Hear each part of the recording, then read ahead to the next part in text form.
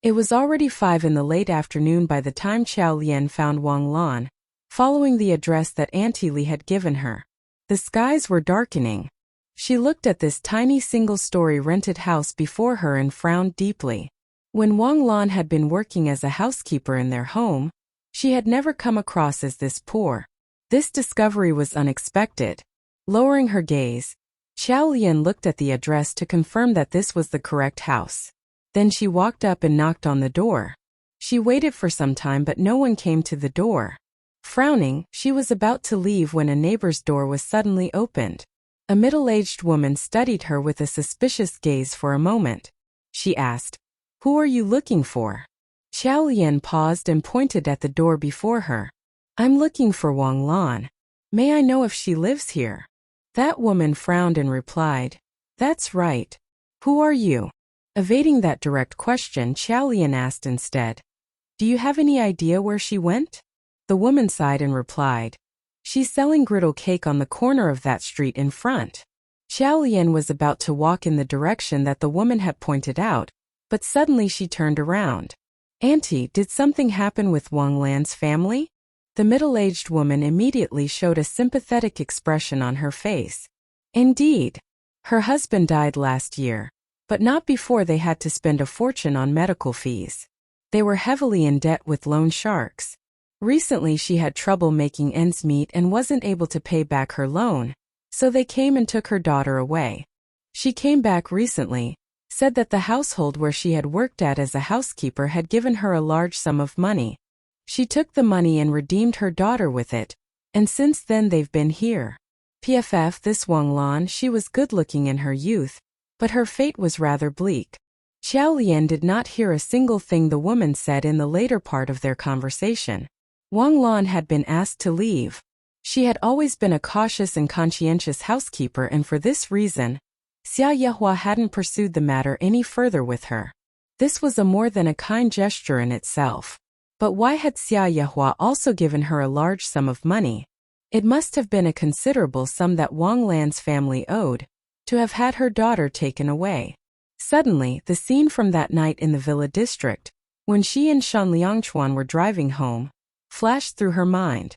It was still very clear in her memory. As a reporter, she was especially sensitive to these details, and it was unlikely to be a mistake on her part.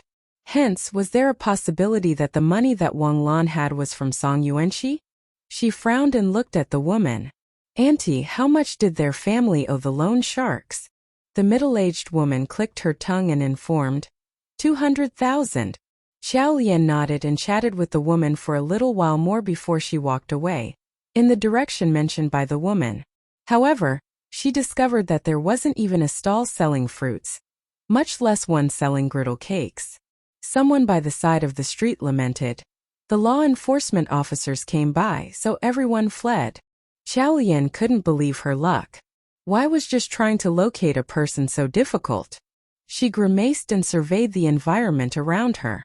Just when she thought that there was no chance of finding Wang Lan, she suddenly saw in a corner not too far off the ex-housekeeper. She had an apron tied round her waist and her attire was greasy. She was making griddle cakes just as the woman said. Xiao Lian observed her for a moment before she walked over, one step at a time, until she was right in front of the griddle cake stall. Wang Lan asked, "What flavor would you?" Raising her head to look at the customer, she stopped in mid-sentence when she realized who it was. "Madam." Her expression was suddenly evasive. She did not dare to look at Xiao Lian in the eye. With her head lowered, she asked, "Madam, what brings you here? What is the matter? I have a few questions for you." Wang Lan gun pít nè vào xin. Her fingers interlocked tightly into a fist on her chest. Please ask. It was you who switched my birth control medicine?" The question was direct and penetrating. Wang Lan's mouth fell open and she looked up with a startled expression. When her eyes met Xiao Lian's, she looked down nervously once more. I don't know what you mean. You." Before she could finish, Xiao Lian probed aggressively. "Who made you switch the drug? Shin Liangchuan? Xia Yehua? Or was it Auntie Li? Or Song Yuanxi?" Wang Lan was suddenly at a loss.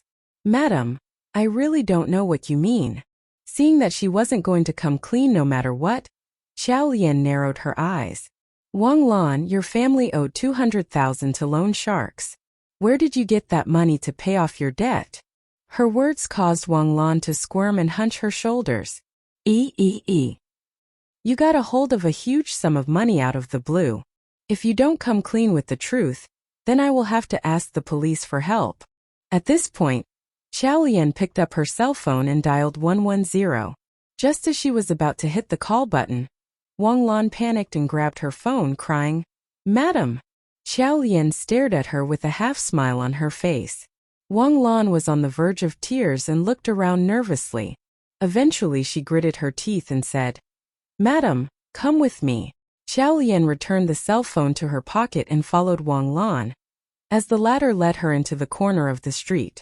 It was a quiet spot and there were few passers-by. When they went around the corner, Xiao Lian turned and looked at her in the eyes. "Who gave you the 200,000? Wang Lan bit her lip, and just when Xiao Lian thought she was finally going to speak, the elderly woman fell to her knees with a thud, right before Xiao Lian. Shocked at this unexpected response, Xiao Lian quickly took a step back and asked, "What are you doing?" It was the 21st century who knelt down this way. Wang Lan's eyes had turned bloodshot. She lowered her head and then deeply bowed 3 times to Xiao Lian. With a red and swollen forehead, she looked up and said in between choking sobs, "Madam, please let me go." Xiao Lian almost laughed in her fury. She looked at Wang Lan steadily and said, "Wang Lan, you almost caused permanent damage to my health and ability to conceive. What makes you think I'd forgive someone who has done this to me?" Wang Lan lowered her head with tears. "Madam, I really cannot say." Xiao Lian showed no sympathy. "Then I'll see you at the police station." As soon as she said these words, a voice came from the side. "Mama, I'm hungry." Xiao Lian turned with surprise and saw a girl, 18 or 19 years old, with features marred by dirt. She came skipping and running in a strange way. She blinked as she looked at Wang Lan and then plunked herself down on the ground. "Mama, I'm hungry." It was obvious that the girl was a little abnormal. Wang Lan looked at the girl and suddenly burst into tears. Hugging the girl tightly, she looked at Xiao Lian. Madam, I beg of you, please let this widow and her poor child without a father go. I cannot go to jail. My daughter went insane after she was taken away by the loan sharks, and now she can't even take care of herself. I cannot go to jail, madam, please, I beg of you." As she said this, she bowed to Xiao Lian repeatedly. Xiao Lian pursed her lips tightly as she watched this pitiful scene unfold. As she observed silently, she clenched her fists tightly. Eventually, holding her cell phone, she left without saying another word. She could still hear them crying as she walked into the distance. Taking a deep breath, she made a call to Shan Liangchuan. "Can you help me investigate Song Yuanqi's recent bank transactions?" After hanging up, Xiao Lian turned back to look at Wang Lan and her daughter once more. Both of them were thin and weak. They looked pitiful and pathetic. Wang Lan was sobbing nonstop, while her daughter was laughing as she grabbed the corner of her shirt to stuff into her mouth. Wang Lan dried her tears with her dirty sleeves and helped her daughter up from the ground. They walked back slowly to the griddle cake stall. Before Wang Lan could even make another griddle cake, her daughter snatched a piece of sausage and stuffed that into her own mouth. The way she devoured the meat made other passers-by cast strange looks at her and whisper to each other. Xiao Lian heard someone sigh and remark, "The poor girl. She was so pretty and good at her studies. When she was taken away by the loan sharks and starved for 3 days, she was traumatized to this state. PFF. Life is so unpredictable." Xiao Lian lowered her gaze slowly.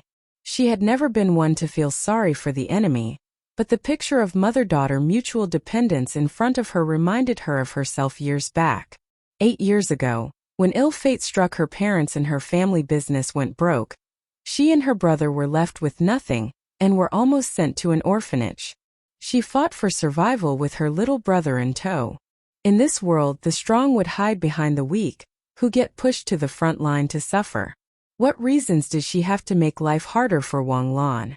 Weren't she and her daughter pitiful enough as it was? Besides, even without Wang Lan's evidence, she had other ways of finding out the truth.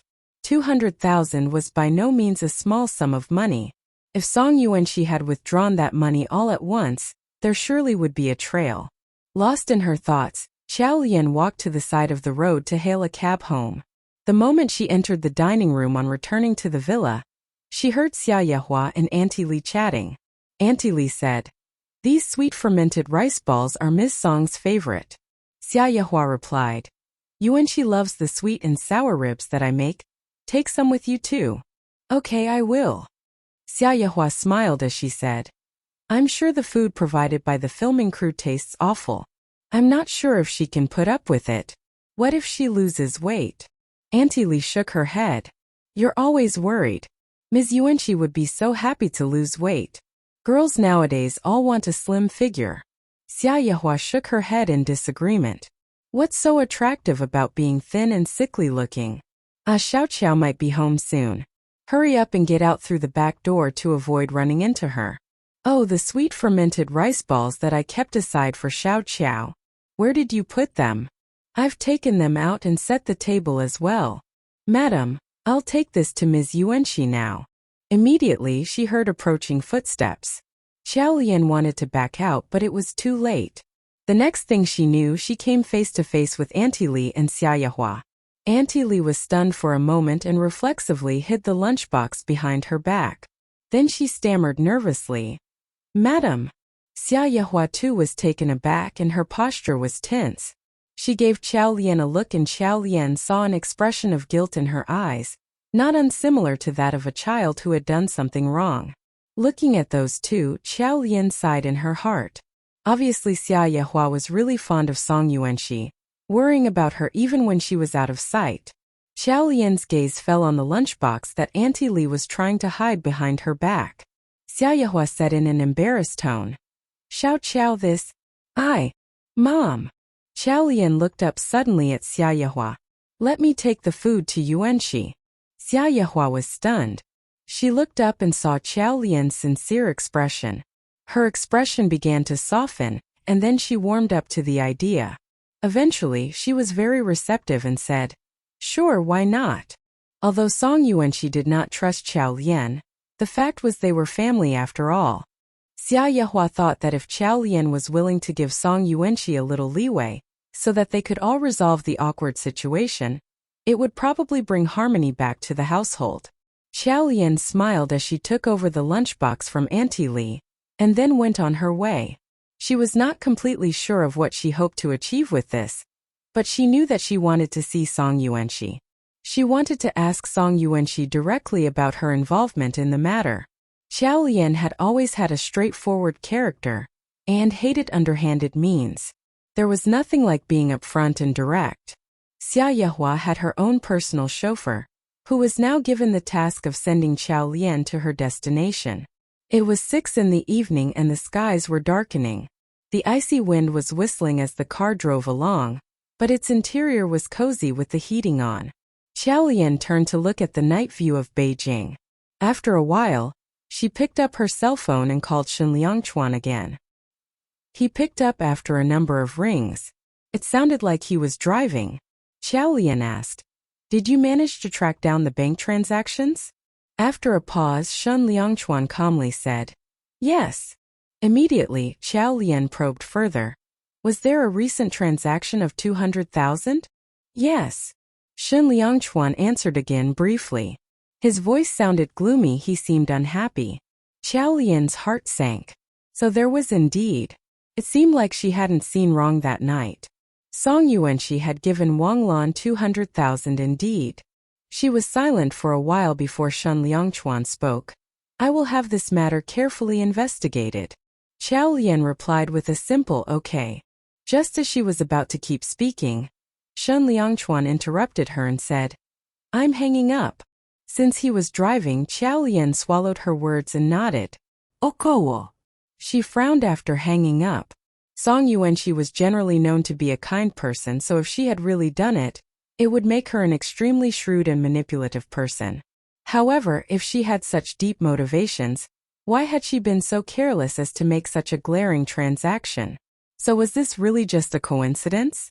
Xiao Lian tried to suppress her own suspicions and doubts. Very soon they arrived at the filming crew's location. External vehicles were not allowed into the filming crew's location. Auntie Li had called Song Yuanqi earlier to inform her of the visit. Now waiting at the entrance of the location was Song Yuanqi's junior assistant. When the junior assistant saw Xiao Lian, she was stunned for a moment. She was probably expecting to see Auntie Li, and was surprised by the sudden change. Obviously the junior assistant did not know Xiao Lian, so she asked, "You are?" As Xiao Lian did not wish to provide long explanations, she simply said, "Auntie Li had something to attend to at the last minute, so I'm here to deliver the food." The junior assistant nodded and let Xiao Lian through the set. The filming location was huge, and there were filming studios scattered around the area. After the junior assistant let her in, she received a call and immediately said, "Okay, I'll go over right now." Following this, she turned to Xiao Lian and pointed at a resting room not too far away. "Miss Song has to film tonight, so she's in the resting room over there. I have to leave now to attend to something." Xiao Lian was aware that filming crew staff were usually very busy, hence she nodded. "Thank you." She continued to walk towards the resting room after the assistant left. At this point, she suddenly heard a car engine. She turned around and saw a nondescript luxury car coming from the main road. That was Shen Liangchuan's car. Xiao Lian's pupils shrank immediately. Was Shen Liangchuan here to look for Song Yuanqi?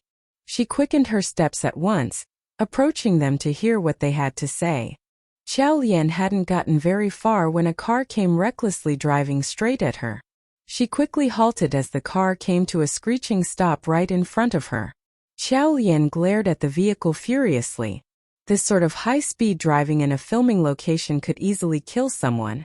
Furthermore, there were separate roads for vehicles and pedestrians at the location. But this car had been driving on the pedestrian zone. That was completely unreasonable. However, because she was in a hurry, Xiao Lian did not wish to pursue the matter. Instead, she went around the car and continued walking towards Song Yuanqi's resting room. Just as she was going around the car, the driver's seat door was suddenly flung open. She paused and looked up. Lo and behold, it was Sun Linen himself getting out of the car. He looked elated and waved at Xiao Lian. "Xiao Lian, it's really you. I thought I had recognized from the back, so I rushed over here. Ha ha ha. I didn't think I'd run into you coming here to explore the filming location. It must be fate." Xiao Lian paused. How was it that Sun Si was everywhere? She grimaced but nodded at Sun Linen. "Yes, it's fate." Having said that, she continued walking. However, Sun Linen reached out and grabbed her arm.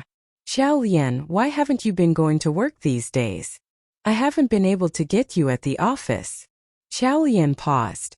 She was desperate to hear what Shen Liangchuan and Song Yuanqi were discussing, and had no time to indulge in idle chatting with Sun Linen. She sighed and explained, "Sun Si, I have an urgent matter to take care of now. We'll have to talk another day."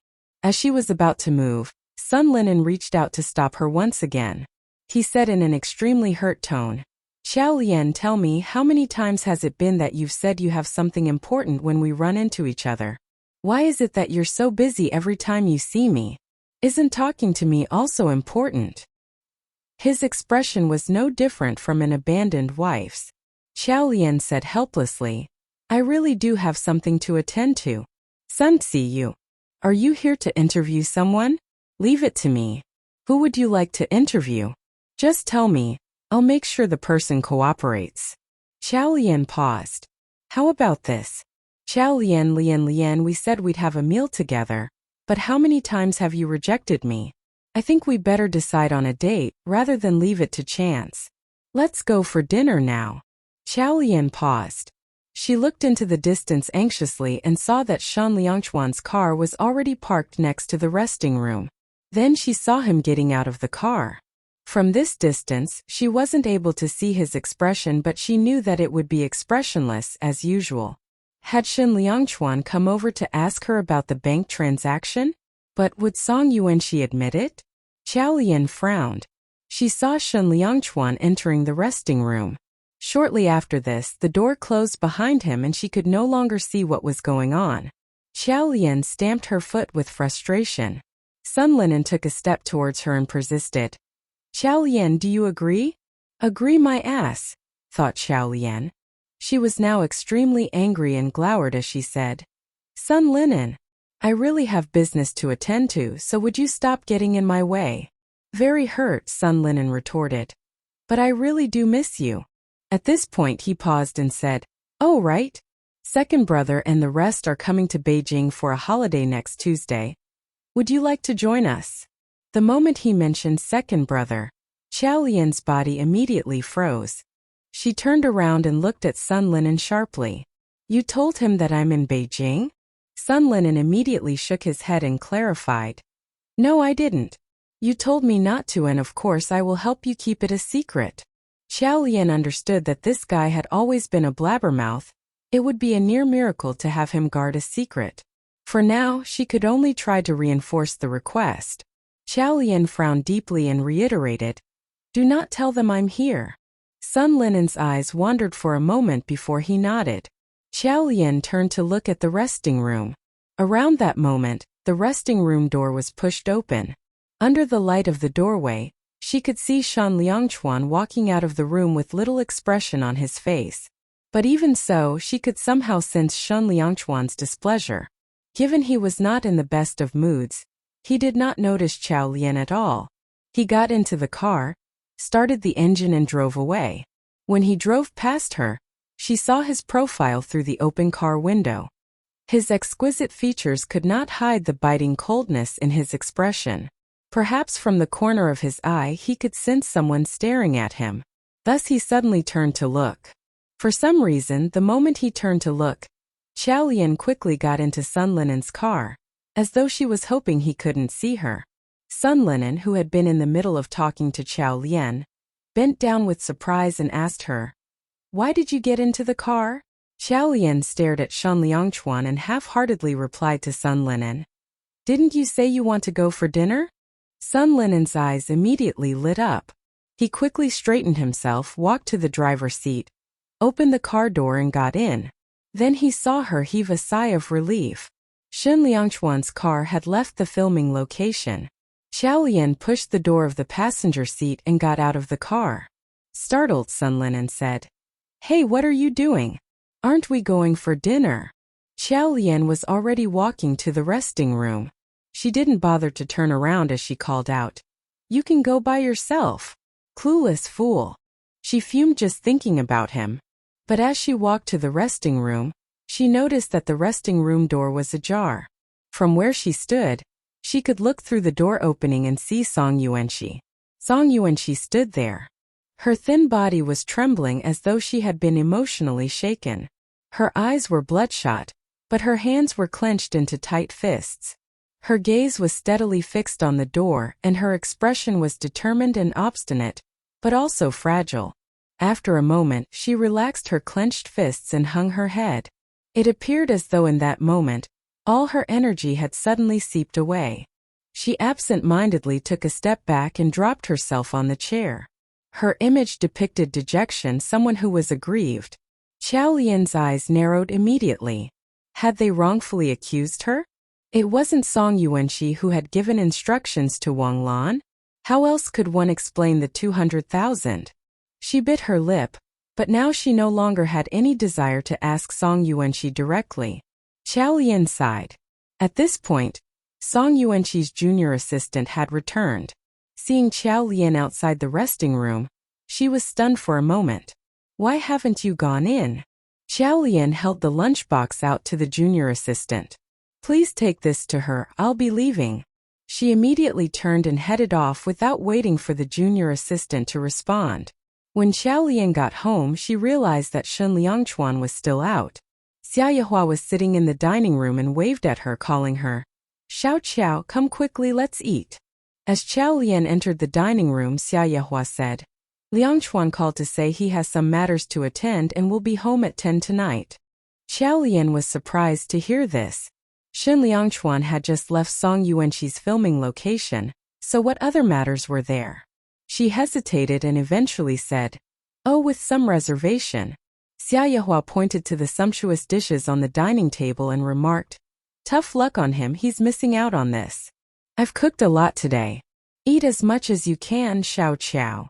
As she said this, she picked up some food with her chopsticks and placed it on Xiao Lian's bowl. Thank you, Mom, Xiao Lian said as she looked up. Xia Yehua smiled. No need for formalities with me. I'm happy when I see my children enjoying good food.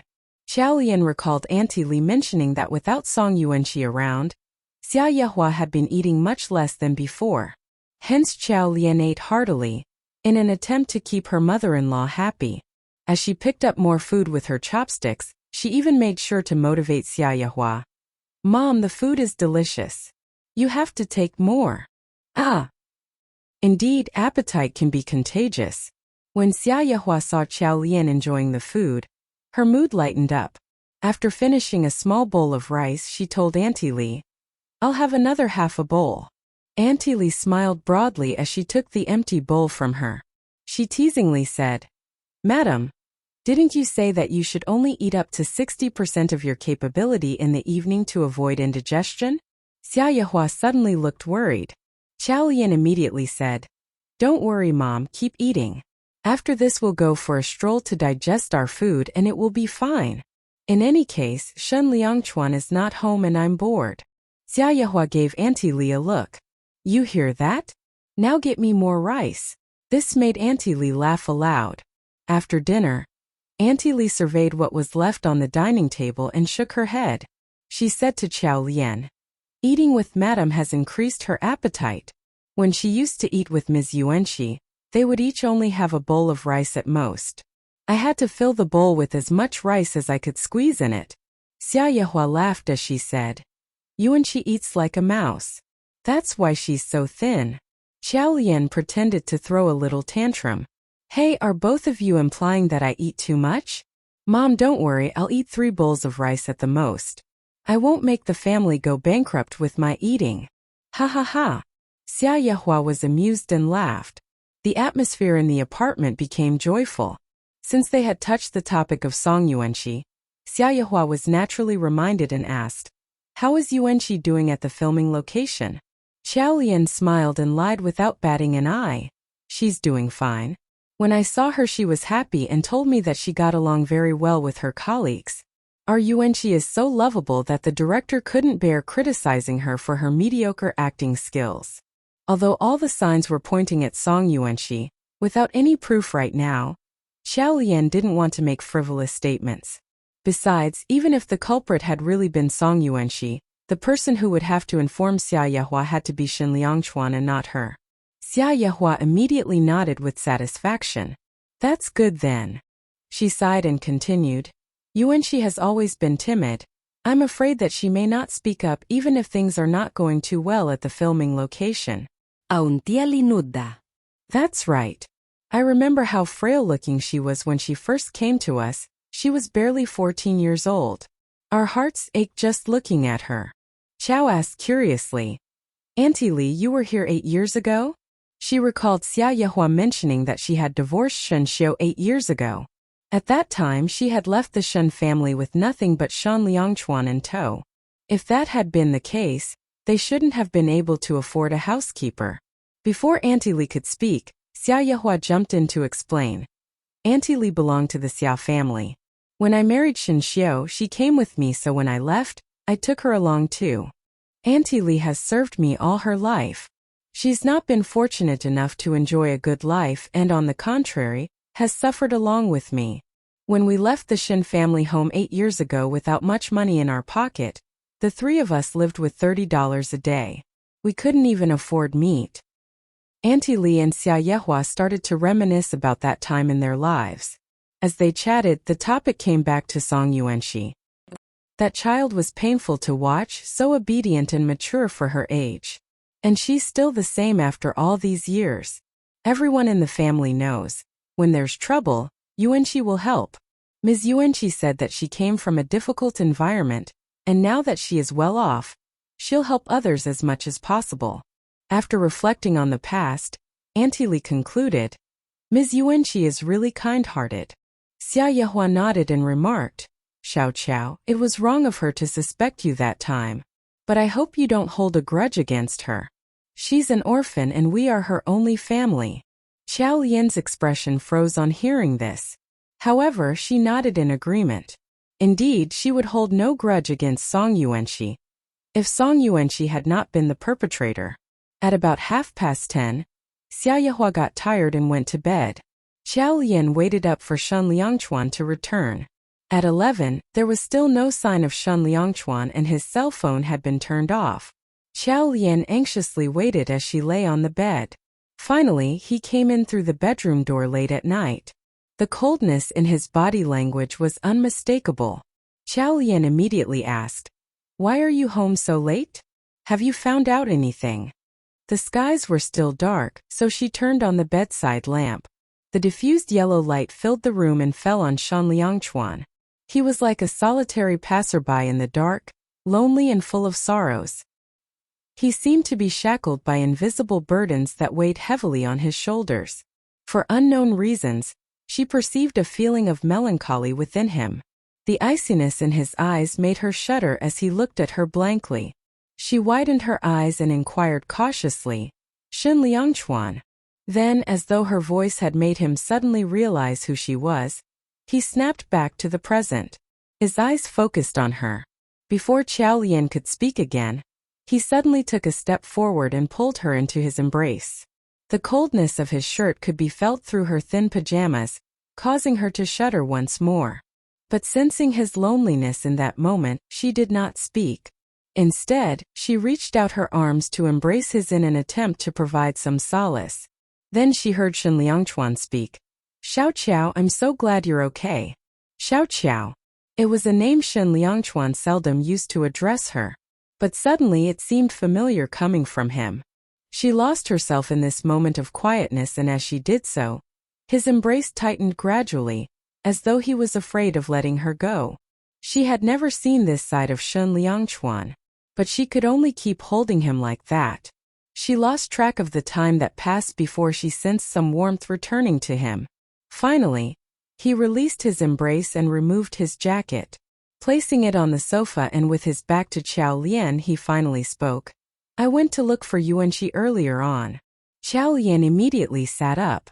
It made sense that Shen Liangchuan would question her after finding out about the 200,000. But was it her? At this point, Shen Liangchuan stood up. The look in his eyes was deep and unfathomable. "She bought a bag recently that cost her 200,000. Xiao Lian was stunned for a moment and then heaved a sigh of relief. She couldn't imagine what would have happened if Song Yuanxi had turned out to be the one who had switched her birth control drug. Both Xia Yehua and Shen Liangchuan were both so fond of her. If the perpetrator had been her, the implications would have been too terrifying.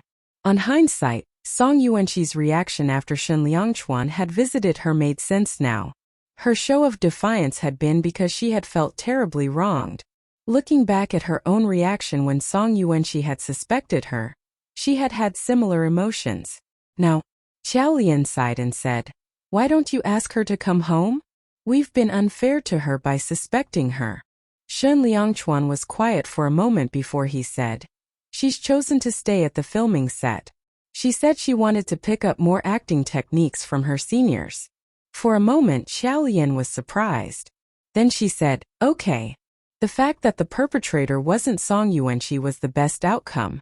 However, Xiao Lian didn't notice an expression flashing across his face as he spoke. She spoke again. "The birth control drug."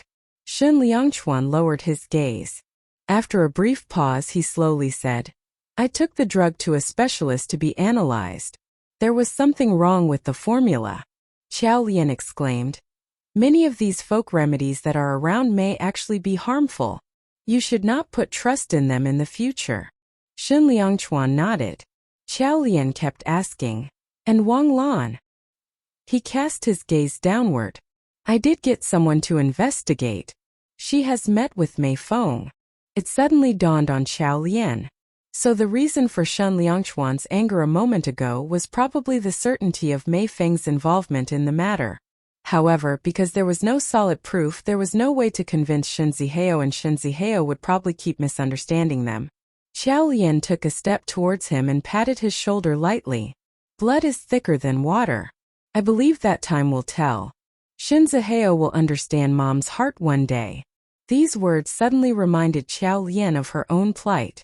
Was blood really thicker than water? The fact was that at times your family can let you down and break your heart. Lost in her own thoughts, she did not notice Shen Liangchuan looking at her steadily.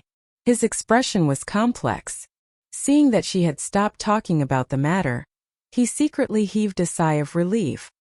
After washing up, the two of them got into bed. Xiao Lian was suddenly woken up in the middle of the night. She sat up in a daze and with her eyes half closed, she went to the bathroom and climbed back into bed. She was about to fall back asleep when something struck her semi-conscious mind. She suddenly paused and reached out, groping in the dark. Forcing herself to open her sleepy eyes, she realized that Shen Liangchuan was not in bed. She was stunned for a moment and thought that it was already morning. She reached for the bedside table and felt around it. When she found her cell phone, she took a look at the screen. It was only 3 in the morning. Where had Shen Liangchuan gone at this time of the night? She sat up and shook her head, forcing herself to wake up. She had just gone to the washroom and Shen Liangchuan was not there for sure. So had he gone to the kitchen for water? But even if he had gone for some water, in the time that she had used the washroom, he would have been back by now. The room was dim. She decided to turn on the bedside lamp since she was puzzled. The side of the bed where Shen Liangchuan had been sleeping on was still rather warm. This could mean that it had not even been half an hour since the time he had woken up and left. Xiao Lian draped her clothes on, put on her slippers and headed out slowly. When she opened the door of the master bedroom, she could see that the lights in the corridor had been turned on. The lights of the big chandelier in the living room had been turned on too. Xiao Lian was puzzled and scanned around as she headed downstairs. This was Xiao Lian's second time staying over for the night, so she was not that familiar with this place. Although this villa had the same layout as the one that she and Shen Liangchuan had been staying at, the furnishing was still different. She walked gradually towards the balcony, as she had seen that its light was on. However, she carelessly knocked a trash bin by the side, since she was still in a daze after waking up. In the midst of the night, the trash bin made a clattering sound in the spacious and empty room, which gave Xiao Lian a fright. She stood rooted to the spot. Only after a while did she bend down, intending to pick up the trash bin. At this moment the room door creaked and it opened. Auntie Li, who was staying in the room downstairs, pushed open her door. When she saw Xiao Lian, she was caught by surprise. "Madam, what are you doing?" Xiao Lian laughed awkwardly. I am looking for Shen Liangchuan." At this point, she took a glance at the balcony again. There were hardly any movements in the balcony, even with such a loud noise. This meant that most probably Shen Liangchuan was not there. Then she heard Auntie Li ask, "Sir is not in the bedroom?" Xiao Lian nodded. Aun tia li fronat. "I didn't hear any noises that might indicate that Sir had gone out. If he isn't in the bedroom, then he should be." She raised her head and looked at the 3rd floor. On the 3rd floor. 3rd floor? Xiao Lian raised her head and followed Auntie Li's gaze. Their 2 villas were both 3 stories high. Most of the rooms were vacant, as there were only a few residents. As for the villa that she and Shen Liangchuan were staying in, the 3rd floor was generally used as a storage space. But she hadn't been to the 3rd floor of Xia Yehua's villa before. At this moment, although she was downstairs, she could still see that there was some light coming out from the gap under the door of a particular room on the 3rd floor. Xiao Lian nodded and understood it. "I'll go look for him then." She put back in place the trash bin and headed up the stairs, intending to go to the 3rd floor. She had only taken 2 steps when she heard Auntie Li say, "Madam." She halted and turned around. Auntie Li looked a little hesitant. Xiao Lian raised an eyebrow with confusion. "Auntie Li, please be direct with me." Auntie Li wasn't a meddlesome person. She had treated Xiao Lian well ever since she had joined the Shen family. Although she loved Song Yuanqi much more dearly, she still had respect for Xiao Lian. Yet she had rarely seen her hesitating like this before. Auntie Li sighed when she heard this. Madam, please don't get angry with what I'm about to say. She looked at the third floor and said, Sir has never allowed anyone to enter that room on the third floor. As she was worried that Xiao Lian might think she was controlling her, Auntie Li added, Yuanqi wasn't allowed to enter as well. But then she realized that it wasn't that nice to compare Song Yuanqi with Xiao Lian. Hence, she cleared her throat and added, His mother hasn't been up there either. And so to speak, besides Shen Liangchuan, no one else had been to that room before? Xiao Lian raised her head with curiosity. At the same time, she felt confused in her heart. What was in that room on the third floor? Should she go up to take a look? She bit her lower lip, seeing that Auntie Li was a little nervous, as though afraid that she would get into an argument with her husband over this. Xiao Lian immediately smiled and replied, I understand. I'll wait for him back in the bedroom then. Auntie Li heaved a sigh of relief and nodded. Giving up the idea of going to the third floor for now, Xiao Lian made her way back to the bedroom slowly. She took off her robe and lay on the bed. Perhaps because she had gone downstairs, or perhaps because of the things that Auntie Li had said, Xiao Lian no longer felt sleepy. The fact was that everyone had their own little secrets. Just like her relationship with Zichuan or her own past, she had never told these to Shen Liangchuan. So why should she mind his past? Besides, she and Shen Liangchuan had been married no more than 2 months, hence it wasn't unreasonable if they didn't completely trust each other at this stage. She believed that, given time, he would one day invite her into his room on the third floor. With this thought, she suddenly felt better and shut her eyes. Soon she fell asleep. The following day, Xiao Lian was supposed to go to work. Shen Liangchuan drove her to the office. However, after reporting for work, she was ready to sneak out again. Shen Yinyao grabbed her and asked, Chief Editor Lian, where are you going? Xiao Lian hushed her and coughed once. I'm going out to gather news.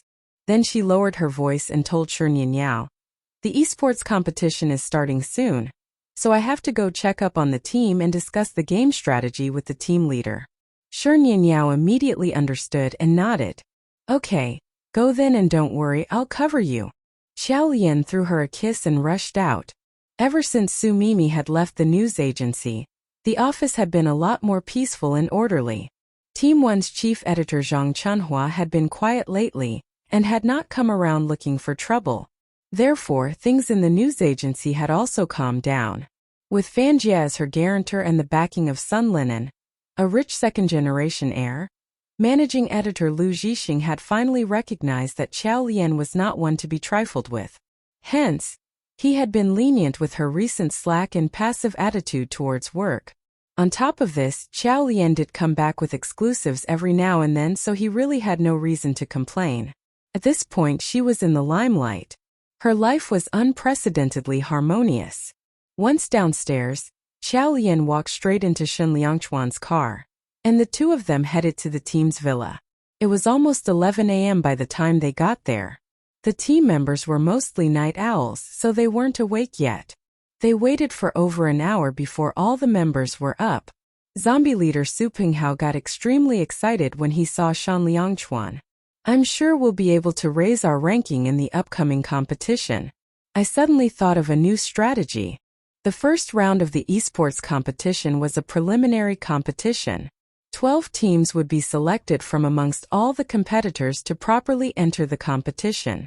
Although the preliminary competition was supposed to be easier, in esports, team coordination was far more critical than the individual player's strength. Because the team was quite new, team coordination was not their strength, whereas there were other teams that had taken part in past lot competitions, and these were veteran teams.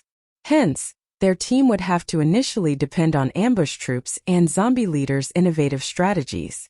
Xiao Lian had already thought of these things. As the team hadn't had enough time to train, they could only learn and grow a step at a time through the competition. Except, Xiao Lian looked at Su Pinghao for a moment.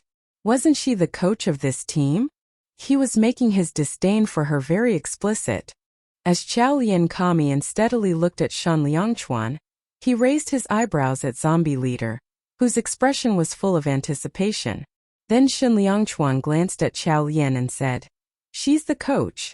In other words, whatever strategies he may have, you should discuss them with Xiao Lian. Su Penghao immediately twitched his lips and grumbled. She wouldn't know anything. Xiao Lian raised an eyebrow and retorted. How could you know that I don't know if you don't talk about it? Su Penghao sneered and did not say anything in response. Suddenly they heard a slam. Turning around, they saw Shen Liangchuan putting down his glass on the coffee table. It wasn't much, but all at once, the air in the room had become oppressing. Su Penghao paused and looked at everyone. Okay, fine, we'll discuss it. It's like this. I thought of using this champion for the competition. In esports, gamers would use all sorts of champions in the fights. There were shamans, snipers, tanks, and supports, and they would take on different tasks. Some champions were weak when attacking on their own and looked quite useless.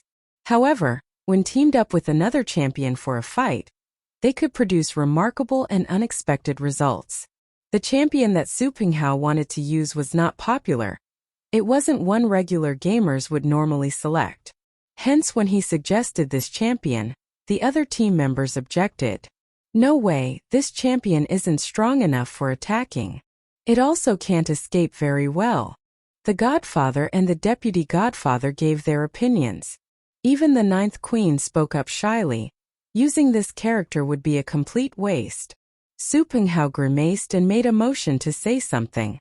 However, before he could do so, Xiao Lian's eyes lit up and she slammed the table, saying, "It is a great idea." Su Penghao was stunned. Casting her gaze downwards, she said in a serious tone, "It is indeed an ambush champion, but I have to analyze the data to think of the best champion combination. Let's do it tomorrow. We'll set the strategy tomorrow." Su Penghao widened his eyes in astonishment. He had initially thought that Xiao Lian would outrightly reject his radical suggestion of using an unpopular champion. Unexpectedly, before his own teammates had even had time to consider this more deeply, she had already understood the crucial point. With this said, Xiao Lian stood up decisively and announced, "All right, continue with your training today. I will do some analyzing. Once I've done that, we can initiate the new combination for the competition." Then she turned to walk out of the room. However, after she had taken 2 steps, she suddenly halted as if remembering something. She turned around again to address Su Penghao. "Su Penghao, have you ever discussed this champion with Purple Fairy?" Purple Fairy had been vicious so far. Hence, if they were to use this ambush strategy, it had to remain a secret from the opponent so that they would not be prepared for it. Yet the moment she said these words, Su Penghao's expression changed immediately. "What do you mean by this?" He was obviously furious. "If you don't trust me, then are we still able to go ahead with this competition?" Trust was an essential element in a team. Xiao Lian shook her head at his overly emotional response. "I didn't mean it that way. Of course I trust you." If she didn't trust him, she wouldn't have spent so much effort in convincing him to join the team. But the person that I do not trust is Purple Fairy. Men were forever careless, and when it came to small details, it was easy to lead them to a slip of the tongue. The fact that Purple Fairy had been trying to get close to Su Penghao, hadn't it been in order to find out their gaming strategy? Hearing these words from Xiao Lian provoked Su Penghao even more. "Xiao Lian, it's fine if you have something against me, but I won't allow you to say such things about Xiao Qiao. I have confidence in Xiao Qiao's character and I trust her. I've had a few meals with her and we did discuss gaming, but we never discussed strategies. These days I've been busy training and didn't even have the time to contact her. And this ambush strategy only came to me last night. There, are you satisfied now with this explanation? And I will say it again. Since I've made the decision to join this team, I'll make this team my home. However, Purple Fairy, who is also Xiao Qiao, is my idol, so I fully trust her. Although I greatly respect her, I will not betray my club." After making this statement, Su Penghao turned around and headed upstairs. In his temper and fury, he resembled a cat with standing on end fur. Xiao Lian couldn't help but grimace at his extreme reaction. But on the other hand, she was warmed by how protective he was of Xiao Qiao. She hadn't thought that after all these years, she would still have such loyal fans who unconditionally loved her. She found Su Pinghao's persistence to be both adorable and annoying at the same time. Shooting Shen Liangchuan a look and sighing, she got ready to leave. But Su Pinghao came bouncing down the stairs again. He was after all still a big kid. As quickly as his temper had flared, it simmered down. By then, he had recovered from the outburst and was back to his normal self. He came up to her and turned off his cell phone before tossing it onto the table. Xiao Lian was stunned for a moment. "What's that about?" Su Pinghao frowned and said, "I thought about it and I think you might be right. The competition is in 2 days. Let's all turn off our cell phones. Like this we can watch over each other and ensure that we have no contact with anyone outside the team. This will help us protect our strategy." A team's unique and unusual strategy was a critical element to its success. Xiao Lian was impressed by Su Pinghao's quick grasp of the bigger picture. Although she trusted him, she was also worried about unforeseen situations. Hence she agreed. "All right then, let's take precautions and make no assumptions. You guys will have to put up with it for the next 2 days." With this, the club isolated itself and went into seclusion in preparation for their upcoming fight. That same day when they got home, Xiao Lian went into the study room to analyze their strategy.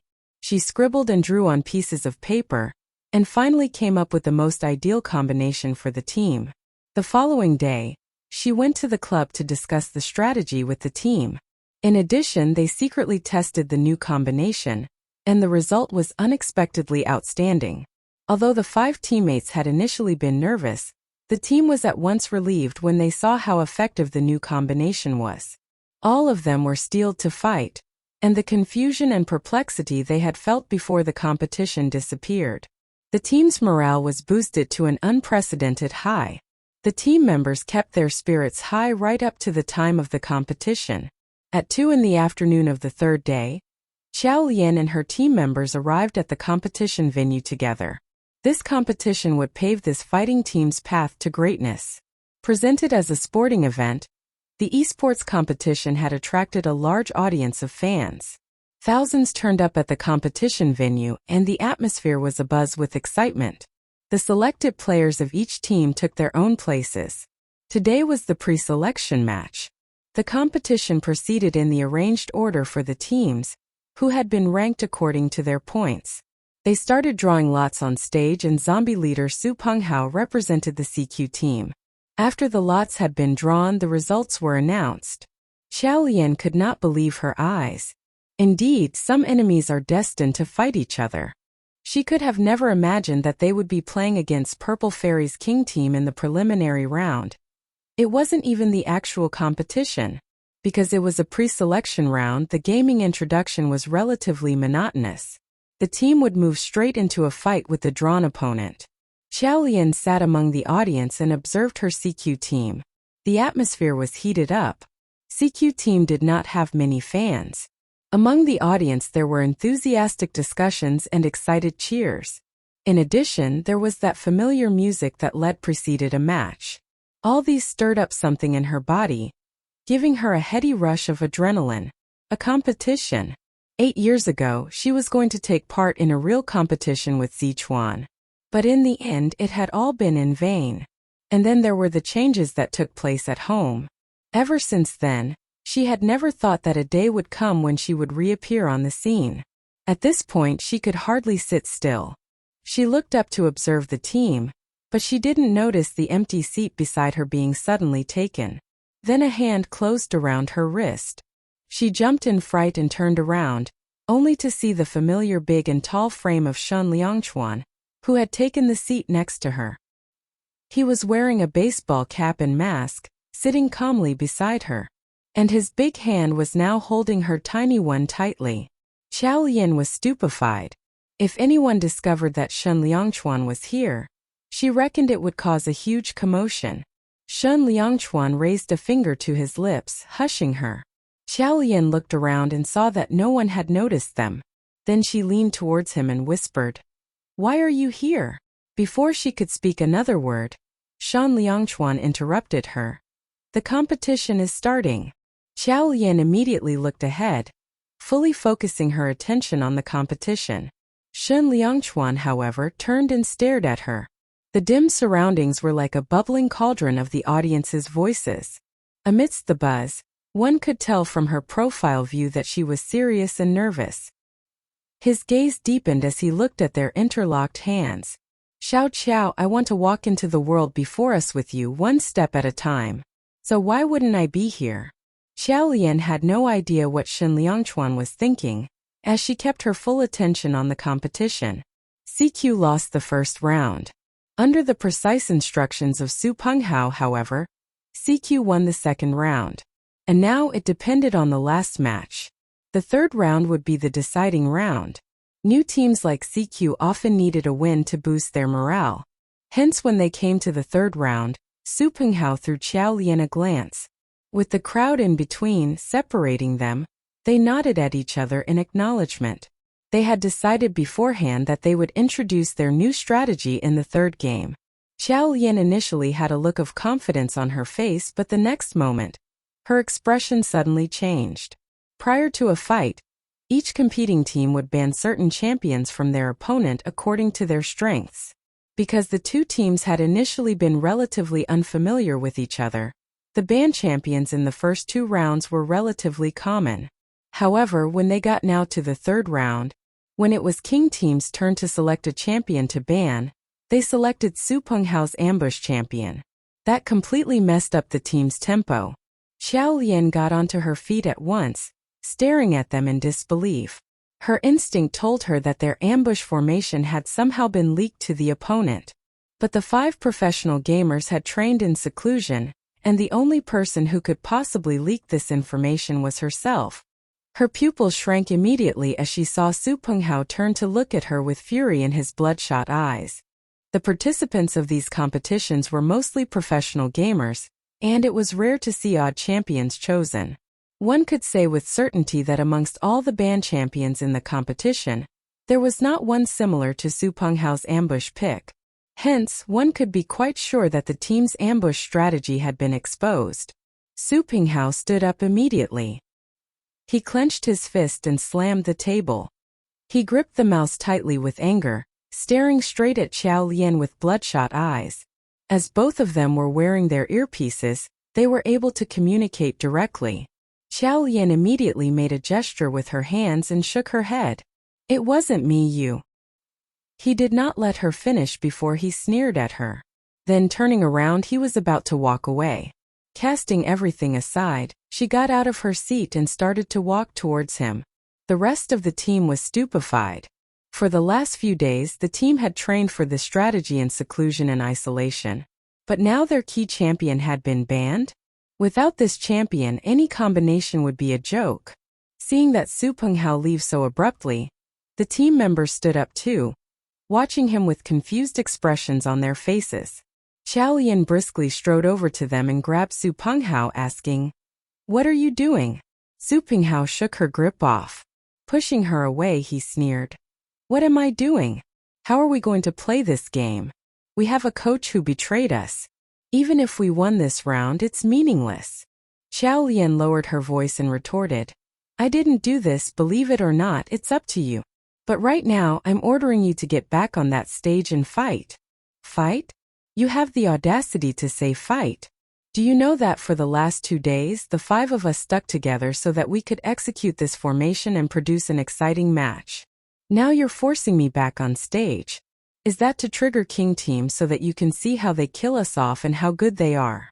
Su Penghao was trembling with anger by now and his eyes were bloodshot. When he spoke, it was as though he was spitting fire. From the side, an organizing staff member started to approach them asking, "Is there a problem? Are you having any issues?" Before Xiao Lian could speak, Su Penghao said angrily, "I'm not playing in this competition. It's a walkover." The staff members were stunned. "But why? This?" Su Penghao interrupted them with a derisive laugh. Then he turned to walk away. Seeing that this was happening, Xiao Lian suddenly shouted, "You stay right there." Her angry tone caused Su Penghao to pause for a moment and turn back to look at her. They stared at each other in the eyes. For unknown reasons, when Su Penghao's extreme anger and senseless behavior met with Qiao Lian's determined but sorrowful expression, he started to calm down. It was hard to say how she was feeling: exhausted, uninspired, and perhaps somewhat unwilling to take things as they were. She did not understand it. Why was it so difficult to play a fair, transparent, and ethical game? Purple Fairy had not only caused trouble repeatedly, she had made a negative impact on the fairness in the esports competition. But having gone through so much in life, Qiao Lian could accept this fact. There were such people in this world.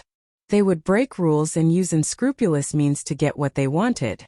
But the truly strong people were unafraid of these ghosts and ghouls.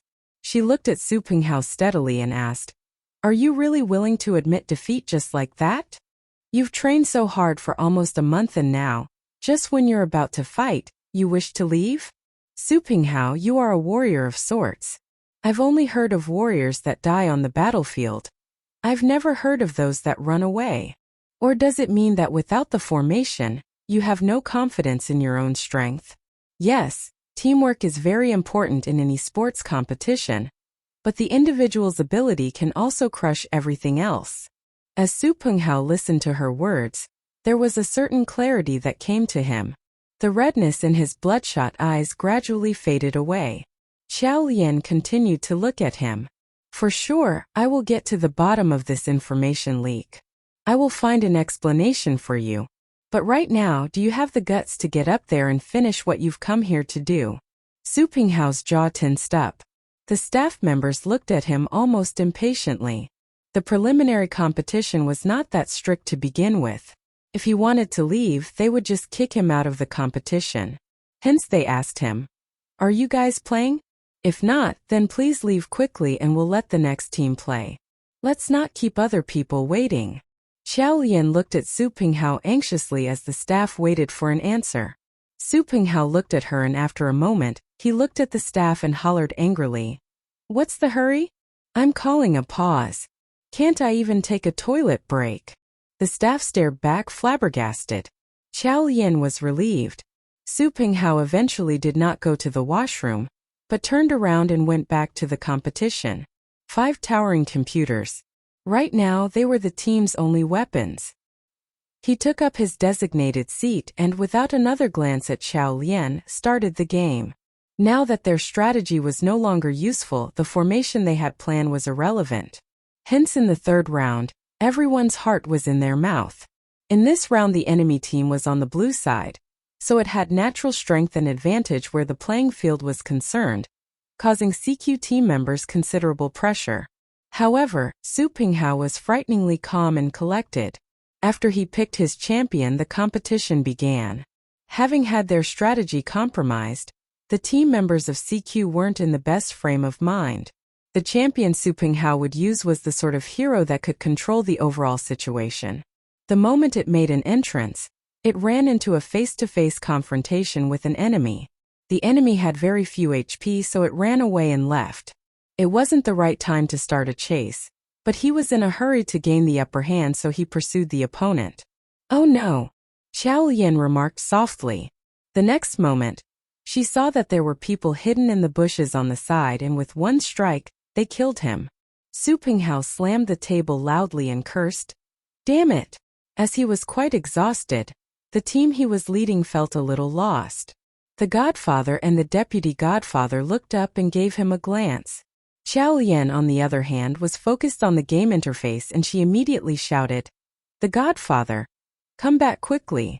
But alas, he was slightly too late and was caught by 4 enemies. He too was slayed. The game had barely just started and 3 of them had lost their lives. The situation was pathetic. Qiao Lian spoke into the microphone, "Hold steady, don't panic. We can win this round." As she said this, Su Penghao spoke up, "You shut up. I'm the one instructing." The coach never had as much clarity as the team members during a match. Hence, in most competitions, it was the team leader who would give fighting instructions. The coach would normally only intervene and calm the team leader when he got too agitated. But at this point, it was obvious that Su Penghao had lost control of his own emotions. Qiao Lian frowned. Were they going to lose this fight? Xiao Lian looked at the other 4 team members. Both the godfather and the deputy godfather were gentle, honest and good-natured people. Although Su Pinghao would be at loggerheads with her every now and then, the rest of them were respectful towards her or, at the very least, appear so, even if they did not trust her gaming ability. Yet right at this moment they did not contradict Su Pinghao. Their reaction made Xiao Lian understand where she stood. They were suspicious of her. Xiao Lian felt as though there was a heavy stone crushing her chest. She kept quiet. As he had said those harsh words to her, Su Pinghao seemed to have come back to his senses.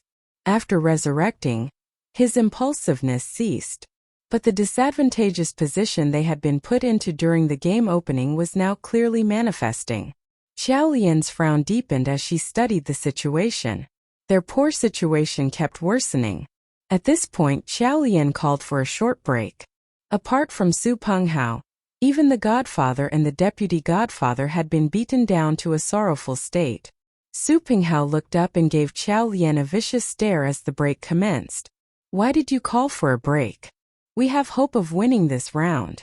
Xiao Lian kept her silence, but one of the team members, the only woman, Ancestor Whitebones, stood up and said, "I need to go to the restroom." The competition continued after Ancestor Whitebones came back from the restroom. Perhaps the short break gave everyone a little time to regain their sanity.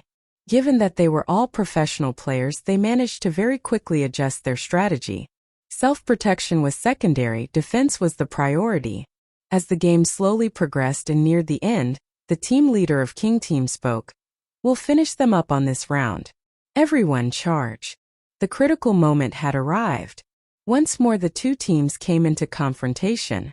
This time Su Pinghao and his team were at a disadvantage and they could easily lose the match. But it was at this critical moment that they found a lapse in the enemy team. Ancestor Whitebones managed to kill off their key champion, and following that, it was 5 players up against 4. CQ managed to wipe out the enemy players. And with this, the team won the match. It was a dramatic turn of events and the live audience could be heard gasping in surprise. It was too exciting. The professional players' executions had been fast, furious, and too astonishing. Towards the end, Su Pinghao took off his earpiece, threw it on the table and jumped up aggressively as the team claimed its victory. The godfather and the deputy godfather gave each other a tight hug and walked over to Ancestor Whitebones. "Ancestor Whitebones, credit goes to you for the 3rd round." Ancestor Whitebones quietly nodded.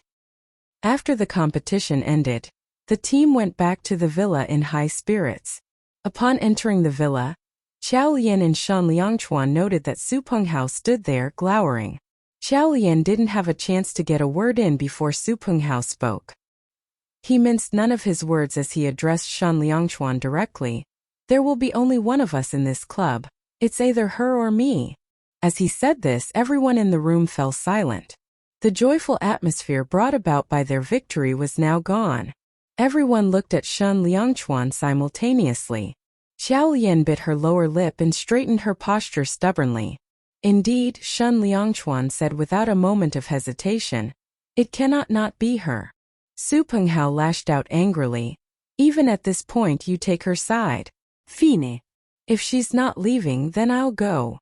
After he said this, he turned to the main door.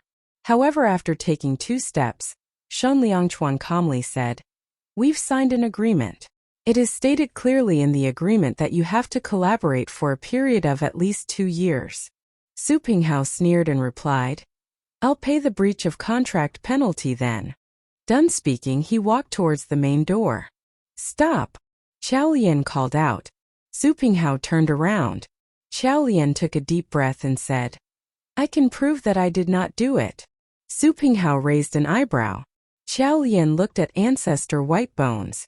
Ancestor Whitebones was expressionless and explained methodically, "During the break, I went to the restroom with Xiao Lian.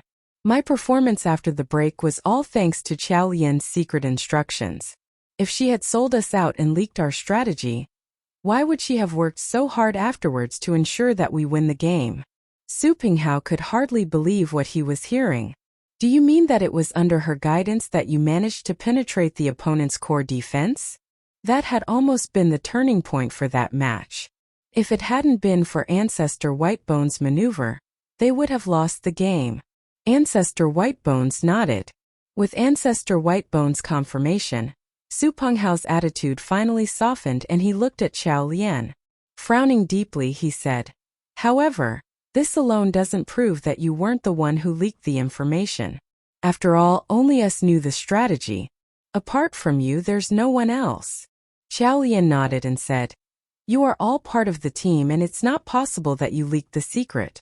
I've thought about it carefully, perhaps somehow it was me. But even if it had been, it would have been part of someone's scheme." "Ha, that's a bunch of talking. You think that you can get off easily just by saying that it's someone else's scheme?" Xiao Lian shook her head. "No, of course not." Su Penghao was surprised at her candidness. Xiao Lian turned to Shen Liangchuan and said, "But I believe that Mr. Shen will have an explanation for you eventually." Finally, they managed to convince the team members. In the car on the way home, Xiao Lian and Shen Liangchuan sighed deeply. Xiao Lian said, "I've thought it through in detail. The strategy for this competition was analyzed and drafted on paper only in your study and nowhere else. After the incident with the photo leak, Shen Liangchuan had carried out a purge on the housekeeping staff. Hence things should be safe in the house now. Which was also why Xiao Lian had gotten careless." Shen Liangchuan narrowed his eyes suddenly and said, "There's CCTV in the house." Xiao Lian's eyes immediately lit up. The two of them triumphantly rushed to the study on reaching home and turned on the recording playback. Then they realized that there was a 10-minute segment missing from the recording from the afternoon of the day before, when both of them hadn't been home. Xiao Lian frowned deeply. "Whoever did this must be very familiar with our home. They even managed to erase the recording." Shen Liangchuan frowned deeply at Xiao Lian's words. At this point, someone knocked on the study room door. Following this, Xia Yehua walked in, carrying a tray with 2 glasses of water. "The moment you get home, you scurry into the study. What's going on? Hurry up and drink some water." Xiao Lian extended her hands to reach for the water. However, her legs suddenly shook and she fell towards Xia Yehua, causing the water in Xia Yehua's hand to spill all over herself. Xia Yehua got anxious at once. "Child, what's wrong with you? Hurry up and change your wet clothes, otherwise you'll catch a cold." Xiao Lian looked down. Indeed, her trousers were wet from the spilled drink. She nodded. "I'll go get changed." But just as she walked out, she suddenly realized she had left her cell phone on the desk. She turned around to walk back into the study and retrieve the phone. At this point, she heard Shen Liangchuan speaking in a stern tone. "Mom, there's something I have to ask you." "What is it?" Shen Liangchuan's words sounded clearly in Xiao Lian's ears. "Did Song Yuanqi come by yesterday?" Xiao Lian halted and froze. Shen Liangchuan was speaking in a very low and soft voice, as though afraid that someone would overhear them. For reasons unknown to even herself, she gulped, stood still outside the door and did not re-enter the room. A thought flashed through her mind. If there was a person who was familiar with things around the house and who had unrestricted access to Shen Liangchuan's study, it would have to be Song Yuanqi and almost no one else. Song Yuanqi again. She had the nagging feeling that she had overlooked something as another thought eluded her in a flash. She immediately shook her head. No, she should trust Shen Liangchuan. Shen Liangchuan had said that the perpetrator wasn't Song Yuanqi. If he said it wasn't her, then it couldn't have been her. Concerning the fact that Shen Liangchuan had asked this question now, surely he had his own reasons for it. Xiao Lian tried hard to convince herself. She took in a deep breath and listened quietly to the conversation in the study. Xia Yehua paused for a while before she said, No, she didn't. But that tone, there was underlying guilt in that tone. Shen Liangchuan asked again suspiciously, She really didn't? Unable to keep up the lie, Xia Yehua finally caved and said, Only 10 minutes. She spoke with me for a little while, then took a few things and left. Sight, even if you punish her, this is her home too. Can't she come back for a short while?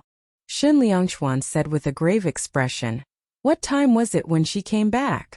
Xia Yehua thought briefly and replied, Yesterday afternoon around 4:30. Around 4:30. Xiao Lian widened her eyes as she realized. The missing 10-minute segment in the video recording had been around 4:30. This would mean. Before she could clarify this in her own head, she heard footsteps approaching from inside the study. Reflexively, she immediately took 2 steps back and dashed into the bedroom. As she entered the bedroom, Shen Liangchuan followed behind and said, "I'm going out for a short while." Xiao Lian looked at him steadily and asked, "Where are you going?" Not expecting this question, Shen Liangchuan paused and froze in the midst of putting on his jacket. He said after a short while, "I've to attend to something." Then he strode off. Xiao Lian stood in the room, staring at his back view as he disappeared. There and then for some reason she felt that he was like a total stranger. Her doubts were like thorns embedded in her heart. No, she thought. I must not doubt Shen Liangchuan. Once more Xiao Lian took in a deep breath, trying to comfort herself. After all, Shen Liangchuan had punished Song Yuanxi and sent the girl away for suspecting her. If Song Yuanxi did anything more than that, Shen Liangchuan would not let it go easily. Shen Liangchuan would not allow her to get hurt. Xiao Lian absently-mindedly changed her wet clothes with these thoughts running through her head. Xia Yehua walked in just as Xiao Lian was done changing. She looked worried. "Xiao Qiao, did something happen? Why did Liangchuan look so terrible just then?" On seeing Xia Yehua's anxious expression, Xiao Lian wanted to tell her about their team. However, she thought of the recent fainting spells that Xia Yehua had had and decided against it. Instead she smiled and replied, "Nothing happened. Mom, don't worry unnecessarily." "I'm not worried. But look at how distracted you must be to have worn your trousers the wrong side out." Xiao Lian looked down and indeed it was the wrong side out. She gave an embarrassed laugh and stripped off her trousers, revealing her long, straight and slender legs. Xia Yehua made fun of her, saying, "Look at your beautiful legs. You should wear tight pants, they would look good. Come, let me have a look at your closet." As she said this, she turned around to open the closet door. While she looked through Xiao Lian's casual clothes, she shook her head and said, "A girl should have pretty dresses. We'll go shopping one of these days, I'll buy you some." Then she glanced at Xiao Lian's bag and continued, "This bag. We'll get Liangchuan to buy you a bag. He has money. Not too long ago, Yuanxi and I bought 2 bags worth 200,000 each and we charged it to his card. He didn't even say anything. You're his wife and you need to learn how to spend his money boldly." Xiao Lian felt a little embarrassed by Xia Yehua's comments. Was that her mother-in-law speaking? That was his mom. Would a mother do this to her own son? Not only had she and Song Yuanxi spent his money, now she was encouraging Xiao Lian to spend his money. As she had these thoughts, Xiao Lian suddenly froze and looked up. "Mom, you said Yuanxi's 200,000 bag was paid for by Shen Liangchuan." Surprised by the question, Xia Yehua replied, "That's right."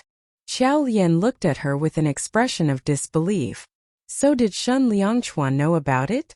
Xia Yehua laughed. "Of course he did. I even called him as we were making the purchase." Seeing that Xiao Lian looked rather out of sorts, she anxiously explained, "Yuanxi has just graduated and is about to step into the entertainment industry. You know how things are in that world, people notice the bags you carry. Normally she isn't that extravagant." Xiao Lian did not hear a word of Xia Yehua's explanation. She was trying to recall something when Shen Liangchuan's words flashed through her mind. She bought a bag recently that cost her 200,000. She had spent 200,000, but the money was his. So why had he said this in a way that misled her and let Song Yuanxi off the hook? Then she realized in the beginning he had appeared quite honest, saying that before he had given her the birth control drug, he had had it checked by a specialist. However, later he had sang a different tune, saying that there was something wrong with the drug formula. These episodes came to her one by one, now causing a freezing chill to run down her spine. She took deep breaths as she widened her eyes in horror. She had thought she knew him, but now he suddenly felt distant. This was like a replay of what had happened 8 years ago, when her parents had perished in the fire. Xiaoyi's leg got injured and he needed an operation. The so-called relatives smiled with sympathy, But behind her back, they were scheming, and she felt the same way now. She couldn't help but tremble. Terror, betrayal, anger, and sorrow came to her all at once. She no longer knew where she stood in this world. Xiao Qiao. Xiao Qiao? What's wrong? Xia Yehua's voice gradually pulled her back from the shadows of the past. She snapped back to the present. Xia Yehua was gripping her hand and looking at her anxiously. Xiao Lian's mind was a complete blank, but she managed to squeeze a weak smile. She replied, "Mom, I'm fine." Xia Yehua frowned deeply. "Are you really okay?" Xiao Lian nodded. Then she knitted her brows as though suddenly remembering something. She put on her trousers and headed to the door. "Mom, I'm going out for a short while." She had few doubts about where Shen Liangchuan had just gone to. She was quite sure he had gone to look for Song Yuanxi. Xiao Lian hailed a cab and headed straight to Song Yuanxi's filming location. It was a blunder to not have clarified things the last time she had gone to look for Song Yuanxi. Now she wanted to ask Song Yuanxi why she was doing these things against her. And she wanted to ask Shen Liangchuan as well why he was hiding things from her. Why he was shielding Song Yuanxi. Feeling frustrated and lost, the uncertainties in her heart turned into tears that welled up in her eyes. She clenched her hands into tight fists and her body trembled. She bit her lip roughly. If this had happened before, at a time when she and Shen Liangchuan had kept each other at arm's length, she would not be doing this for sure. But now, weren't they in love with each other? The pain bore deep into the core of her heart, and it hurt like hell. She breathed deeply, but it gave her no respite. She wound down the car window and the icy wind found its way in. All of a sudden, the warmth in her body slipped away. From the tips of her fingers to the ends of her toes, all she felt was a numbing chill. But this was nothing compared to the coldness she felt in her heart. For a moment, she didn't want to confront her guesses and find out the truth. Because if the worst scenario turned out to be real, how was she going to face Shen Liangchuan? In her turmoil, the cab very soon arrived at the hotel where the filming crew stayed. She got off the cab and paid her fare, then walked towards the lobby. The hotel security was tight, as the filming crew was staying there. Just as she was about to enter through the main door, the security officer stopped her. "Miss, may I know if you're staying here or looking for someone?" Xiao Lian frowned and answered, "I'm looking for someone." "In that case, please get the person you're looking for to register you. We can't let you in otherwise." "Get the person to register her?" She cast her gaze downwards. "Give me a moment," she said to the security officer as she picked up her cell phone. Scrolling through her contact list, she found Song Yuanxi's number, and was about to call her when she heard a voice calling her from the distance. "Xiao Lian." Turning around, she saw Sun Linen, the fool, rushing towards her full of excitement. "What brings you here?" His eyes lit up. "Are you here to look for me? How did you know I'm staying here?" Upon seeing Sun Linen, the security officer's attitude was immediately respectful and polite. Xiao Lian wanted to talk back at Sun Linen, but seeing the change in the security officer's attitude, she looked at Sun Linen and said instead, "Yes, could you register me? I'd like to go in." With a wave of his hand, Sun Linen dismissed the idea. "What's there to register? Why would my guest need to register?" The security officer immediately shook his head and said, "Of course Mr. Sun's guests don't need to register. Miss, this way please." As Sun Linen walked in with Xiao Lian, he asked, "Xiao Lian, why are you looking for me? Why do you look so pale? Is something the matter? What's wrong?" Xiao Lian halted as Sun Linen spoke these words. She turned around to face him. "I have business to attend to here. Please don't get in my way." Her words were decisive and determined. The expression on her face was so serious that Sun Linen immediately shut his mouth. Since a young age, the one thing he was most afraid of was this serious look on Xiao Lian's face. Sun Linen nodded his head obediently. Without another word, Xiao Lian got into the elevator and headed to the 12th floor. Sun Linen stood there looking at the elevator indicator that had stopped on level 12. He then got on the other elevator and went to the 12th floor. As the elevator moved upwards, Xiao Lian clenched and unclenched her fists nervously. If she recalled correctly, Song Yuanqi should be in room 1218. Ding! The elevator chimed when it reached its destination. She walked out of the elevator and marched towards Song Yuanqi's room. As she approached it, she saw that the room door was open, and from inside came the voices of Shan Liangchuan and Song Yuanqi, involved in a heated discussion. Qiao Lian stood outside the door quietly, listening to the conversation that was going on inside the room. They were probably halfway through their discussion, and it wasn't a happy one. Just when she had arrived, she heard Shan Liangchuan speaking in a suppressed cold tone. Song Yuanqi. His voice sounded tense. Although Song Yuanqi's voice was trembling, she spoke stubbornly. Brother Liangchuan, what did I do wrong? She's not fit to be part of the team. Whether she's fit or not, it's not for you to decide. Song Yuanqi laughed derisively and snapped back. Then who has the say? You? Brother Liangchuan, have you fallen in love with her? Shen Liangchuan kept silent and did not answer her. Song Yuanqi gave a bitter laugh that was at the same time chilling. Brother Liangchuan, indeed, you have fallen for her. This is a joke. How could you fall in love with her? And be so protective towards her? She does not deserve it. And I will set her up so that she cannot remain in the Shen family. I want her to. Enough. Shen Liangchuan cut her off sharply. I warned you after the last incident. Song Yuanqi continued boldly. So what? How are you going to punish me? Her voice choked with emotions. Are you going to send me away again? Or are you going to cut off my bank account? Or call the police and throw me in jail? She continued. Brother Liangchuan, you may have forgotten all that had happened 8 years ago, but I haven't. She took a step forward and asked forcefully. Tell me, have I done anything wrong? She shook her head and took a step back. Without waiting for Shen Liangchuan's answer, she continued to speak. No, I did nothing wrong. You're the one in the wrong. You forgot your initial intention. You forgot that it was a fake marriage. The words fake marriage were like knives piercing viciously through Qiao Lian's heart. Finding it increasingly difficult to stomach the conversation, Qiao Lian, who was still standing outside the room, turned pale and retreated. She widened her eyes as she heard Song Yuanqi continue. Brother Liangchuan, there's one thing I can be sure of. Unless you put me behind bars as long as I'm here, I will not allow you two to be happy together. This is not the first and it won't be the last. I will make sure you have no peace. She said these vicious words boldly. And after speaking, sobbing could be heard. Then silence. No one spoke for a while. The silence along the hotel corridor was deafening and choking. She had no idea how much time passed before she heard Shen Liangchuan finally speak again.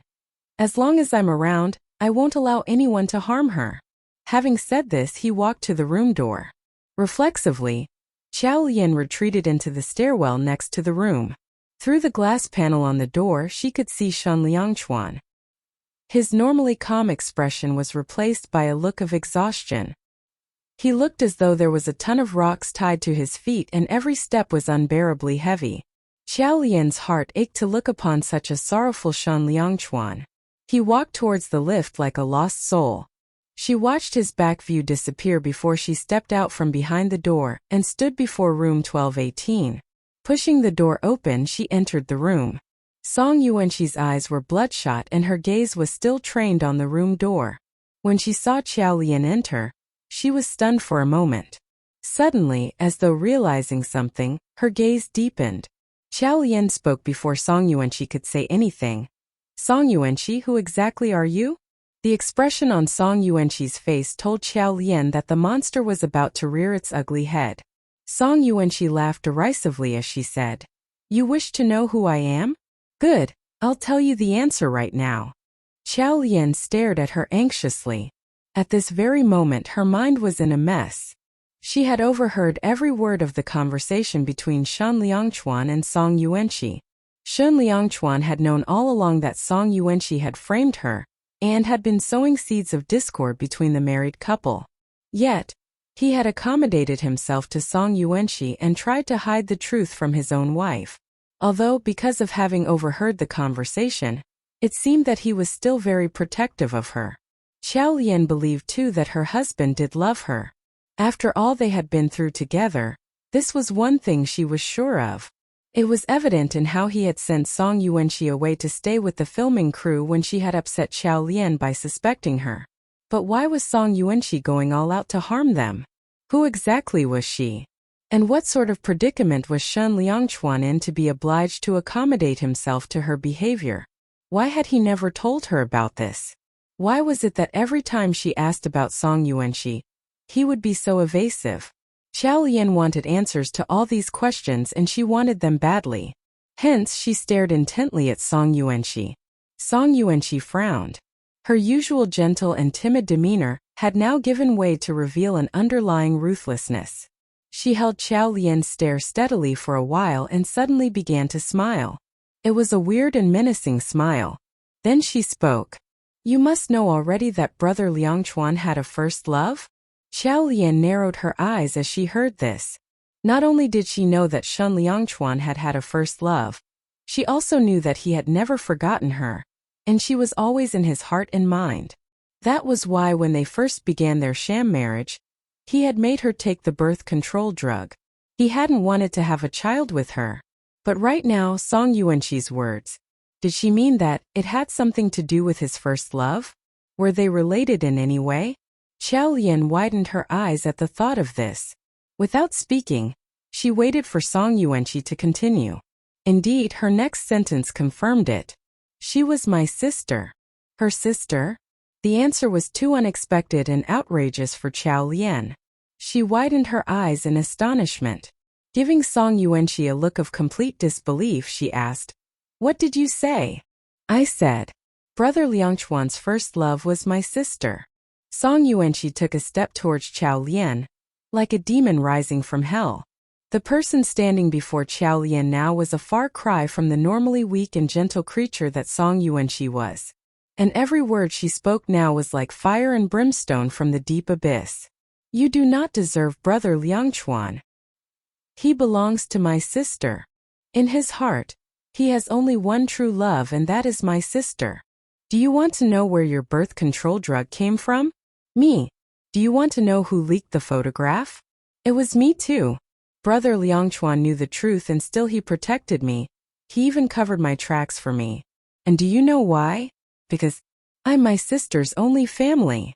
One step at a time she walked towards Xiao Lian as she said these things, forcing Xiao Lian to take in these ugly and cutting words. Brother Liangchuan's heart has only room for my sister. My sister and Brother Liangchuan are the perfect match for each other.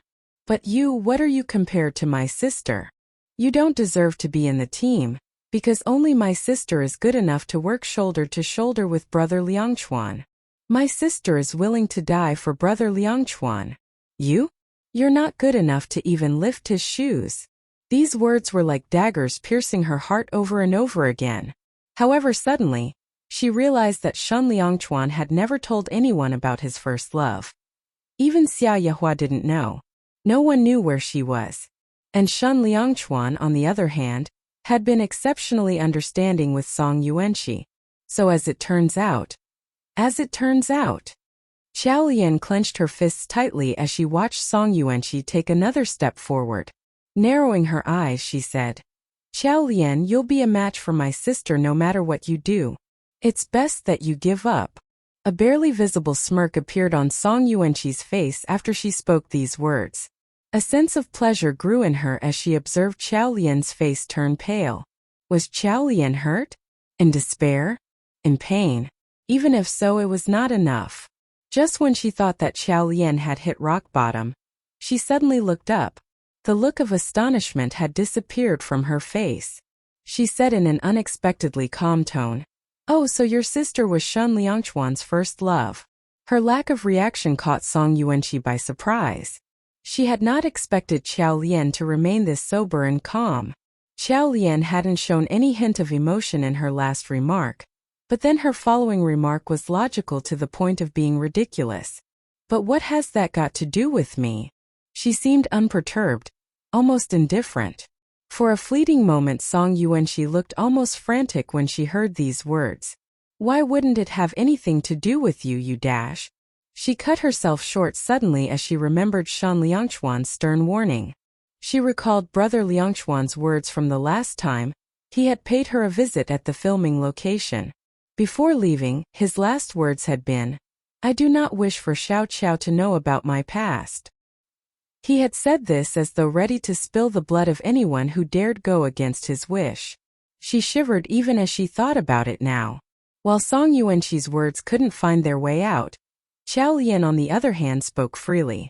"Song Yuanxi, I have no idea how crazily Shen Liangchuan and your sister loved each other before.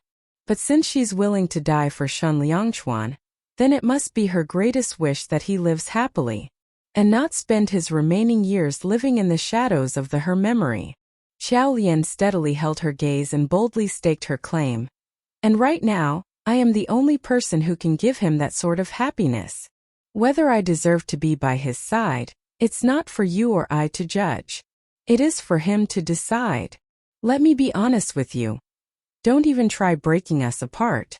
Nothing can come in between Shen Liangchuan and I." Song Yuanxi trembled with anger upon hearing these words. "Nothing can come in between you? Really? You can live with the fact that he will always have another woman in his heart? Let me tell you, Brother Liangchuan will never forget my sister.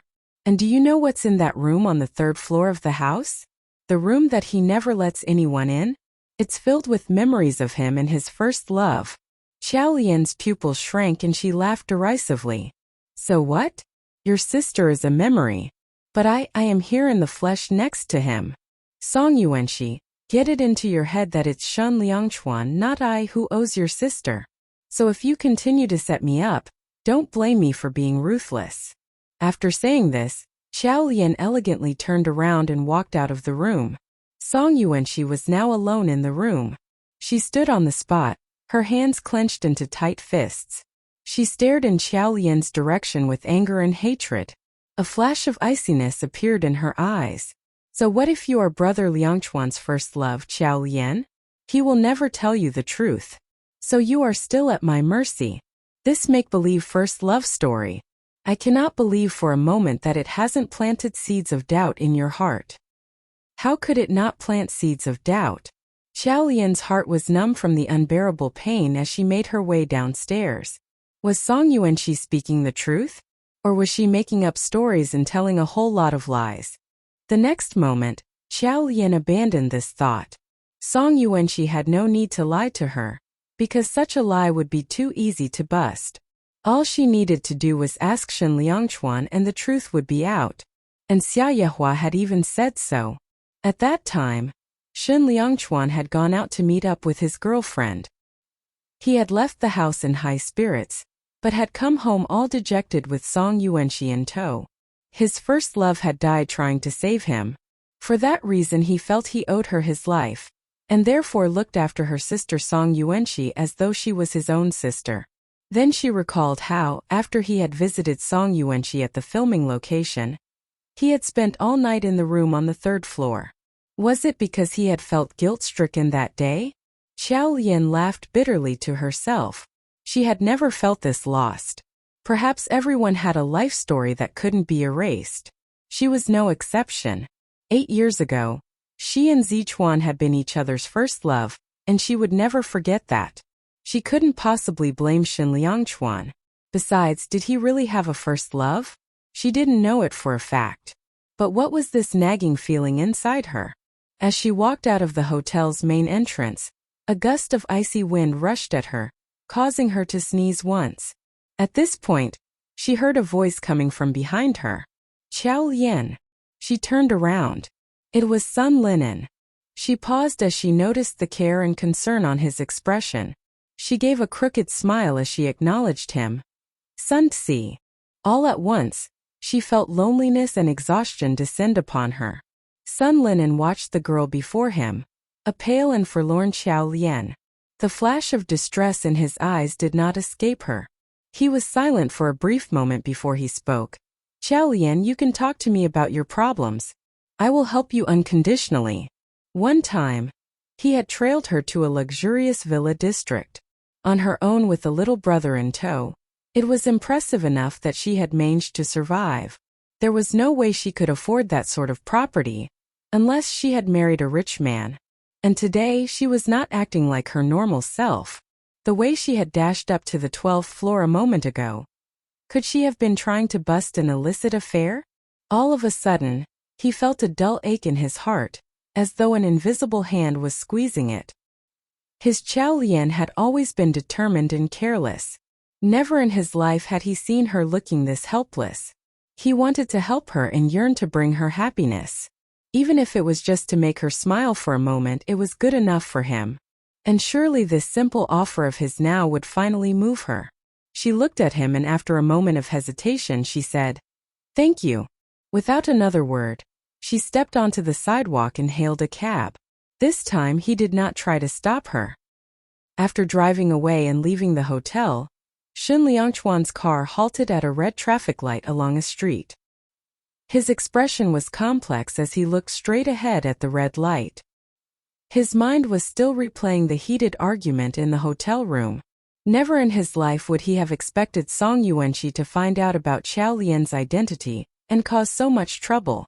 Her repeated attempts to set Xiao Lian up made him want to kill Song Yuanqi. But alas, Song Yuanqi was right about one thing. The marriage between him and Xiao Lian had started off with the intention to take revenge on her, to torture her to the brink of death. But in the process things had gradually changed. He found out that he couldn't bear to see her get hurt even for a bit. Without realizing it himself, he had fallen so deeply in love with her. The kind of love, the things she had done 8 years ago. He didn't want her to know the truth as he didn't want her to bear all that pain. The traffic light turned green in front. But Shun Liangchuan was still lost in his thoughts. He regained his composure all of a sudden when the driver of the car behind him kept pressing the horn hastily. He started his car and then continued to head forward. However, his gaze became gradually firm. One could not live in the past forever. Just like Xiao Qiao and him, they had to move on. Song Yuanqi was thinking of harming her and so, he had to protect her. He would carry whatever burden there was from the past. As for his Xiao Qiao, all she had to do would be relax and dance freely on the stage that he had set up for her. His car reached the villa area very soon, and there was a security officer that came over to open the door for him. Shun Liangchuan lowered his gaze and said to the security officer suddenly, "This villa shall not welcome Song Yuanqi from now on." When the security officer heard this whilst opening the door, he was stunned and then reacted immediately. "Yes, Mr. Shun. Without your permission, Miss Song will not be allowed to enter from now on." Shun Liangchuan nodded his head lightly and drove into the villa. He hadn't noticed that as soon as his car had entered the villa, a car came in and stopped directly at the main door. Xiao Lian alighted from the cab. She had a lot on her mind the whole way back home. When she reached home, she saw Shun Liangchuan's car at the courtyard. So he was already back? Xiao Lian raised her head to look at the bedroom on the second floor. Indeed, the lights had been turned on. But she did not know how to face Shun Liangchuan at home. He had said to Song Yuanqi today that, "No one would be able to harm her if I am around." She was touched. But Song Yuanqi had tried to frame her numerous times. Yet he hadn't been able to stop her and had in fact wanted to hide all this injustice. It was impossible to say that she did not hold any grudges. She could understand Shun Liangchuan's situation. Yet as this matter concerned her, she felt unhappy about it. So she decided to head upstairs, but as she was intending to enter the room, she suddenly heard Shun Liangchuan making a phone call on the balcony. "Director Wang, I hope that Yuanqi can stay with the filming crew and not venture elsewhere." Okay. "Pardon me for troubling you." Xiao Lian stared at him while he stood there after hanging up the phone. The moonlight shone on him, casting his tall shadow, which felt cold and lonesome. Xiao Lian's nose twitched with sadness, and then she turned around and headed outside, as she did not know how she should face him. After that, she picked up her cell phone and sent him a message. "Something came up at the news agency. I need to work extra hours for some last-minute thing." Xiao Lian did not know where to go. She hailed a cab and headed to the news agency for real. Everyone from the news agency had already ended work and left. She lay quietly on the huge sofa in the news agency and at some point of time she fell asleep. It was already morning when she woke up. She was awoken by Shernyanyao's tapping and rocking. Shernyanao lowered the tone of her voice and said, "Hey, something happened to Song Yuanxi." Xiao Lian opened her eyes as she heard these words and her mind became sober instantly. What happened? They were filming a scene where she had to be hanging from a wire rope. She didn't get someone else to substitute her and fell from it. She's being sent to the hospital now. As she said this, Xiao Lian's cell phone rang. Xiao Lian picked up her phone and saw that it was from Song Yuanxi. She answered the call and heard Song Yuanxi on the other end of the line. "Xiao Lian, do you think getting Brother Liangchuan to restrict my movements will be enough? Do you think that Brother Liangchuan will come visit me, now that I am hurt?" When Xiao Lian heard these words, she responded fast and replied, "You did this on purpose?" Certain scenes that involved hanging from wire ropes could be very dangerous, and only very experienced actors would attempt them by themselves. Normally, for newbies like Song Yuanxi, there would be someone called in as a stunt double. However, she had attempted it by herself and then had made the phone call. "Indeed," she answered. "You're right. You're nuts." Xiao Lian couldn't help but scold her. This person was simply nuts. She had actually done such a cruel thing to herself so that Shen Liangchuan might go visit her. What right do you have to say I am nuts? If you hadn't told Brother Liangchuan certain things and if Brother Liangchuan hadn't banned me from leaving the filming crew, why would I have to resort to this dangerous move? Xiao Lian, I will not allow the both of you to be blissful together. Now shall we make a bet? Song Yuanxi's voice had a tinge of viciousness. Xiao Lian was stunned. Bet on what? Bet that Brother Liangchuan has never forgotten my sister. Bet that Brother Liangchuan will come and visit me and that he will forgive me. Xiao Lian narrowed her eyes and replied, I am not in the mood for these sorts of things. She hung up right after saying this. She took a deep breath, feeling like her chest was seemingly being pressed by a huge heavy rock. She could not concentrate and wasn't herself. Would Shen Liangchuan visit her? Chief Editor Lian, why are you sleeping here? Did you fight with Best Actor Shen? Shernyanao couldn't help but nag beside her ear. Xiao Lian lowered her head upon hearing this. No. It was true that they hadn't quarreled. However, the current situation was worse compared to if they had quarreled. This made her wish that she had had a big quarrel with him instead. She tried hard to organize her own feelings and then turned towards Shernyanao. Let's work. She walked to her desk and sat down. The moment she sat down, a person walked in from the entrance. Hello, may I know who is Xiao Lian? Miss Xiao. Xiao Lian paused for a moment. I am. What's the matter? The person handed over breakfast to her. Hello, this is your order. Her takeout? She was slightly taken aback. She looked down at the takeout bento box. It was her favorite 3 ingredients: steamed buns and porridge. Shen Liangchuan had recommended her the steamed buns from this shop before. So could this bento set had been ordered for her by Shen Liangchuan? Xiao Lian had a complex look on her face. She entered her office after receiving the breakfast. She opened up the box and placed it on the coffee table. The smell of the soft white steamed buns and the smooth delicious porridge was irresistible. However, Xiao Lian did not have any appetite suddenly. She picked up a steamed bun and tried her very best to take a big bite. Next, she coughed out loud rigorously. She choked, making her face red and her voice hoarse. She was intending to drink some water, but when she reached out for the cup, she realized that it was empty. Xiao Lian gradually placed the cup down. She didn't spit out the bun but tried to swallow it down. Tears were flowing down as she tried her best at it. However, when the first teardrops flowed out, they gushed out like a flood. Huge teardrops came tumbling down her cheeks. She finally managed to swallow the big bun bite, but her throat was sizzling in pain. She picked up some tissues to wipe away her tears. Xiao Lian, why are you so useless? You cry just by eating a bun.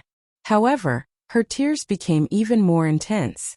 Meanwhile, she threw the tissues into the bin beside her and lifted her hands to cover her whole face. The tears dripped onto the table, drop after drop through the gaps between her fingers. What to do now?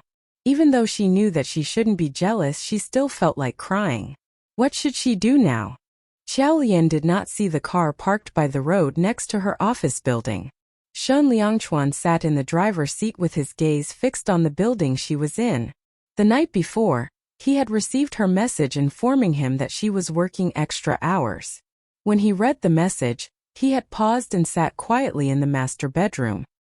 He had come to realize that without her presence, the place seemed desolate and terribly lonely.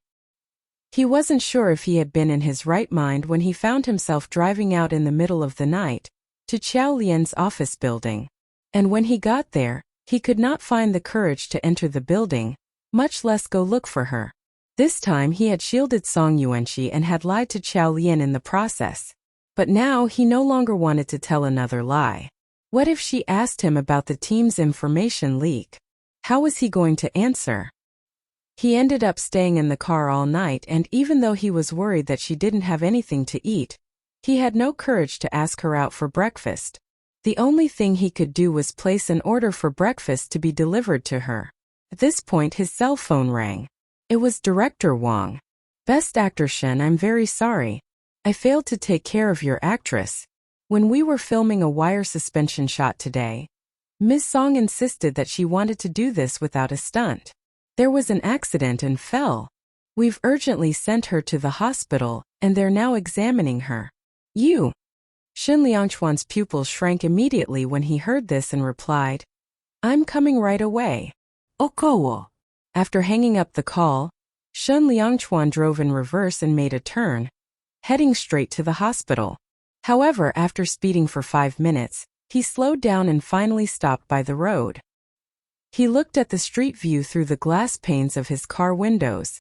It was peak hour and traffic was heavy. The look on his face was one of desolation, of extreme loneliness. After a while, he calmly picked up his cell phone and dialed a number. "Song Chung. I need your help with something." Song Yuanqi made the call to Xiao Lian, after ensuring that no one was around, before she entered the examination room. It was after the call that she was wheeled into the examination room for an X-ray. The results came out shortly. She had broken a bone in her leg. After they wheeled her to the VIP ward and left her there, she sat quietly on the bed, as though waiting for something. After some time, frantic footsteps were finally heard approaching the ward. Immediately, she bit her lip and purposefully turned her eyes bloodshot. She knew that, no matter what, her brother Liangchuan wouldn't be angry at her. See, the moment he had heard that she had had an accident, he had rushed over. She was now almost worried that the things she had said to him yesterday had been overly harsh. She craned her neck and looked towards the ward entrance expectantly. Then the silhouette of a tall man appeared. He was wearing a suit, but his face. Song Yuanqi froze for a moment and then widened her eyes in astonishment. Song Chung stood before her, grinning at her. He took a look at her case notes and said, "Miss Song, how are you feeling?" Song Yuanqi bit her lip, looking frustrated and terribly grieved. "Why are you here?" Then she added, "Where's brother Liangchuan?" On hearing this, Song Chung glanced at her and said immediately, "He's busy attending to some business." It was obviously just an excuse. Feeling extremely hurt, Song Yuanqi stared at Song Chung steadily. The memories from the time she was 14 came back to her. She was orphaned and used to cry at night when she was alone. Every time that happened, brother Liangchuan would be there, and would sit next to her. When she had fallen asleep, exhausted from the crying, he would carry her back into her room. She remembered too that whenever she was bullied at school and came home with red eyes, brother Liangchuan would ask her what the matter was. She would never say anything. But the next day, he would always appear at her school to ensure that justice was served. But now, she looked at her leg. It was broken and brother Liangchuan wouldn't come? Song Yuanqi clenched her fists tightly. She thought about the call she had made to Xiao Lian, her confidence in placing a bet. It felt like a cruel slap to her own face. A look of sullenness came over her face at once. Xiao Lian had been staring blankly into space all morning at the news agency, feeling unsettled. Now that Song Yuanqi was injured, was Shen Liangchuan with her at the hospital? She stared blankly into space again. Suddenly, She felt unable to tolerate the situation any further. After all, ignoring it wouldn't solve the problem. She got up, took a leave from work for the day and hailed a cab back to the villa. As she entered the house, she saw Xia Yehua busily getting the helpers to put everything together. Auntie Li brought a pot of soup out from the kitchen. Xia Yehua sighed and said, "More calcium will help healing her bone." Ah, this child Yuanqi doesn't know how to take care of herself. How did she break her bone? Auntie Li shook her head and said, "Ms. Yuanqi takes everything too seriously. We have no time, this soup has been boiling for only 2 hours. We'll leave the rest simmering and we can bring more over tonight. Madam, why don't you take this with you first?" Xia Yehua nodded and lifted the container as she got ready to leave. Then she noticed Xiao Lian and paused for a moment. "Xiao Xiao, you're back? You've worked all night, so go upstairs quickly and rest. Yuanqi was injured during filming, so I'm just going to the hospital to see her." Xiao Lian's eyes flashed as she heard this. Going to the hospital to see her? The thought of Song Yuanqi's identity was like a bone stuck in Xiao Lian's throat. Seeing how anxious Xia Yehua was, she immediately offered, "Mom, let me accompany you." Xia Yehua nodded. They got into the car and were soon on their way. Looking at the time anxiously, Xia Yehua grumbled, "This Yuanqi, from a young age she has been afraid of pain. I can imagine she must be crying like crazy." Suddenly, Xiao Lian felt gloomy seeing how Xia Yehua was fussing over this whole matter. She wondered how Xia Yehua, who had doted on Song Yuanqi so much, would feel if she saw Song Yuanqi's true colors. She took in a deep breath as Xia Yehua continued, "Where on earth has Liang Chuan gone? Yuanqi has gotten into such a serious accident and he's not around. What could he be so busy with that? He doesn't even have time to see a sick family member." Xiao Lian was stunned when she heard this. "Mom, are you saying that Shun Liangchuan has not gone to the hospital?" Her spirits lifted slightly when she heard the news. Very soon, the two of them arrived at the hospital. Xiao Lian and Xia Yehua hurried to Song Yuanqi's ward. On entering the ward, they saw Song Yuanqi sitting on the bed, looking very depressed and listless. Song Cheng was sitting by the side, reading a magazine. He stood up at once when he saw them come in. "Yuanqi, how are you feeling?" Xia Yehua walked towards the girl anxiously and grabbed her arms.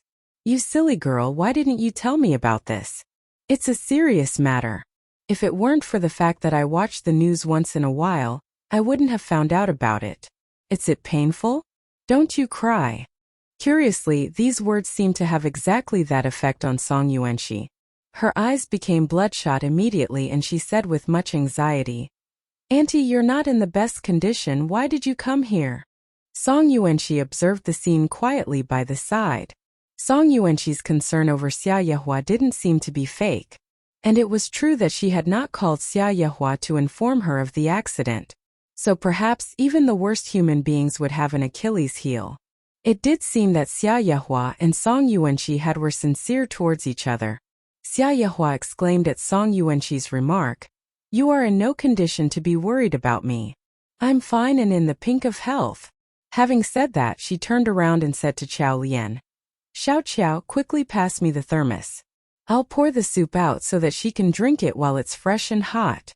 When Song Yuanqi heard these words, she looked to the ward entrance and realized that Xiao Lian was there. She froze on seeing Xiao Lian. The docile expression on her face instantly disappeared. She was now like a porcupine that had erected all its quills in self-defense.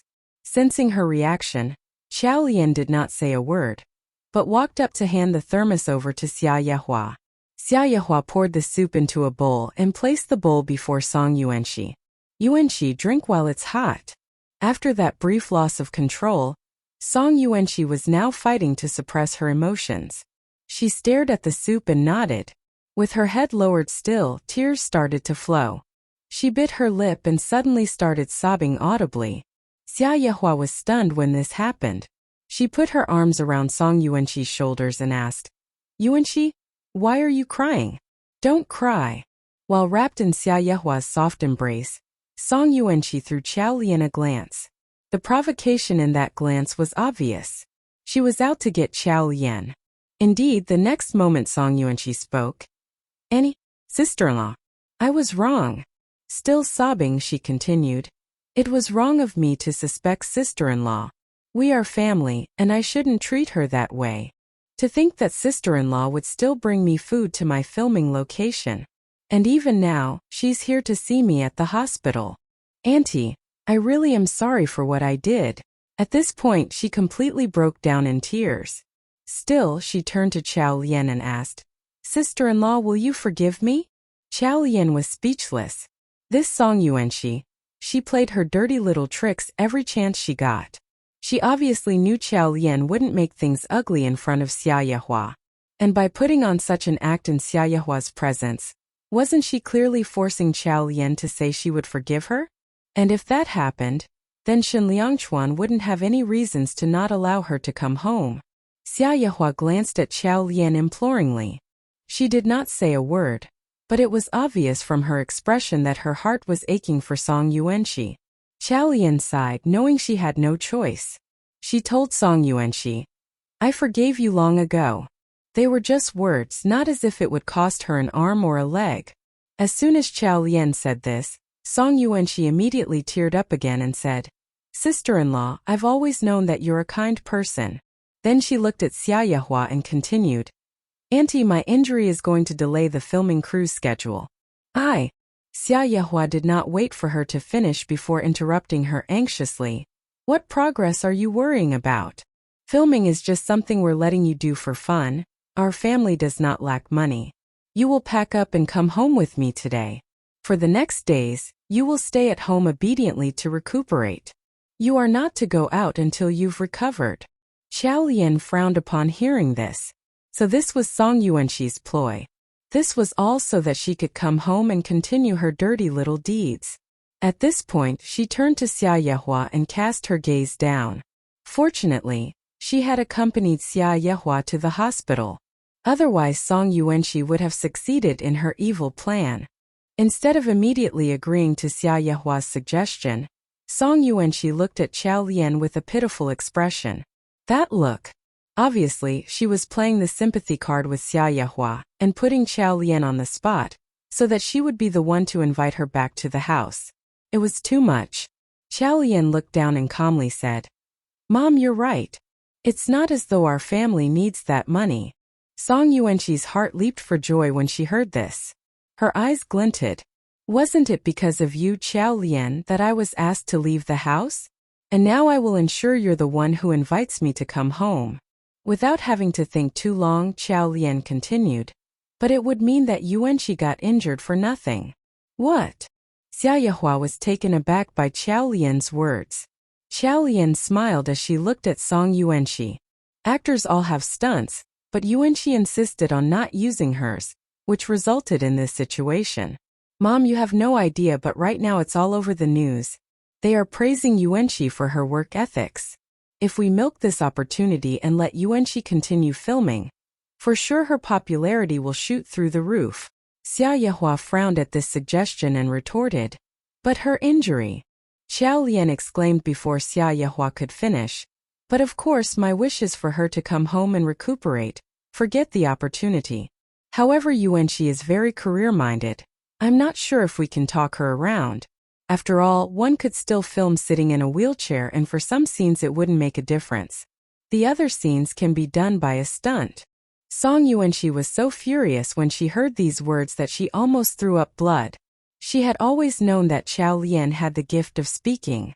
However, to be a victim of it, she now realized, was to experience an entirely different level of brutality. She had said it all. There was truth in it. If she went home to recuperate, it would suggest that she wasn't career-minded. After all, one could film sitting on a wheelchair. Chow Lien continued with her gaze steadily fixed on Song Yuanxi. Mom, I think we should let Yuanxi decide this one. Song Yuanxi gritted her teeth with fury but had to maintain a docile front still. Auntie's sister-in-law is right. It's better that I continued filming. Xia Yehua looked as though she was going to speak, but Chow Lien held onto her mother-in-law's arm. Xia Yehua sighed and finally said, Fine, I understand. On the way home after they had left the hospital, Xia Yehua was still lamenting. This Yuanxi, she must have been influenced by Liangchuan. Why would a girl want to be so career-minded? Sigh. Xiao Lian kept quiet throughout the journey. Although she had successfully stalled Song Yuanqi for now, the filming would come to an end one day. What would happen then? Would it mean that this entanglement with Song Yuanqi would never end? Although she had earned a sense of satisfaction from the verbal crossfiring then, Xiao Lian was now feeling exhausted. She had thought that Shen Liangchuan was busy with work, but to her surprise when she got home, he was sitting back on the sofa reading the newspaper. Xiao Lian halted and stood at the door. Xia Yehua had already changed into her house slippers and was puzzled when she saw Shen Liangchuan. Didn't you say you were busy? If you have time, why didn't you go to the hospital to see Yuanqi? Then she lamented. You should have seen how pitifully she was crying. And she was tugging at my hand asking where her brother Liangchuan was. Liangchuan, you're her brother, you should go and see her. Shen Liangchuan froze for a moment at the word brother. Then he put down the newspaper and calmly looked up. His expression was complex as he turned towards the door and looked at Xiao Lian. Their eyes met across the living room. Xiao Lian paused briefly before she looked away awkwardly. She didn't know what to do or what to say. All at once the atmosphere felt odd. At this moment, Auntie Li appeared from the kitchen. Senior madam, you're back? Dinner's ready. Please quickly wash up and come to dine. Her breaking of the awkward silence lightened up the air. Xiao Lian and Xia Yehua went back to the dining table after washing up. The three of them ate in silence. As Xia Yehua was too preoccupied with worrying about Song Yuanqi, she did not notice anything wrong between Shen Liangchuan and Xiao Lian. After dinner, she headed upstairs with the intention of packing some clothes for Yuanqi. I'm going to the hospital to watch over Yuanqi. I think she would cry if left alone. Without waiting to hear any objections from Shen Liangchuan and Xiao Lian, she hurriedly walked out of the room. Auntie Li and the other housekeepers had all gone to the kitchen to clean up. There were only Xiao Lian and Shen Liangchuan in the living room now. Xiao Lian tried to look busy, surfing on Weibo on her cell phone. Shen Liangchuan, on the other hand, continued to stare at his newspaper. However, Xiao Lian noticed that for a long time he did not turn the pages of the newspaper. What was on his mind? Was he worried about Song Yuanqi's condition, or was it something else? She clenched her fists and looked away. After some time she could no longer hold back. She asked, Shen Liangchuan, who exactly is Song Yuanqi? Shen Liangchuan froze. He had not expected this question from her. He looked up and saw that Xiao Lian was looking at him intently. That look was both obstinate and probing, but it also seemed as though she wanted to verify something. He pursed his lips and slowly hung his head. Xiao Lian was persistent and wasn't going to let it go, even though she tried to sound relaxed. Why can't you tell me? Does it mean that her background is something I cannot know of? Shen Liangchuan sensed the underlying anger in her words. He paused and finally he said, Sister of an old friend. Sister of an old friend. Xiao Lian repeated those words mockingly in her mind. Against all odds, she had been hoping that Song Yuanqi's words were all lies. But now Shen Liangchuan had verified them himself. Xiao Lian straightened her back and looked at Shen Liangchuan. She stubbornly continued. And this old friend must be very important to you? She had to admit it. She was jealous. Song Yuanqi's evil scheme had succeeded. She could look past the fact that Shen Liangchuan had loved another girl before her, but she wanted to know right now between her and his first love, who was the priority in his heart. And she also knew that she was being unreasonable. Perhaps being jealous of someone who was no longer around was the biggest joke in the world. But she stared at him, relentlessly seeking that answer. Then he said with absolute certainty, Yes, very important. While his words seemed to float very clearly and lightly into her ears, they were like daggers viciously ripping through her heart. In that moment, she felt as though all the energy had been drained out of her. She slumped back on the sofa, looking at him steadily. She got up and said, I'm tired. After those words, she made her way upstairs silently. Shen Liangchuan looked at her back view, feeling the weight of his burden even more now. Had Xiao Lian discovered something to be asking about Song Yuanqi so suddenly? He dropped his gaze at this thought. He slowly relaxed his tightly clasped hands. Then he stood up and slowly walked up the stairs, making his way to the master bedroom. Shen Liangchuan stood outside the room door. He looked at the door silently and extended his hand. Just a light push and the thin door separating him and Xiao Lian would be out of the way. But what then after the door had been opened? How was he going to explain the matter relating Song Yuanqi? His hand froze for a moment. Finally, he let it drop down. In the master bedroom, Xiao Lian was lying on the bed on her side, propping her head on her hand while the other rested on the side. She stared blankly into space.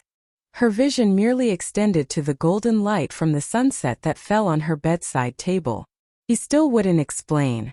Why? Was it because he felt guilty? Because he still could not let go of that old friend? As she bit her lip, she heard footsteps just outside the room door. She sat up looking at the door that separated them. But no one could know what would greet them after the door was opened. Would it be happiness and joy? Or would it be permanent separation? She clenched her fists nervously, thinking of 1,000,001 possibilities. But after a long while, she heard his footsteps again, this time fading away. She felt her heart emptying, like a mirror in this empty house. She sat on the bed staring blankly, feeling as though her chest was stuffed with wads of cotton wool so that she couldn't breathe.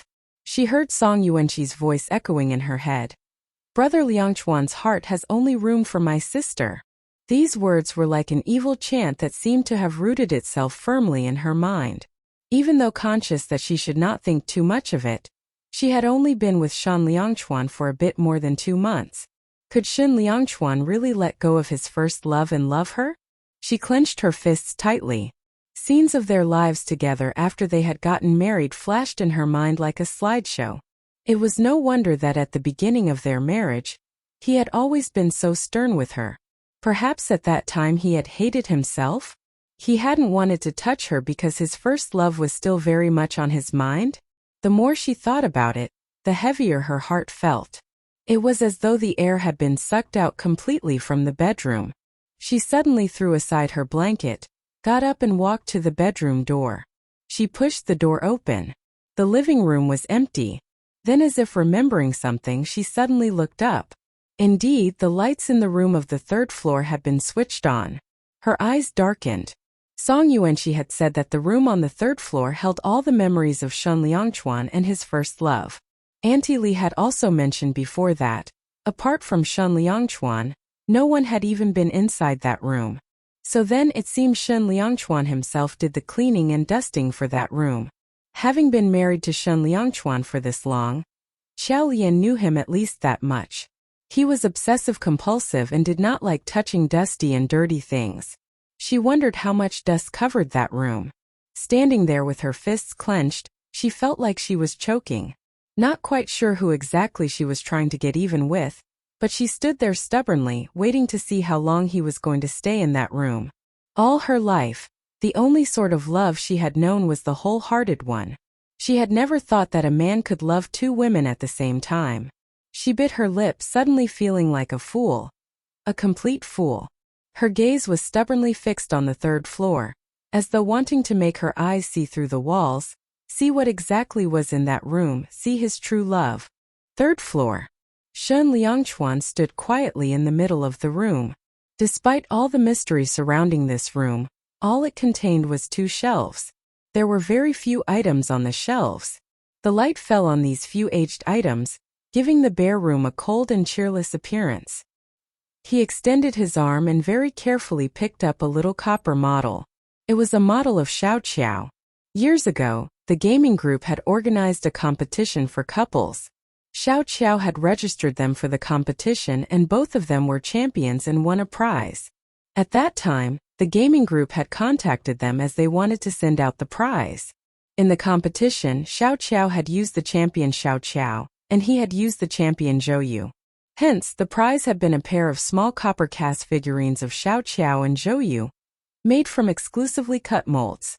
Initially, the Zhou Yu figurine was to be sent to him and the Xiao Qiao figurine was to be sent to Qiao Lian. However, Qiao Lian suggested exchanging the figurines because, "We've never met in real life, so until then, we'll make do with each other's figurine. That Xiao Qiao figurine is me. Also, I've asked them to engrave something on the bottom of the figurines. Yours is engraved with the word Qiao, and mine is engraved with the word Chuan. So our little figurines are unique." Shan Liangchuan smiled at this memory as he turned the figurine over to look at the word clearly engraved on it. He gently put the figurine back on the shelf. This aged figurine with peeling paint was a priceless treasure to him, and he was careful handling of it. He stood silently and looked at all these things in the room. Every object represented the beautiful past that they had shared together, and standing amidst these memories took him back to that time in their youth. It was a time when they didn't have a single care in the world. These were memories that he could not pull himself out of. Before he knew it, the fluffy white clouds gradually acquired a light golden hue from the rising sun. By the time his thoughts snapped back to the present, it was 6 in the morning. Qiao Lian's legs were numb from standing at the corridor of the second floor. Wearing a set of thin pajamas, her body was now freezing cold even with the heater on. But she felt nothing. All night, he had shut himself in that room. He had not once stepped out of that room. She bit her lip as she continued to fix her gaze on that room upstairs. Finally, a sound was heard coming from the room. As though having received some sort of surprise, she suddenly dashed into the master bedroom and dived into bed, pretending to be asleep. Soon afterwards, she heard him entering the room and changing. Now his footsteps approached and stopped by the bed, right next to her. Even with her eyes shut, she could feel his gaze burning into her. Following a period of silence, he finally walked away. After she heard the bedroom door open and shut, Qiao Lian opened her eyes. Every muscle on her face was taut as she opened the bedroom door and walked out, one careful step at a time. She heard the car engine start. Her gaze was once again fixed on that room on the 3rd floor. The room now beckoned to her with its secrets and held her spellbound, as all her thoughts and attention focused on it. Like a magnet, it drew her one step at a time up the stairs, until she stood on the 3rd floor. His first love would die to save him. His love and devotion towards her for the last 8 years of his life. All these thoughts piqued her desire to know and understand this girl who was his first love. The room on the 3rd floor was secured with a password-coded padlock. She stood at the door and stared at the padlock. She recalled asking Shen Liangchuan's most important date. Slowly, she entered the code. 0517. The lock was open with a soft click. The door was now unlocked. Without hesitating, she pushed the door open. Qiao Lian stood at the threshold looking into the room. The curtains were drawn shut and it was dark, so she couldn't make out what was inside. She collected herself and took a deep breath, preparing to enter. But at this point, Auntie Li's voice came from downstairs. "Madam? Where are you, madam?" Qiao Lian, who was about to step over the threshold of the room, now quickly retracted her foot and turned around. The approaching footsteps along the corridor caused her to panic and shut the room door in a hurry. As she turned around, she saw Auntie Li had just come upstairs. Auntie appeared startled to see Qiao Lian standing in front of the room. "Madam, you're?" Biting her lip, Qiao Lian paused and walked away from the door. "I was curious about what's inside." Auntie Li's gaze shifted to the password-coded padlock. "Only Sir knows the passcode, so Madam probably hasn't seen it. She's come to take a look because she's curious." Auntie Li didn't think there was anything strange about Qiao Lian's behavior, and in fact found it quite understandable. Any other wife would also feel the same if her husband kept such a secret room. But still, it wouldn't be right to defy Sir's instructions. Auntie Li merely nodded and did not make things difficult for Qiao Lian. Qiao Lian followed Auntie Li as they made their way down for breakfast. A few times throughout breakfast, Auntie Li had a look like she wanted to say something, although eventually she did not. Qiao Lian knew what Auntie Li wanted to say, but it would have embarrassed her to do so. Hence, before Auntie Li could speak, Qiao Lian stood up. "Auntie Li, I'm done with breakfast. I will be on my way out now." She went upstairs to change, glancing up at the third floor again on her way back down. She paused to contemplate for a moment and then decided to continue her way down. When she turned around, she saw that Auntie Lee was standing in the living room, looking up at her. Xiao Lian's eyes flashed. Lowering her head, she headed to the main door. As she passed by Auntie Lee finally spoke. "Madam, I won't tell sir about this." Xiao Lian halted and looked at her. Sighing, Auntie Lee continued, "But I have to tell you, this is sir's limit. We had a housekeeper who once got curious and went in. After sir found out, he lost his temper and fired her." Xiao Lian clenched her fists and nodded. Then she continued towards the main door. It was only until she had walked away from the house and could no longer sense Auntie Lee's presence that she let out a deep sigh of relief. She looked down at her watch. It was already 8 in the morning. She hailed a cab from the sidewalk and asked to be taken to the esports competition location. CQ team would be fighting in the second round of the pre-selection match today. The pre-selection matches worked with a point accumulation system, and she was confident the team would make it into the main competition. However, as their coach, she had to be there. No matter what happened at home, it was only right that she adopted a serious attitude towards the competition. Su Penghao and all the other team members were already at the competition venue, warming up their fingers for the match. When he saw Xiao Lian, Su Penghao froze and then turned away. The team hadn't been given an explanation yet for what had happened, and as long as there was no explanation to the matter, he wasn't going to change his attitude towards her. Xiao Lian couldn't care less. Because this was a pre-selection match, there were a number of playoffs going on. For CQ team overall, they had won more matches than lost. Hence their position was stable. It was 5 in the evening when the event finally ended. Xiao Lian was intending to send the team back to the villa, when she suddenly realized that Su Penghao had disappeared. Ancestor Whitebones said, "I saw Purple Fairy talking to him after the competition." Xiao Lian frowned upon hearing this. She nodded and said to the godfather and rest of the team, "I'll go take a look." Although the information leak hadn't been her fault, Purple Fairy had bought the information. Even if she had not given Su Penghao an explanation for the matter, surely Su Penghao would have the intelligence to realize that Purple Fairy and her team had thought of nothing but cheating in the competition. And now Purple Fairy had come looking for him. What was there for the two to talk about exactly?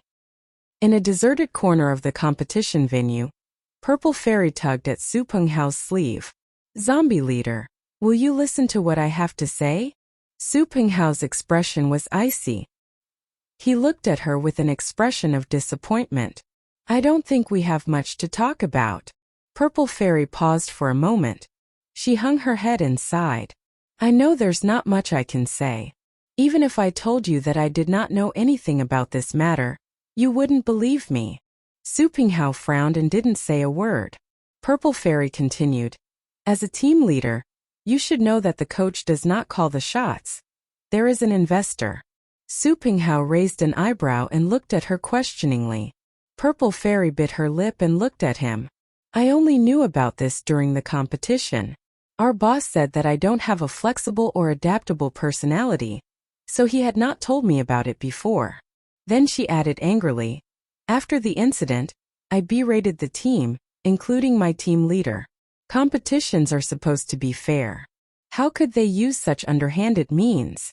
Zombie leader, we've known each other for some time. You should know how I am." Su Penghao wavered at her reasoning. He pursed his lips and said after a while, "Fine, I will believe you in this case." Purple Fairy looked happy and relieved. Then Su Penghao added, "Because you are Xiao Qiao." Purple Fairy froze and her expression became a little awkward. "You know me." Su Penghao glanced at her and turned away without saying anything. Of course he knew her. He had only been a young fellow back then when he started gaming. Xiao Qiao was the first person he had gotten to know. At that time he was a beginner still unfamiliar with the game controls and struggled to keep up and coordinate with the other players. Xiao Qiao, as one of the players, berated him. Infuriated, he went offline and even replied, "I'm not playing anymore." Xiao Qiao then calmed down and stopped the scolding. In the end they won the game. but it had mostly been Xiao Qiao who had held the fort and put on a sterling performance. Although he had gone offline for that game, he could not deny Xiao Qiao's impressive gaming skills. After the game, he thought that it was all water under the bridge, but unexpectedly, he received a system notification that someone had added him on their friends list. When he went into his list, he realized it was Xiao Qian. A message accompanied the friend request. The weakling who left the game halfway through. The message provoked him, and with anger, he accepted the friend request just to argue with her in the game. He still remembered Xiao Qiao's words. Don't take gaming just as an entertainment. I'm serious about every game I play. Even if I lose, I'll play until the end, because each game is a challenge. Just like that, he became friends with Xiao Qiao. And even though they did not communicate often, his faith in her was firm and unwavering. He had always observed Xiao Qiao in silence. In the games, she showed an inevitably chivalrous character. She would always fight for justice, and had a straightforward and candid personality. She bore no grudges and would never stab people in the back. She would even generously share her gaming techniques and knowledge with those who asked. He didn't know her too well. After all, they had only met online. But at that time, Xiao Qiao had been like a big sister, guiding him as he entered the amazing world of gaming. Hence, Su Pinghao was exceptionally tolerant towards Purple Fairy.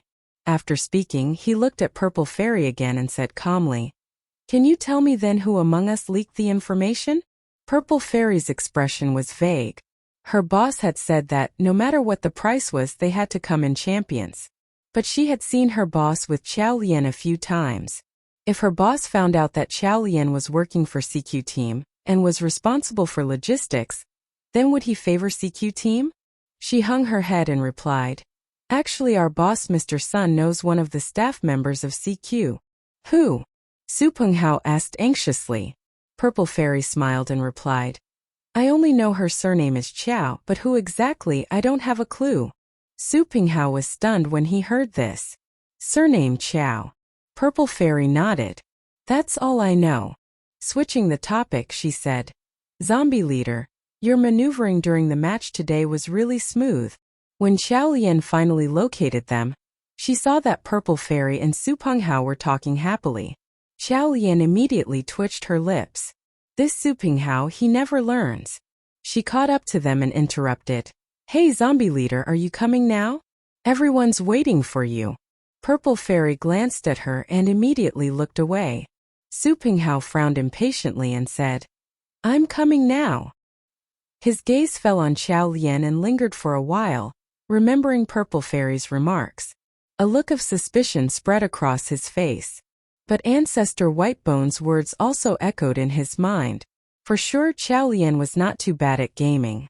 But if she had been the one who leaked the information, Xun Liangchuan would not be so protective of her. He was sure that there must have been some misunderstanding somewhere. At this thought, he pushed all suspicions to the back of his mind and followed Xiao Lian. Xiao Lian turned to shoot a glance at Purple Fairy. As she did so, she saw Purple Fairy staring back at the two of them with a scheming expression on her face. She narrowed her eyes. As she turned around the corner, still looking at Purple Fairy, she walked right into someone. The impact caused her to take a few steps back to steady herself. She turned to look at the person she had ran into. He was in his early 30s and wore a suit that made him look rather mature. The man smiled at her and said, "Are you okay?" As Xiao Lian looked at the man's face and registered his features, she frowned slightly. Why did he look so familiar? As she tried to think where she had seen him before, he looked like he was in a hurry. He peered into the distance and nodded at Xiao Lian. "If you're okay, I have to run now." Then he walked past her and hurried towards Purple Fairy. But when he walked past, Xiao Lian's eyes suddenly lit up with a flash of realization. She remembered who he was. Years ago, when she gamed with Zichuan, they had joined a competitive team and this man had been the leader of that team. Xiao Lian halted and turned around. During those gaming years, the competitive team's members used to tease each other. And their competitive team had been like one big family, until Zichuan betrayed her and she left the team. After this, she had not kept in touch with any of the team members. Because this person had been their team leader, he was pestered by the team members to send many pictures of himself. That was how she had recognized his face. But why was their team leader here? Xiao Lian looked up and heard her team leader shouting as he ran towards Purple Fairy. Purple Fairy, wait up! Almost out of reflex, Xiao Lian started to walk in their direction. However, Su Pinghao tugged at her arm at once and said, "Hey, what are you doing? Are we going or not?"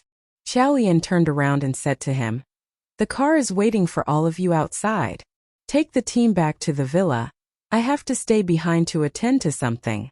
Then, not bothering anymore with Su Pinghao, she took a few steps ahead in Purple Fairy and that man's direction. At this point, she caught the conversation between the two. Purple Fairy had halted and turned around when she heard him call her. Her sharp instincts as a caster told her that this stranger standing before her was no ordinary man. Hence she asked politely, "Yes, may I help you?" The team leader gave a silly grin and asked, "Don't you remember me?" Purple Fairy paused and immediately replied, "Have we met?" Still grinning, he said, "Xiao Qiao, I used to be your team leader." As soon as Purple Fairy heard the name Xiao Qiao, she froze. Then she forced a smile. Putting on a surprised expression, she exclaimed, "Oh, team leader." The team leader laughed. "That's right, I used to send out pictures of myself to the team. Don't you recognize me? Or have I aged that much in the last 8 years?" Always knowing how to talk her way out, Purple Fairy said, "Of course not, it's my memory that's aging fast." The team leader nodded and continued, "Xiao Qiao, where have you been all these years? Our team is still around, but all of us have aged. We seldom play now, but our comradeship remains. The team members still meet for yearly gatherings and they inevitably talk about you and Zichuan. It's a pity you never turn up." After everyone realized that you had become an esports caster, they all became your fans. "I suppose you've fulfilled your childhood dream now that you're King Fighting Team's coach. Our team will be organizing a group gathering again this year. Would you like to come?" Purple Fairy's eyes flashed. What was the point of going? Was there a possibility that she could get busted for being an imposter if she went? She laughed immediately and suddenly looked into the distance. "Team leader, I'm sorry. I'm in the middle of something urgent. Let's talk another day." The team leader paused, and before he could snap back into the present, Purple Fairy had already disappeared. He was about to chase her when a hand grabbed his arm and held him back. He turned around. It was the young lady who had almost knocked him over. She was looking at him intently. Xiao Lian held on tightly to his sleeve. Her expression was both intense and confused. There was a painful anxiety that seemed to be squeezing her chest and an unbearable yearning in her heart. The team leader had just said that they organized a gathering every year. Would Zichuan be there then? Thinking of this made her so nervous she could hardly find her own voice. She finally managed to get the words past her throat, and with a trembling voice she asked, "Do you know where Zichuan is now?" The team leader was stunned for a moment and answered, "Of course I do." The team leader's simple remark, "Of course I do," was like a tidal wave that lifted Xiao Lian's heart. She stared at the team leader in disbelief. 8 years. For the last 8 years, she had convinced herself that she had almost forgotten Zichuan. She had not even thought of Zichuan for a very long time. But just then, when she heard Zichuan's name out of the blue, she couldn't help but feel a painful squeeze in her heart. Walking over to ask about him was nothing more than a basic reflex. But never would she have been able to imagine that she would hear news about Zichuan under such abrupt circumstances. She was so nervous now that she could hardly breathe. She gulped and then stared at the team leader, who was looking back at her with a puzzled, wide-eyed look. Xiao Lian moved her lips but only found her voice after a while. "Where is he?" She curled her fingers into a tightly drawn fist, trying with all her strength to contain her fury.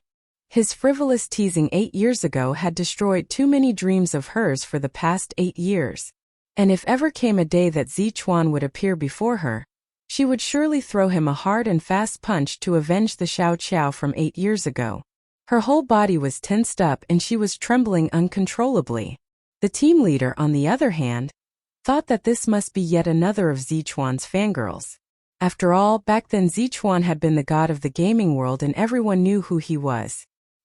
He had been idolized by a countless number of girls. He sighed and started to smile. It's easy. I'll take you to see him. The moment he said this, Xiaolian nodded and said, yes. As she sat in the team leader's BMW, Xiaolian's mind was in a state of confusion. She had no idea how the situation had come to this. Everything was too sudden, and now she felt like she was caught in a whirlwind. They were on the way to look for Zichuan. 2 years of an online relationship that turned into 8 years of waiting. Was she finally going to see Zichuan in person? Was Zichuan married now? And what was he working as? She also wanted to ask him why he had not come to look for her in the past 8 years. That missed appointment years ago had by now become the one sore point in her life, an episode that she could never get past. She took in a deep breath, suddenly feeling choked. She slightly wound down the window. The icy wind streamed in, clearing her head that moment. And as though she had suddenly realized what she was doing, she jumped startled. How could she go look for Zichuan? How could she be doing this? Panicking, she turned her head to look out of the window. She realized they were now in the city center, heading towards the suburbs. Her pupils shrank as she looked at the team leader. Where are we going? The team leader sighed when heard this. Aren't we going to see Zichuan? Regrets from all these years have come back to me after seeing Xiao Qiao today. I should go see him. His eyes glistened as he spoke, and his words carried a lot of sentiments. He didn't seem like a bad person. Xiaolian bit her lip. She asked, Zichuan lives in the Beijing suburbs? Aha. She had always known that he lived in Beijing, but she didn't think that he was still here after 8 years. She was silent for a while before suddenly asking, is he married? The team leader threw a sidelong glance at her and said, no. Xiaolian couldn't quite figure out her own emotions. They were complex like a spilled bottle of seasoning. Then she said abruptly, I don't think I should see him. But the car had pulled to a stop. The team leader looked at her and announced, we're here. Xiaolian turned to look out of the window. When she realized what she was looking at, her pupils immediately shrank. Xiaolian widened her eyes in shock and stared in disbelief at the scene before her. It was a vast plot of uncultivated land, and in the distance, she saw rows of tombstones. This was a cemetery. She wanted to see Zichuan, but the captain had brought her to the cemetery. A horrible feeling suddenly came to her, and rapidly, it spread to every cell of her body. She turned back to look at the captain. There was unmistakable fear written all over her face. The captain then nodded. Your eyes are not playing tricks. Zichuan is dead. Xiaolian stood before the white tombstone, staring wordlessly at it. There was a picture on the tombstone, but time had left its mark on the picture. It had lost its definition. In fact, it was blurry. Still, it could be made out that the person had had attractive features. Although he was not as exquisite looking as Shen Liangchuan, he was nevertheless a handsome man. On the tombstone it was written, Zhou Song's grave. For the first time she found out that Zichuan's surname was Zhou. Xiaolian kept quiet and continued to read what was carved into the stone. The date of his death had been July 21st, 8 years ago. Xiaolian froze. If she was not mistaken, that year, she and Zichuan had planned to meet on July 20th. On the morning of July 21st, he had called her and left a voice message. Xiao Qiao, farewell, we shall not be meeting again. She clenched her fists and turned to look at the captain. How did he die? The captain sighed and said, I'm not sure of the details, but I only know that it was a car accident. They tried to save him, but it was in vain. He died on July 21st. On hearing this, her legs gave way and she fell on the ground. An accident. They had tried to save him in vain. He had died on July 21st. But before he died, he had called her to say goodbye. At that time she had not understood what was wrong with him. Now she finally understood. He must have gotten into an accident on the way to see her. And he hadn't wanted her to be sad or to feel guilty, hence, he had left such a strange message. Zichuan. Zichuan. Her eyes turned red and she felt something draining all the energy out of her body. The scenes of her playing games with Zichuan 8 years ago suddenly flooded her mind. Whenever she was slayed, she would yell, "Zichuan, kill them!" He would always chide her for being stupid, but would inevitably avenge her. "Zichuan, I'm not sure how to solve this problem." He would always remark that she was an idiot, and then patiently explain the solution to her over and over again. Indeed, that detestable Zichuan. He would talk to her every day in that adolescent breaking voice of his, across the distance that separated them. He was a strict person with a foul temper, and wouldn't think twice before giving someone a dressing down.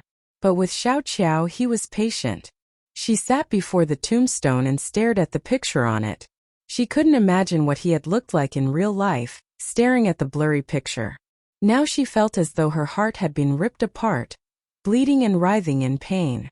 All these years she had never thought that this would be the way she would finally meet with him. There had been many scenarios, many possibilities. That he would be married, standing before her with his arm lovingly placed across her shoulders. That he would be devastated, crying and pleading for her forgiveness as he held her in a deep embrace. That he would have struck it rich and would look at her with a pompous smile, saying with a cheating tone, "Oh, so you're Xiao Qiao." Or she had even thought that he might be just an ordinary man, that they had walked past each other a million times. So many possibilities, yet she had never thought it would be this cold, lifeless tombstone. Tears gathered in the corner of the eyes and rolled down her cheeks. They fell on the tombstone a drop at a time. Her fingers clenched into a tight fist, as she looked at the blurred image of this person who had once given her his heart and soul. Now tears were flowing uncontrollably and silently, as though even her voice had gone into painful mourning. How she wished he were still alive. Even if at that time he had toyed with her, she wouldn't have wished for this situation to be the reality. The captain sighed helplessly as he looked at the crying woman. He bent over and, as though he was talking to himself, told Zichuan, "Zichuan, I saw Xiao Qiao today. She's doing well and has become a well-known caster. She's even the coach of the King fighting team. But she didn't seem to want to have anything to do with us. Perhaps it's because she thought of you when she saw me, and it made her sad." He stood up and gave the tombstone a pat. After a while he sighed deeply and spoke to Qiao Lian. "Young lady, let's go." After he said this, however, she did not move. He paused for a moment. Observing her pale face, he saw an expression of one who was at a complete loss. In her eyes there was unfathomable pain and hopelessness. He felt an unexplainable ache in his heart as he looked at her. With a softened tone he called her again. "Young lady." Xiao Lian did not hear what he said. Even though her world was now blurry through a film of hot tears, she continued to stare at the tombstone. She could not accept this reality. Zichuan had died. How could he have died? The skies were darkening gradually, and the cold winds were picking up. The captain looked around and then back at the young lady, who was crying so pitifully as though she had lost her soul. Without another word he bent over and helped her up. He led her to the car and they drove away. The car heater was on. The captain looked straight ahead as he drove, and once in a while, he would steal a glance at the young lady next to him. She was devastated and an air of deep desolation seemed to surround her. He finally spoke. "Where do you live? Let me take you home." Xiao Lian finally snapped back to the present. She looked around and realized that they were now driving through a place not too far from the villa district. She immediately said, "Please let me get off here." The captain paused and then pulled up on the side of the road. "Is this okay?" Xiao Lian did not answer, but pushed open the car door and got out of the car. The captain looked at her back view and shook his head as he drove away. What a strange young lady. Shen Liangchuan was almost going crazy. It was turning dark and the hands on the clock were telling him it was 11 at night. But Xiao Lian had not come home. He had called the team's villa and Su Pinghao had said that they had parted ways after the competition. But where had she gone after parting ways with Su Pinghao? He had tried calling her cell phone, but why hadn't she picked up the call? Could she have gotten into some sort of unsafe situation? He drove around the streets nearby, wishing there were a few more of him to help with the search. Brother Shun, don't be anxious. Miss Chow is a grown-up and won't get too lost.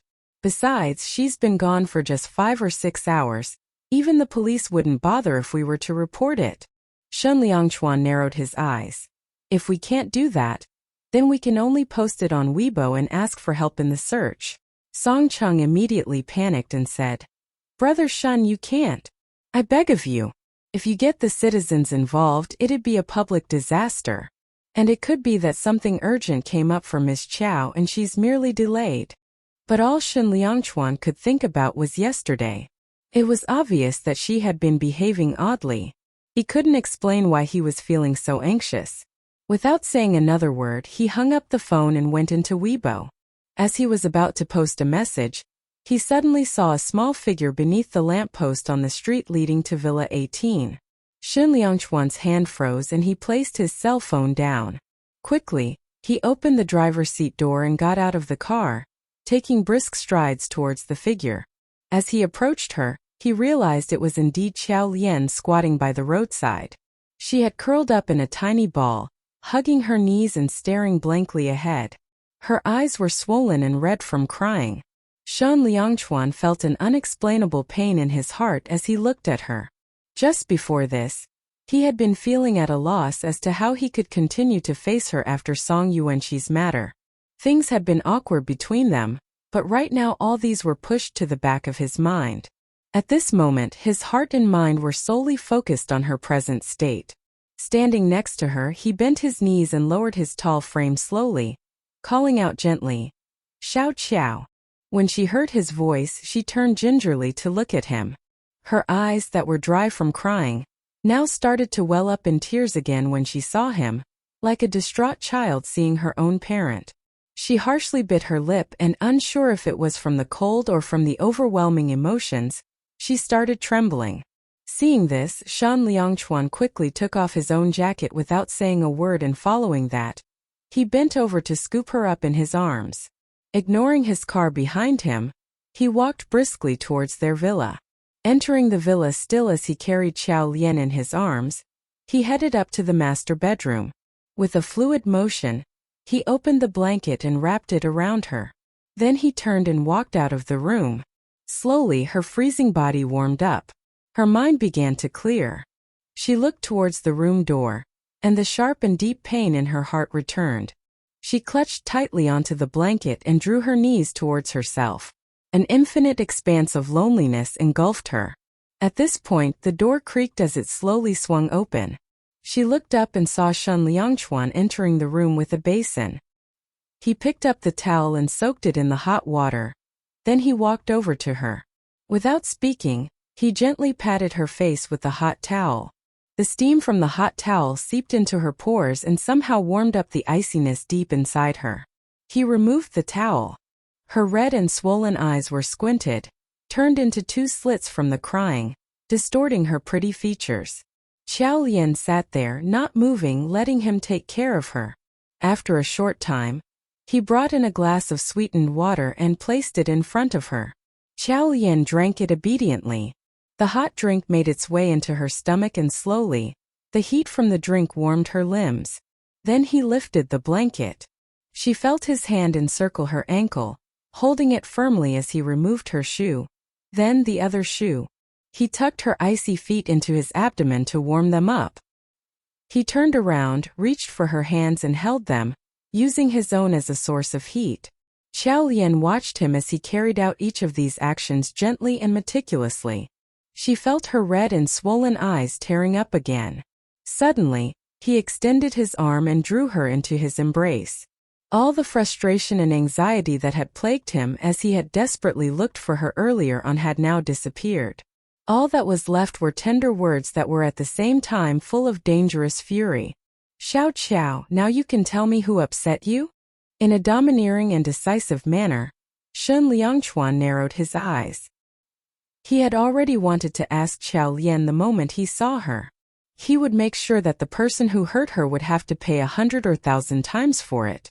Little did he expect that once he would say those words, The woman in his arms would actually stretched out both hands to hug his waist tightly. Although she didn't say a word, her demeanor suggested to Shen Liangchuan that she needed his company the most at this moment. Shen Liangchuan pursed his lips tightly and didn't say another word. He didn't know how much time he spent hugging her like this. After some time, the woman stopped moving. He lowered his head only to realize that at some point, Xiao Lian had fallen asleep. Her eyes were shut as she lay in his arms. She couldn't ease her worries and was still frowning, even though she was asleep. What had happened exactly to make her feel so sad and depressed? With this thought on his mind, Shen Liangchuan gently placed her on the bed and covered her with a blanket. He then sat on the sofa quietly while fixing his gaze on her. However, Xiao Lian secretly opened her eyes. After being so depressed, at this moment she felt exhausted and only wanted to rest well as soon as possible, in order to reduce her heartache. Even though she was lying on the bed, she could hardly fall asleep. Using the blanket to cover herself, she could see that Shen Liangchuan was sitting on the sofa. He remained still, yet his expression of worry and concern could be seen clearly. She had been too sad to realize what had happened earlier on.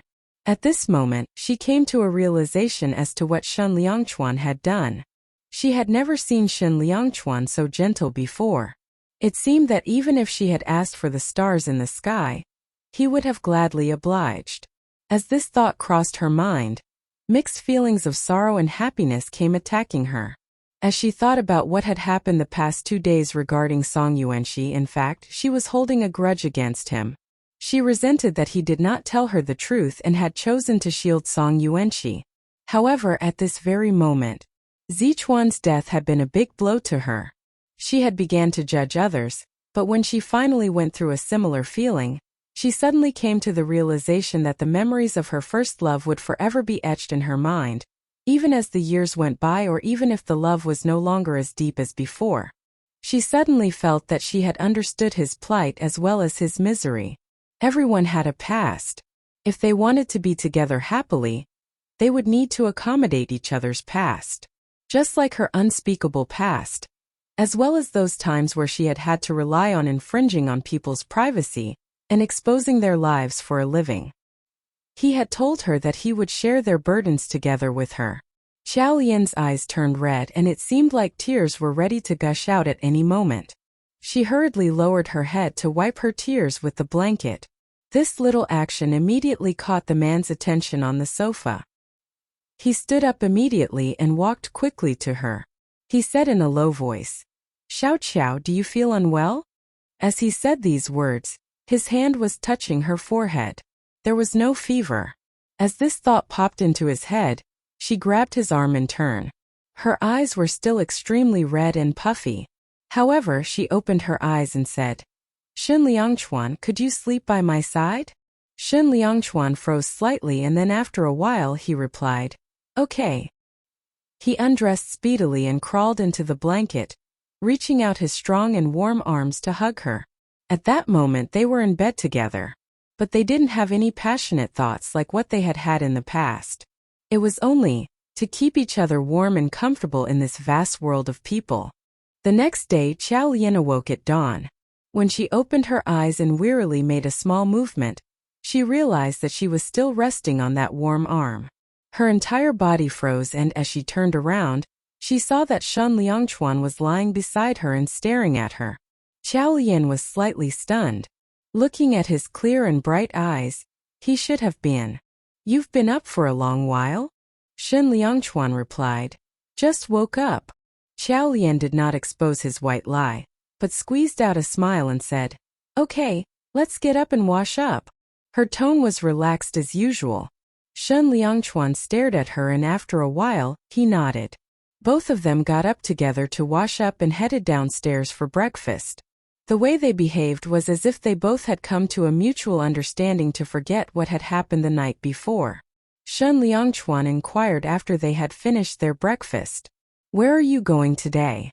The team's competition would be in 3 days, so she did not have to rush to the team's villa. As Xiao Lian was thinking about this, her cell phone suddenly rang. She answered the call and it was Shi Ninyao calling. Chief Editor Lian. The people in the WeChat group were saying that the agency will issue the reporter's certificate today. You've been working in the news agency for a year now, right? Xiao Lian's eyes lit up upon hearing this. Having to live on a compromise for so long at the agency, hadn't it just been for the sake of receiving the reporter's certificate? She immediately replied, "Yes, I think so. Thank you for reminding me. I will head to the news agency now." She looked at Shen Liangchuan excitedly after hanging up the phone.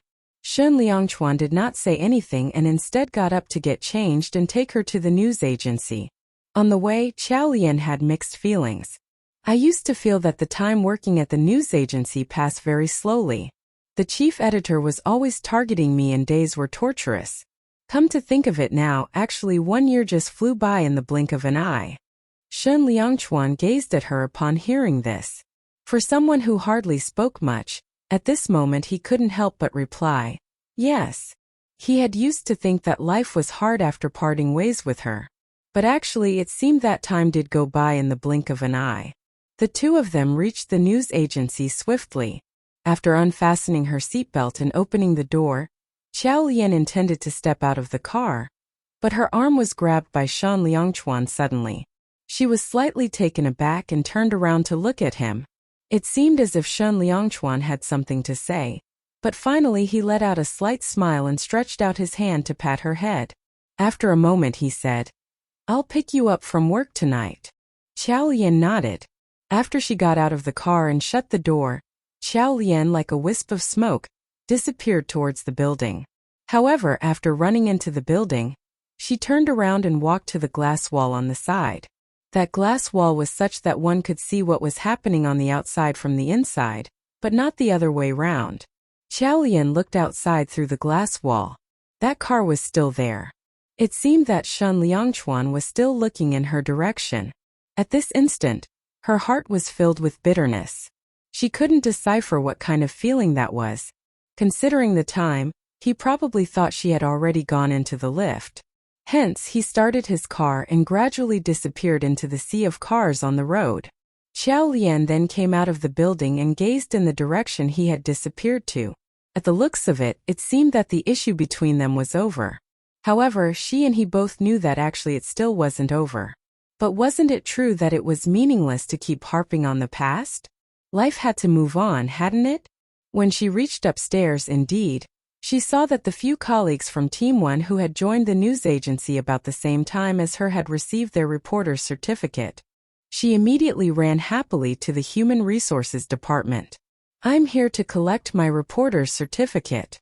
She was expecting that she would be in possession of her reporter's certificate very quickly, but unexpectedly, the HR worker said in a puzzled tone, "I haven't received your reporter's certificate.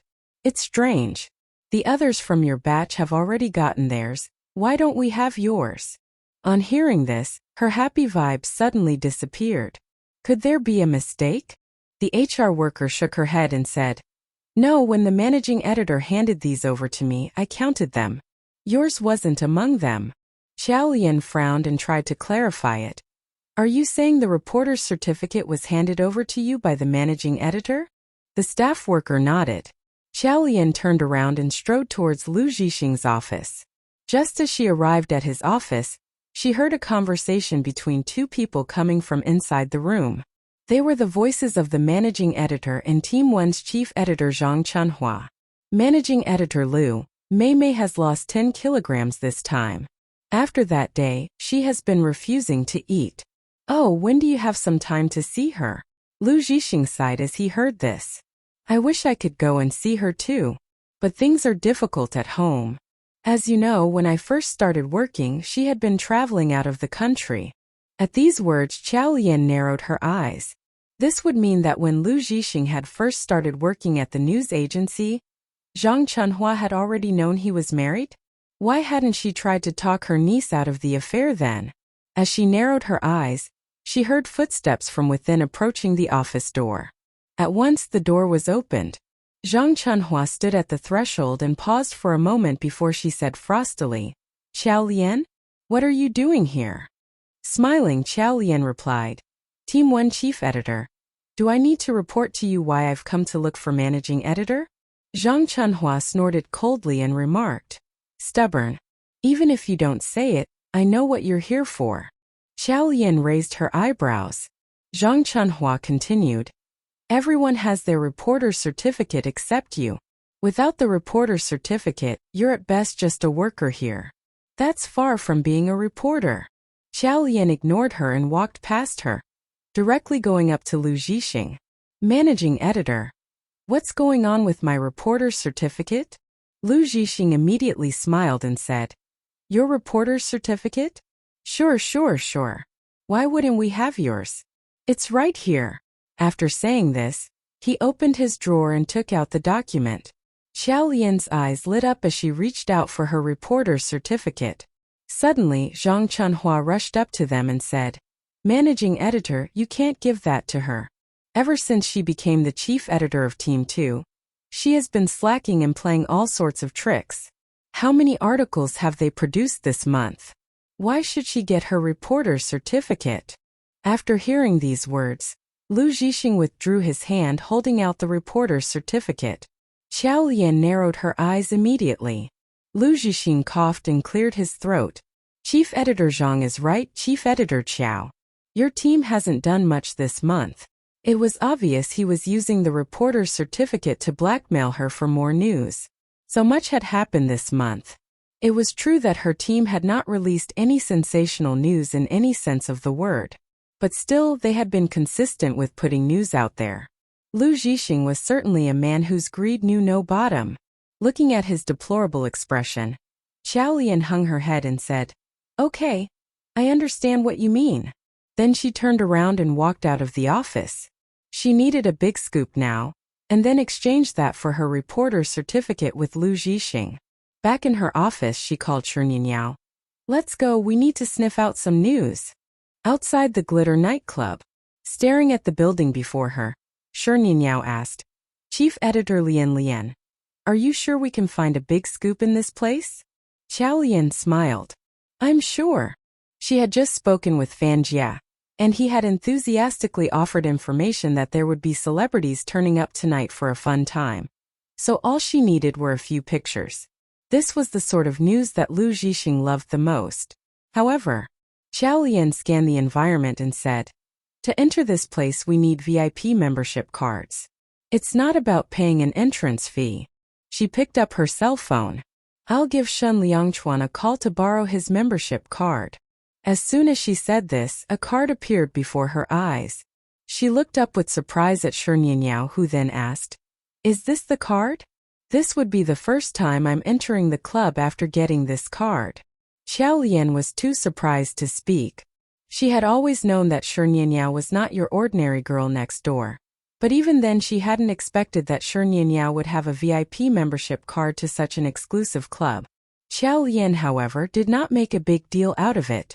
She put away her cell phone and picked up the card. Let's go. Upon entering the place and as they were walking towards the private room they had been told about, she suddenly saw a familiar silhouette flash past around the corner of the corridor.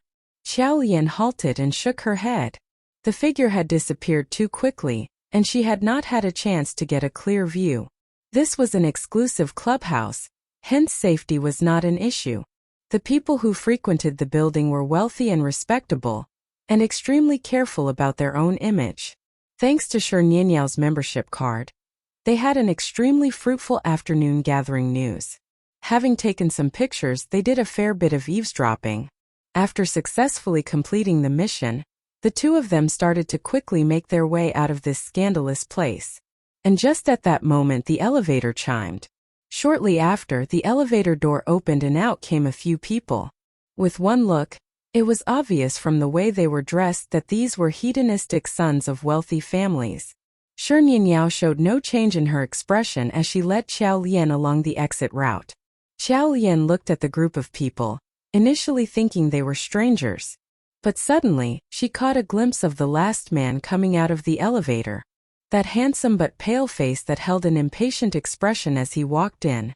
It was Shen Zihao. Xiao Lian's pupils shrank at once. She quickly pulled Shininyao around the nearest corner, out of sight of the group. She couldn't help frown deeply. The small group of men was making rather lewd remarks as they chatted, and they were obviously intending to call for special service later on. If Xia Yehua knew about this, she would be upset for sure. Xiao Lian and Shi Nianyao waited until the group had walked past before they came out of hiding. They stared at the back view of those men, flabbergasted. Shi Nianyao stared at the men and said with disgust, "How did such people manage to get into this clubhouse? If I had known that such people came here, I would never have signed up for a VIP membership." Xiao Lian was slightly surprised at hearing this. "Why? Do you know them?" Shi Nianyao snorted coldly and continued, "Everyone in our circle knows them. The one in red who just walked by is a completely self-indulgent man who excels in all sorts of vice, anything you imagine, and he is a womanizer. It looks like they are here looking for female company again." Xiao Lian frowned again. As they started to make their way out once more, two of the men from the group suddenly turned back and walked towards them. One of them was the man in red. Xiao Lian and Shi Nianyao looked at each other and, with a silent understanding, immediately ran into the restroom nearby. The two men looked around. Then they stood outside the restroom and started to speak in low voices. The man in red took a puff at his cigarette and said, "Are the things ready?" The other man nodded and replied, "Brother Li, why are you targeting Shen Zihao? He's been doing all right with us, hasn't he?" The man in red sneered. "This Shen Zihao, he looks down on us. Even though he hangs out with us, that air of arrogance, tsk. He's been an eyesore for a long time. We're all hedonistic sons of rich parents, good-for-nothings with only vices. How is he any better than any of us?" The other man nodded.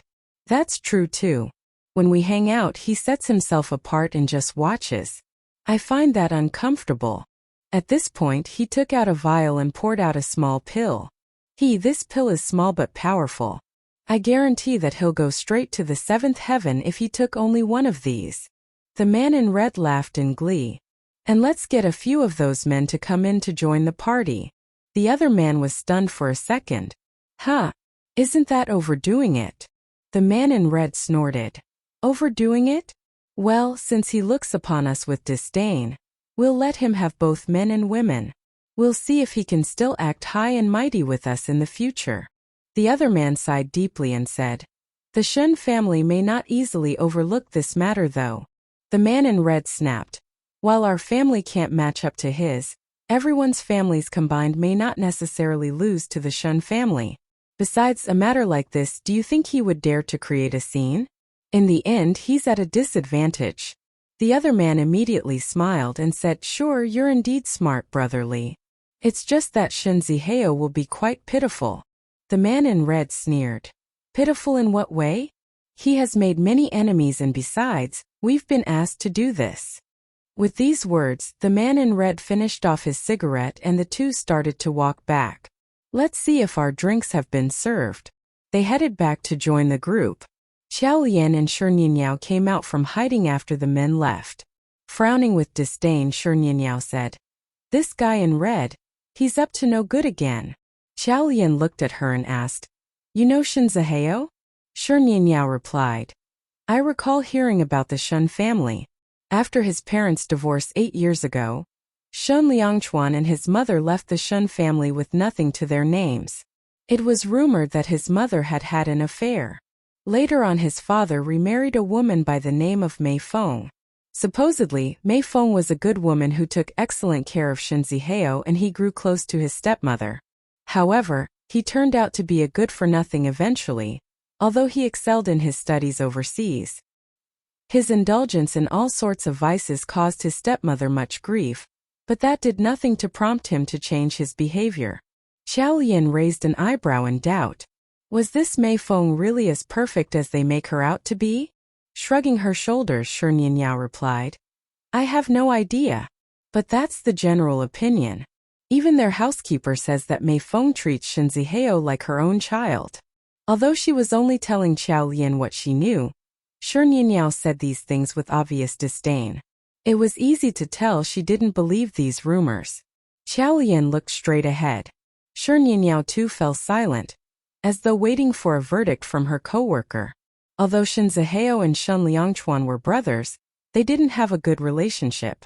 In fact, they were quite hostile towards each other. Hence at this point, Xiao Lian could take a reasonable stand either way. However, she sighed. Xia Yehua had treated her kindly, but she also felt a certain guilt towards Shen Zihao. And now that Shen Zihao was in trouble, how could she do nothing about it? With this thought, Xiao Lian glanced in the direction of where the men had headed and told Shi Nianyao, "Here, take the pictures with you and leave first. I'll go over to take a look." Shi Nianyao grinned at her. "I'll be worried if you went alone. Let me go with you." Xiao Lian nodded. The two girls ventured in their direction and saw that a female service worker was just walking up to the entrance of their private room with their drinks. As she raised her hand to knock on the door, the man in red called out, "Hey, waitress!"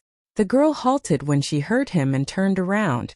Xiao Lian and Shi Nianyao both sharply drew in a deep breath as they saw the girl turn around from a distance. The service worker was a stunning young lady. She had that innocent sort of beauty. Radiant, pure and natural, she looked like a delicate thing. Her fragile frame made her look as though she couldn't stand up to a strong wind. But her smile was full of sweetness as she looked at the man in red. "Sir, how may I help you?" He looked at her in amazement and gulped. Taking a step towards her, he asked, "Girl, how much for a night?" The girl's face turned scarlet when she heard this. She bit her lip and hung her head, saying, "I'm not that sort." "What sort?" The man in red gave a vulgar smile and rested a hand on her shoulder. The girl quickly stepped back and looked at him nervously. "Sir, please don't do this." "What did I do?" The man in red took a step forward and snickering, he pressed himself against her. "Girl, your big brother has money. If you stick with me, I'll treat you well. How about that?" The girl was stressed by now and tried to leave, but the man in red grabbed her by her waist. Now that I've found you, where do you think you're going? Do you really think you can run?" After saying this, he reached for her tray and took it away from her, shoving it to the other man. The man understood the cue immediately and took the opportunity to quickly drop the pill into one of the glasses of wine. Initially, the task of the man in red was just to tease the girl so that the other man could drug the drink.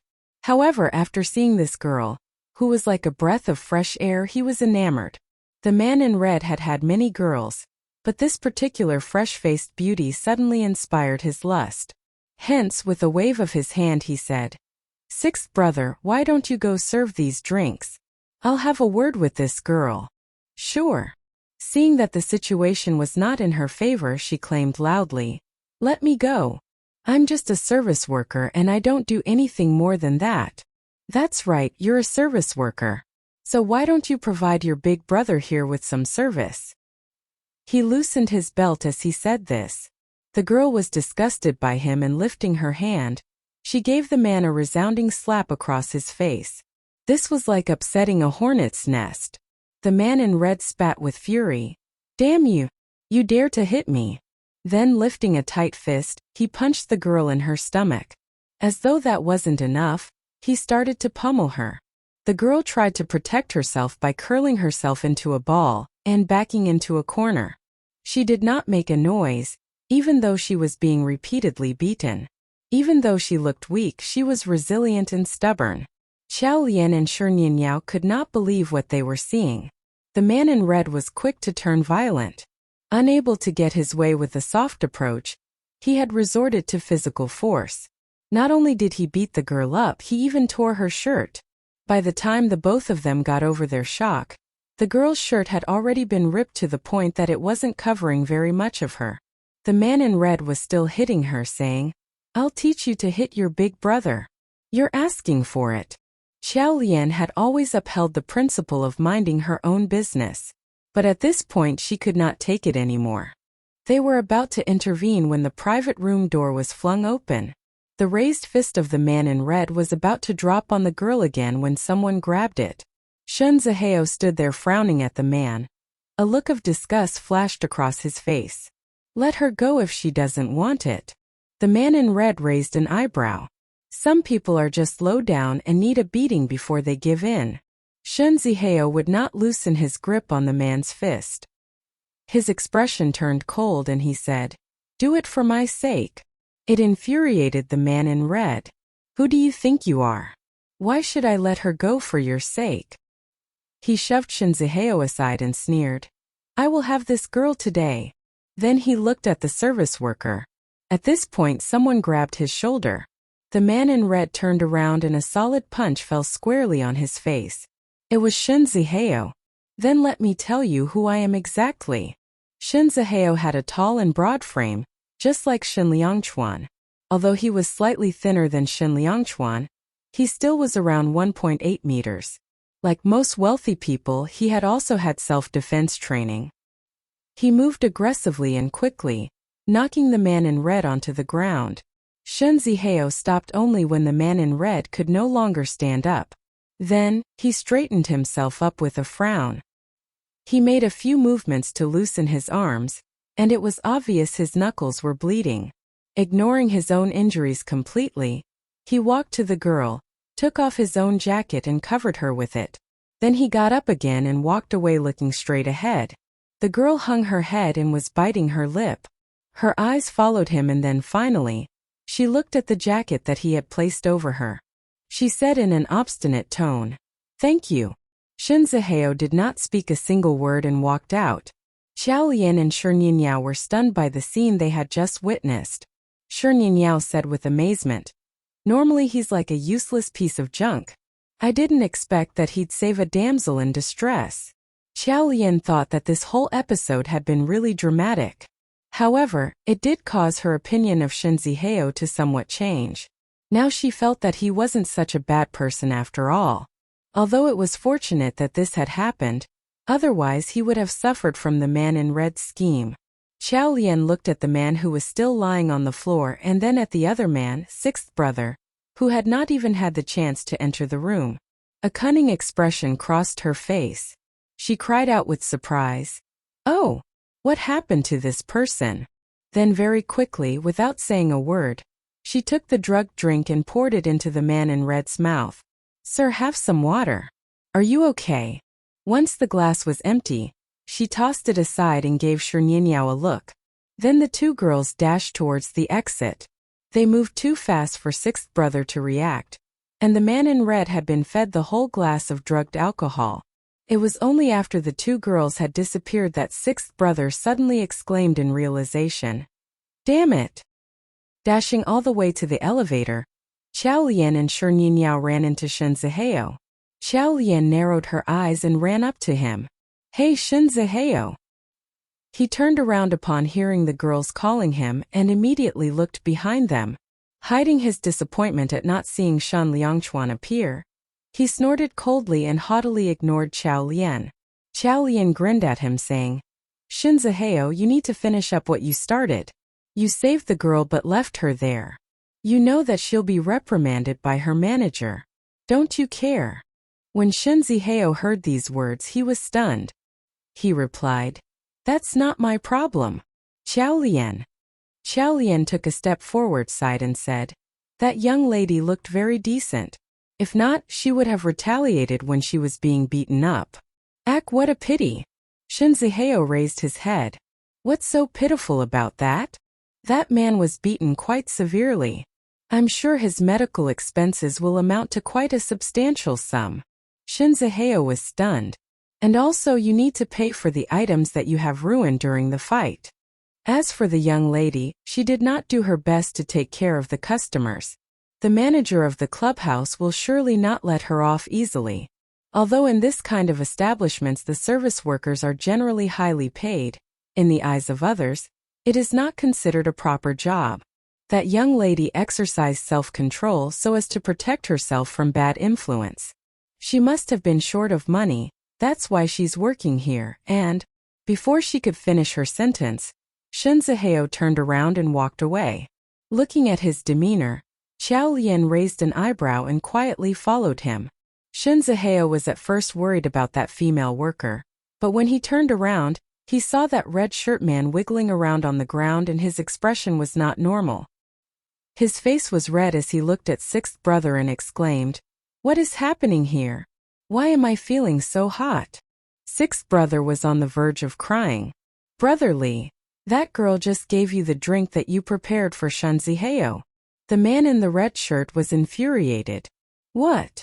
Sixth brother continued. Brother Lee, where is the antidote? This drug is strong, you'll need an antidote, or else your private parts might be damaged. The man in the red shirt almost started to cry. This thing does not have any antidote. Quick! Take me to the hospital now. Ah! I feel very terrible. Shunziheo stopped and suddenly understood what was going on. He clenched his fists tightly with anger and rushed to the man in the red shirt, grabbing his collar. Tell me, what did you intend by drugging my drink?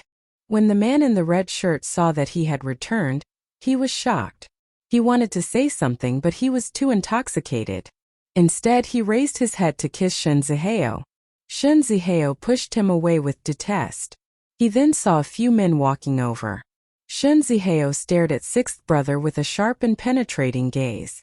Sixth brother swallowed a mouthful of saliva in shock and then suddenly said, Shunziheo, I have nothing to do with this. Brother Lee is the one who is behind this. He also arranged for these men to come. Shunziheo became immensely shocked. We do not hold any grudges nor enmity. Why is he treating me this way? Sixth brother hurriedly waved his hand. I don't know. Shunziheo was furious when he saw his expression. He pointed to the man in the red shirt and said to those men, He was the one who asked you to come. After that he turned around and left. He did not want to stay a second longer in this disgusting place. However, after he had taken 2 steps, he suddenly halted as if remembering something. He turned around to carry the female service worker, who was deeply in shock, and then left taking big strides. When he passed by Xiao Lian, he stopped as he recalled sixth brother's words. He realized that Xiao Lian had asked him to return so as to allow him to witness the true colors of these dissolute companions. He took a deep breath without saying a word and intended to leave straight away. Xiao Lian followed behind him and entered the elevator. As she was walking, she was rambling. Why would the man in red shirt treat you this way when he doesn't hate you? I am sure that there must be a mastermind behind this. Why didn't you ask more? Shunziheo, for once I did save you today. Would you want to repay me? Actually, you don't have to repay me anything. How about this? Mom misses you very much. Can you take some time off to go visit her? As Shunziheo heard these words, he finally reacted with a cold humph. She doesn't need me since she already has Shun Liangchuan. After saying these words, the elevator reached the ground floor. He carried the female service worker and walked out of the elevator. Xiao Lian was intending to follow him, but Shunziheo suddenly halted and turned around. Do you know why I did not bother to investigate? Xiao Lian nodded. Shunziheo let out a cold laugh. Regarding the issue about the photograph from the other time, I thought that we should investigate the matter thoroughly. But what happened in the end? His face looked ghastly pale. I'd rather pretend I can't see it, isn't that better? When Xiao Lian heard these words, she stood rooted to the ground in shock. Shunziheo did not speak again. Instead he turned around and left. Staring at his tall back, Xiao Lian suddenly understood the meaning of his words. Actually, he craved for Xiaoyahua's love. But what had happened back then had disappointed him. In the end he still trusted Mei Feng but not Xiaoyahua. And now, he had begun to define himself as hopeless and decided to act recklessly. Xiao Lian sighed. She felt that this kid, Shunziheo, was at his rebellious stage and it was indeed tough to communicate with him. As she was pondering about it, her cell phone rang. She picked up her cell phone and answered the call. Shin Liangchuan's voice could be heard on the other end of the line. Where are you? Xiao Lian looked at the time before she realized that it was time to get off work. She quickly answered, I am at the Glitter Club. I can take a cab home actually. But Shin Liangchuan replied, no need. Wait for me, I'll be there in a jiffy. After she hung up the phone, Xiao Lian saw Shi Nianyao sticking out her tongue at her. In that case, Chief Editor Lian, I will head home now as I do not wish to be your third wheel. She ran away after she finished speaking. A short while later, Shen Liangchuan's car arrived. Xiao Lian hurriedly took a step. She was intending to head to the other side of the car when she saw Shen Liangchuan suddenly walking out of the driver's seat. He quickly moved to the other side to open the passenger door for Xiao Lian. This gesture. Xiao Lian paused for a moment. Actually, Shen Liangchuan had never done such a redundant gesture before outside, because he could have been easily exposed. However, at this moment, Shen Liangchuan was looking at her seriously. Get in the car. Xiao Lian smiled and sat down on the passenger seat. Shen Liangchuan then headed to the other side, got into the car and started the engine. Xiao Lian questioned, "Why did you open the car door for me?" Shen Liangchuan replied, "This is the husband's job." Xiao Lian felt some warmth in her heart, but she still lectured him. "What if someone took a picture? Don't do this again next time." Shen Liangchuan stared ahead and said, "Don't worry, it was dim in that area and so, even if we were to be photographed, they wouldn't be able to see your face." Xiao Lian nodded. Who would have thought that what she had just said would come true? She had jinxed it. Song Chung phoned them just when they reached home. Shen Liangchuan was trending online again. That was because he had been seen opening the car door for Mrs. Shen. Someone had taken a photograph. It was very obvious that the person in the photograph was Shen Liangchuan. His hand was on the car door, while Mrs. Shen's back was facing the camera and was about to get in the car. The title read, Best Actor Shen displaying his love, hurting singles. The content read, Who said that the relationship between Best Actor Shen and Mrs. Shen is poor? From the photo, Best Actor Shen is a gentleman. The arrival of this piece of news ignited a blast on the internet. Xiao Lian touched her forehead. Oh dear, they will start investigating who is Mrs. Shen again.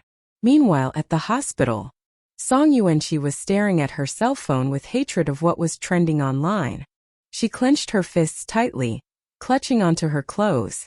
Why was Xiao Lian allowed to be with brother Liangchuan happily, when she herself had to be here, hospitalized because of a broken bone in her leg? She threw her cell phone aside and as she was about to lie down to rest, she heard a few nurses chatting. It was usually quieter in the VIP ward. As the nurses were excited and couldn't control their volumes, their voices reached her. Ah! Quick, come and take a look at my husband. Shen Liangchuan is indeed too handsome. I like him very much too. It turns out that my male idol is such a gentleman. Take a look at Mrs. Shen. Although it is just her back, you can tell that she has a good figure and that she is tall as well. The two of them indeed complemented each other as they stood together. I recall someone claiming that Mrs. Shen had a lowly background. But take a look at it yourselves. From her back we can tell that Mrs. Shen has an elegant behavior. My guess is that she must be really pretty. Best Actor Shen and Mrs. Shen are so blissful together. The voices of their chatting could be heard by Song Yuanqi. This irritated her and made her feel frustrated. Her eyes turned red as she was agitated. She clenched her fists tightly as her rage and fury suddenly emerged, causing her to sit up at that instant. A hand movement hit the vase that was originally on the table, crushed on the floor with a loud bam, as it broke into pieces. She clenched her fists tightly and sat on the bed. Her thin body was slightly trembling. Brother Liangchuan, how dare you do this? Could it be that you have forgotten what had happened 8 years ago? How can you protect this slut? As she thought of this, she held onto her knees and suddenly started sobbing quietly. She didn't know how much time passed before she abruptly sat up straight. Her eyes and nose were red and for a fleeting moment, there was a glint in her eyes. I shall not give up just like that. She does not deserve to be blissful. She picked up her cell phone and dialed Shen Liangchuan's number. Shen Vile. Xiao Lian and Shen Liangchuan had dinner together before seeing Xia Yehua off. As usual, she was heading to the hospital to accompany Song Yuanqi. After Xia Yehua had left, Xiao Lian went upstairs and entered the master bedroom. She hadn't rested at all the previous night and as for yesterday, she had been crying. She had been at the team's villa today, so all of these caused her to feel exhausted. But as she lay on the bed quietly, she thought of Zichuan. The memories that she had been suppressing had made frequent appearances these past 2 days. The past that she had already forgotten had come back clearly. After lying on the bed for a little while, she began to feel oppressed and gloominess set in. Hence, she decided to pick up her cell phone and start working on something. It seemed that only by being busy, she could temporarily forget her pain. She sat on the bed and did some work via her phone, while Shun Liangchuan was sitting on the sofa, reading his script. Ambition was going to start filming soon. He had been on leave these few days and soon, he would have to enter the filming set. However, Shun Liangchuan's gaze often landed on Qiao Lian involuntarily. Even though she had tried to hide her feelings well, he could still notice that something was not right. What had actually happened to make her become so pessimistic and gloomy? As he was pondering about it, his cell phone suddenly rang. He looked down and once he saw that it was from Song Yuanxi, he closed his eyes and disconnected the call. But after a while the number appeared again. Shun Liangchuan seemed to have thought of something, as his gaze suddenly became gloomy. He picked up his cell phone and walked to the balcony. As he answered the phone, Song Yuanxi's voice could be heard on the other end of the line. "Brother." After hearing that pitiful voice, Shun Liangchuan felt as though his heart was being grabbed. He closed his eyes and softened. The disgusted expression he had had earlier turned complex at that instant. When he heard the word brother, he paused for a while and then replied, "What happened? I miss you, my brother." The girl's cries were coupled with dejection. "Can you come and see me?" In the past, he had accompanied her numerous nights to see the stars when she was crying. If it had been back then, he would have gone to visit her without saying a word. But now, as he thought of the things that she had done to Qiao Lian, almost causing Qiao Lian not to be able to get pregnant ever again, he simply couldn't forgive her for the things she had done. Shun Liangchuan looked down. "My mom is coming over. She will be there in a short while. But I want to see you, my brother." Shun Liangchuan looked up and with a sharp and penetrating gaze, he stared ahead and said, "Yuanxi, I know you've understood." His words silenced her. After a short while she started to cry again. "Brother Liangchuan, why are you treating me like this? Tell me, have I done anything wrong?" "Done anything wrong?" Shun Liangchuan turned around and looked at the girl who was sitting on the bed in the bedroom. After adjusting her hair behind her ears, she looked down at her cell phone in a serious manner. Both her hands were rapidly pressing the screen. At the looks of it, she was probably compiling an article. The light in the room was shining on her, making her look even more gentle. That made the whole room become bright and warm. He averted his gaze and replied to the person on the other end of the line, "You have not done wrong. It's me who has done wrong." Shun Liangchuan turned around and then shifted his gaze to the blurry stars in the faraway night sky. "But I am willing to continue to be wrong all the way. Yuanxi, I know you are holding a grudge. I cannot be ruthless with you, but if there is anything that you have to do, please target me instead." It seemed that Song Yuanxi was shocked by his words. A few minutes of silence passed before she suddenly burst out, "Brother Liangchuan, this has nothing to do with you. She's not you. Both of you are separate individuals. She is now my wife," Shun Liangchuan said gradually. Song Yuanxi froze. Holding onto their cell phones, they both did not say a word for a long time. Time passed gradually. Song Yuanxi laughed sarcastically. Her voice calmed down and that was frightening. "Shun Liangchuan, no matter what, do you remember that tomorrow is a special day?" Clenching his jaw, Shun Liangchuan replied, "I remember." Song Yuanxi sneered. "Good that you remembered." After that, she hung up the phone without hesitation. Shun Liangchuan turned around to look at Qiao Lian once again. She seemed to not want to stop, as she continued busily working. Although they had been trying their best to sustain their relationship the past few days, it still seemed like there was some sort of barrier between them. Even though both of them were in the same room, they had their own sentiments. This night was destined to be a sleepless night. The next day, Qiao Lian brought along her panda eyes to work, yawning away the whole day. Shun Yinyao couldn't help but to shake her head. Chief Editor Lian, Have you not been sleeping these few days? Xiao Lian waved her hand at her, and then threw her cell phone over to Shi Ninyao. Take a look at my report to see if it is okay. I did this over the night. Then, she took some medicated oil and applied it onto her temples. That feeling was incredibly good. She then patted herself on the face. Xiao Lian, you can do it. After doing these, she then rushed to the managing editor's office, feeling energized and gallant. After submitting her report, she made sure she must definitely receive her reporter's certificate by today.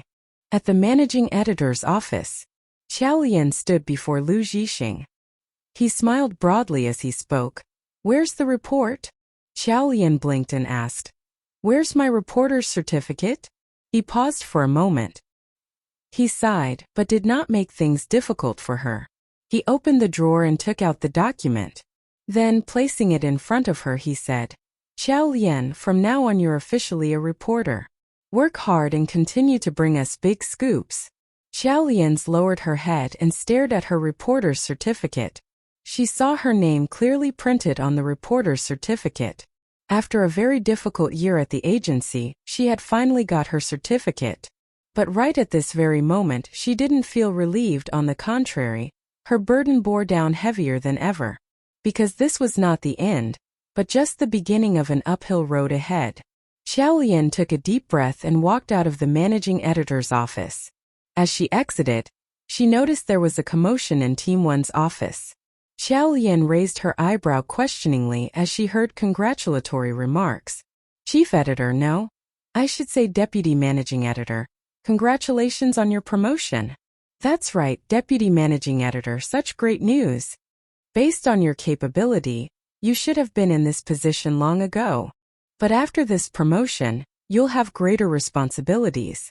From now on, you have to take greater care of your health.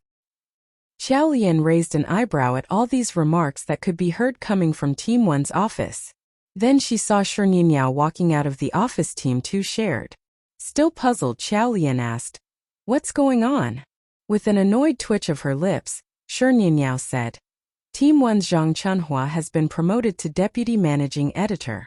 Xiao Lian frowned upon hearing this, and suddenly, a look of realization crossed her face. No wonder Zhang Chunhua has not come to find trouble with me after Su Mimi's incident. I did think that's quite unlike her. Now it makes sense. She was just lying low and waiting for a promotion. Shi Ninyao leaned towards Xiao Lian and whispered, Chief Editor Lian, you never got along with her and now she's your boss. We're in for bad times. Xiao Lian chortled. It's not a matter of if, but when. She's been lying low for a while now, so it's about time. Patting Xiao Lian on the shoulder, Shi Ninyao said, It's going to be tough for you. Xiao Lian shook her head and said, Enough of her. Have you looked at the report we drafted yesterday? Shi Ninyao nodded. Yes, and I think it's good to go. We can hand it in to managing editor. Xiao Lian nodded. Very soon after Shi Ninyao entered the managing editor's office with the report, Xiao Lian saw her come back out again. Surprised, she asked, What's wrong? Shi Ninyao replied, The managing editor says that from now on, all our drafts are to be cleared by the deputy managing editor. She turned and glanced in Zhang Chunhua's direction. I'll go over to take a look. Xiao Lian nodded. Shi Ninyao walked to Team 1's office. Xiao Lian returned to her desk. Not long after, a voice could be heard reprimanding. What kind of rubbish is this? It's completely inarticulate. Anyone could produce this sort of run-of-the-mill writing. Take this back and do it all over again. Stunned, Xiao Lian stood up. She saw Shi Ninyao walking back with a sullen pout. She's rejected the draft? Shi Ninyao nodded. That's right. She says our writing is too mundane. But this has always been the way we write. Did she want us to produce a report written in classical Chinese? Who's going to understand that? She's just deliberately making things difficult for us. Xiao Lian couldn't help but laugh at Shi Ninyao's lament. She shook her head and said, Here, let me have the draft. I'll take it to her. Shi Ninyao said with a worried expression. She was already being so nasty to me, it'll just be worse for you. Xiao Lian reached for the draft that Shi Ninyao was holding in her hand. and then turned and walked towards Team 1's office. As she entered, Zhang Chunhua was just chatting with her colleagues about skincare products. Walking over to her, Xiao Lian started speaking. Deputy Managing Editor, this draft. Zhang Chunhua immediately rolled her eyes and chided her. Can't you see I'm discussing work with the others? There's an order to things. Xiao Lian paused. So it seemed like Zhang Chunhua was going to have her just stand there waiting like a fool? While a person with a mild temper may just obediently do as Zhang Chunhua said. Xiao Lian, however, was not by any means an easy pushover. Curling her lips, she retorted. Since when were skincare products our work? We are entertainment reporters. Skincare products don't seem to align with our department's work. Zhang Chunhua was stumped. She looked up at Xiao Lian and narrowed her eyes at once. Xiao Lian stared back at her steadily. Well then, Deputy Managing Editor. Why don't you continue chatting and I'll hand the draft to the Managing Editor? On this note, she turned and started to walk away. Zhang Chunhua stood up immediately and called out, Come back here. Xiao Lian halted and turned around. Scowling, Zhang Chunhua walked back into her office. Come over here. Xiao Lian followed Zhang Chunhua. The woman took the draft from Xiao Lian and glanced through it briefly before throwing it down on the desk. I've already said that the writing style is too mundane. People read entertainment news for the gossip. Your writing style is so conforming to the norm that it lacks fervor and intensity. You have to rewrite it. Xiao Lian paused. To put feelings into an entertainment news report? Did she want it written in the style of a novel? Stumped, Xiao Lian asked. Deputy Managing Editor. How do you want it written? Zhang Chunhua laughed derisively. Why are you such a dimwit? Don't you understand what I'm trying to say? Xiao Lian nodded. I'm quite unintelligent and really unable to make meaning out of your instructions. Why don't you help me write it? Zhang Chunhua slammed the tabletop with her hand angrily when she heard this. Ridiculous. I'm a deputy managing editor. If I have to draft reports, then what does the agency need you guys for? Xiao Lian nodded again.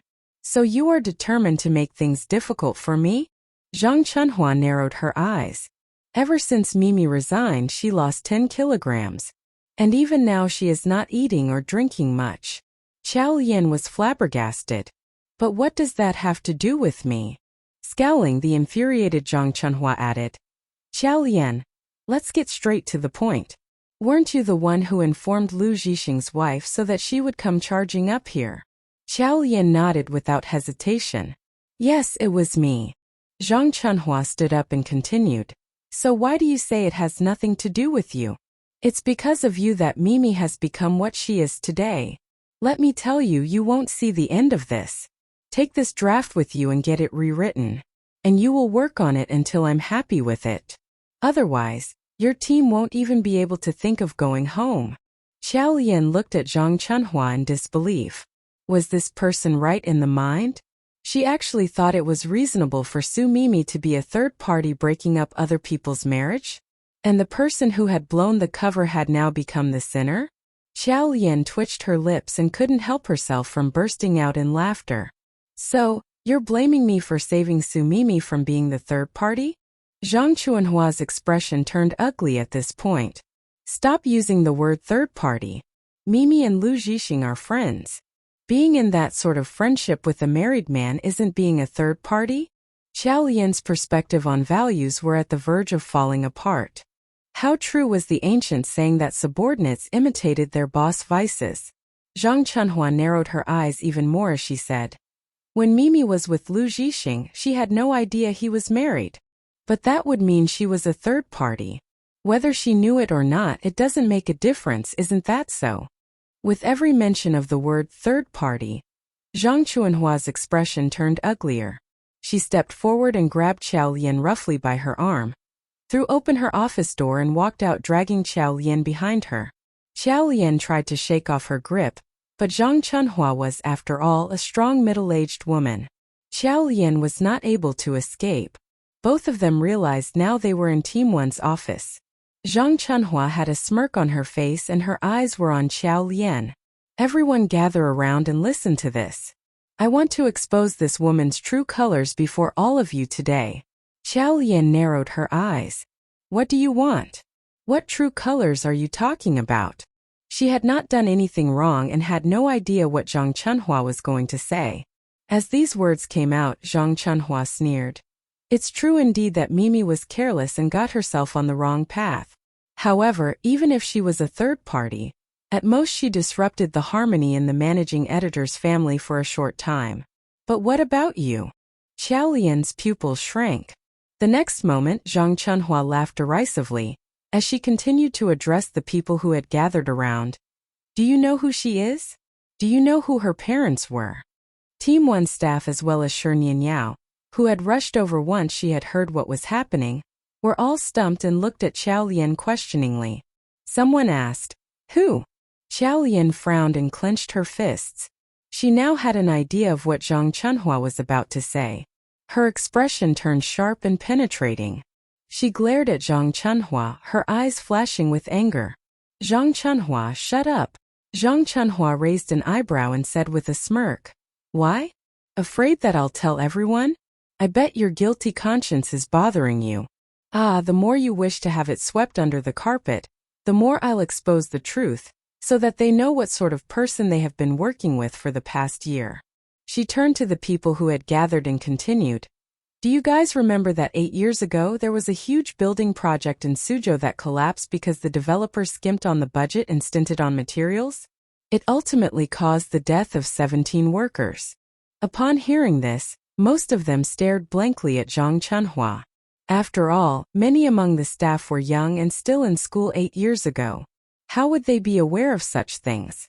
But there were also a few reporters who were older, and they were immediately stunned. I remember now.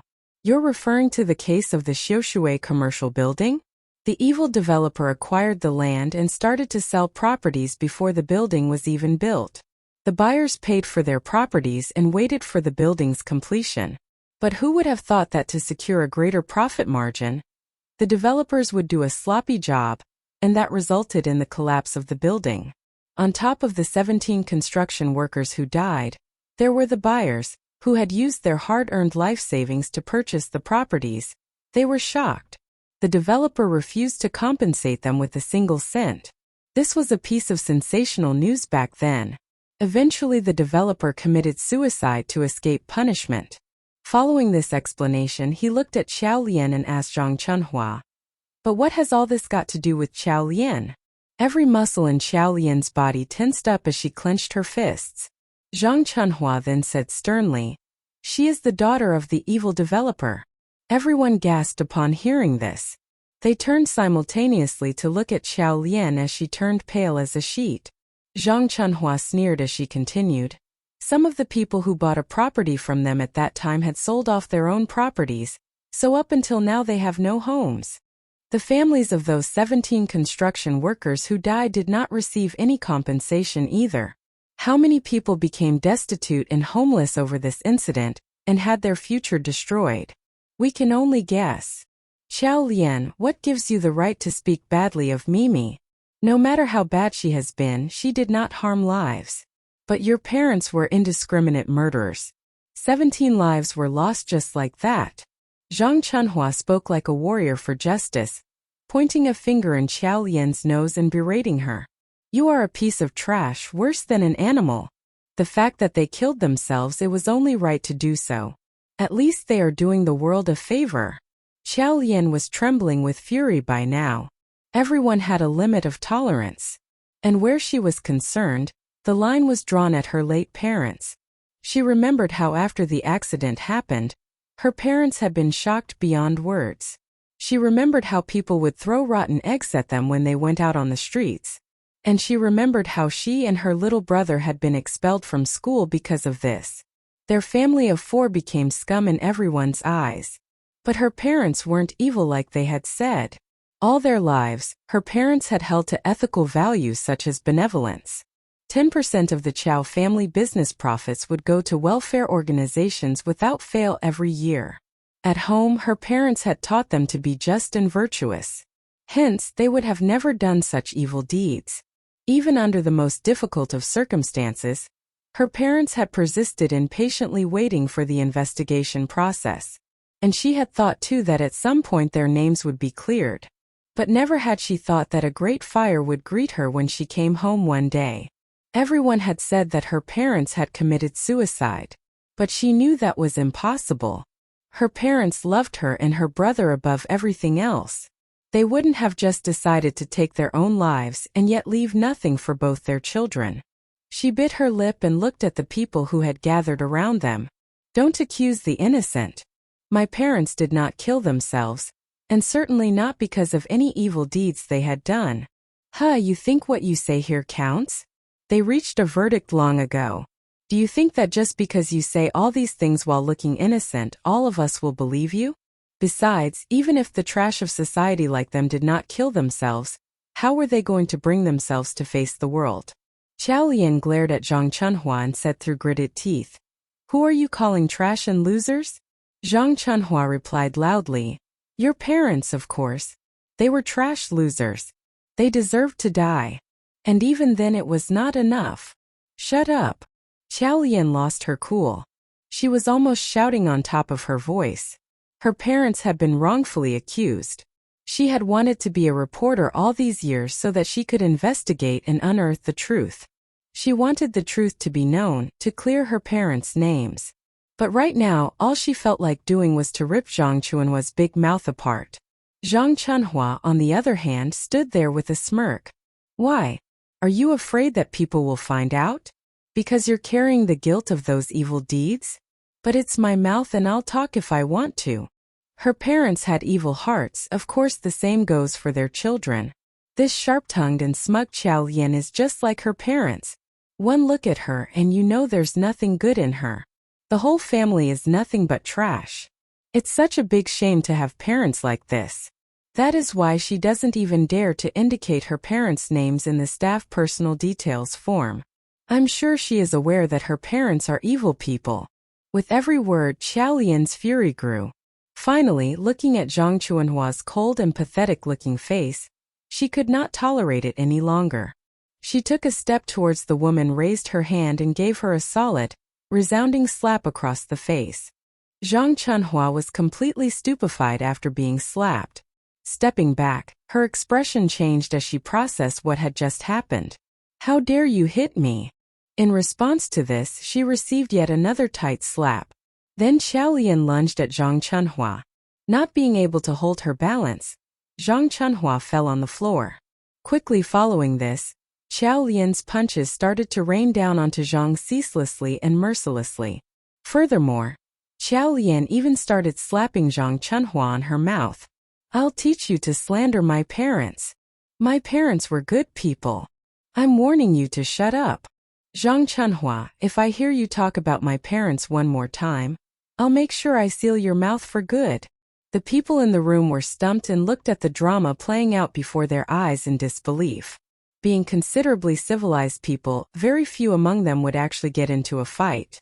Hence, they were now stunned and didn't know how to respond. Until Zhang Chunhua yelled at the top of her voice, "Help me!" Everyone suddenly snapped back to reality. Someone made a move to step forward, but when he accidentally brushed against Qiao Lian's arm, she turned around suddenly with a fierce glare. Her eyes, which were now red, carried a sharp expression. She looked like a demon released from the recesses of hell. The person who had initially wanted to go forward was deterred by the solemn and tragic expression on Qiao Lian's face. He stood there, not daring to move. In the meantime, Qiao Lian continued to hit Zhang Chunhua. But after doing this for a brief time, her eyes turned bloodshot. She was terribly grieved. It is commonly said that pressure and stress can kill a person. And that was the sort of atmosphere that her family had been subject to at that time. Perhaps it had been this sort of situation that had finally driven her parents to their graves. They had chosen to commit suicide. They had chosen to die to save their children. And they had chosen to exchange their lives for a solution to the whole matter.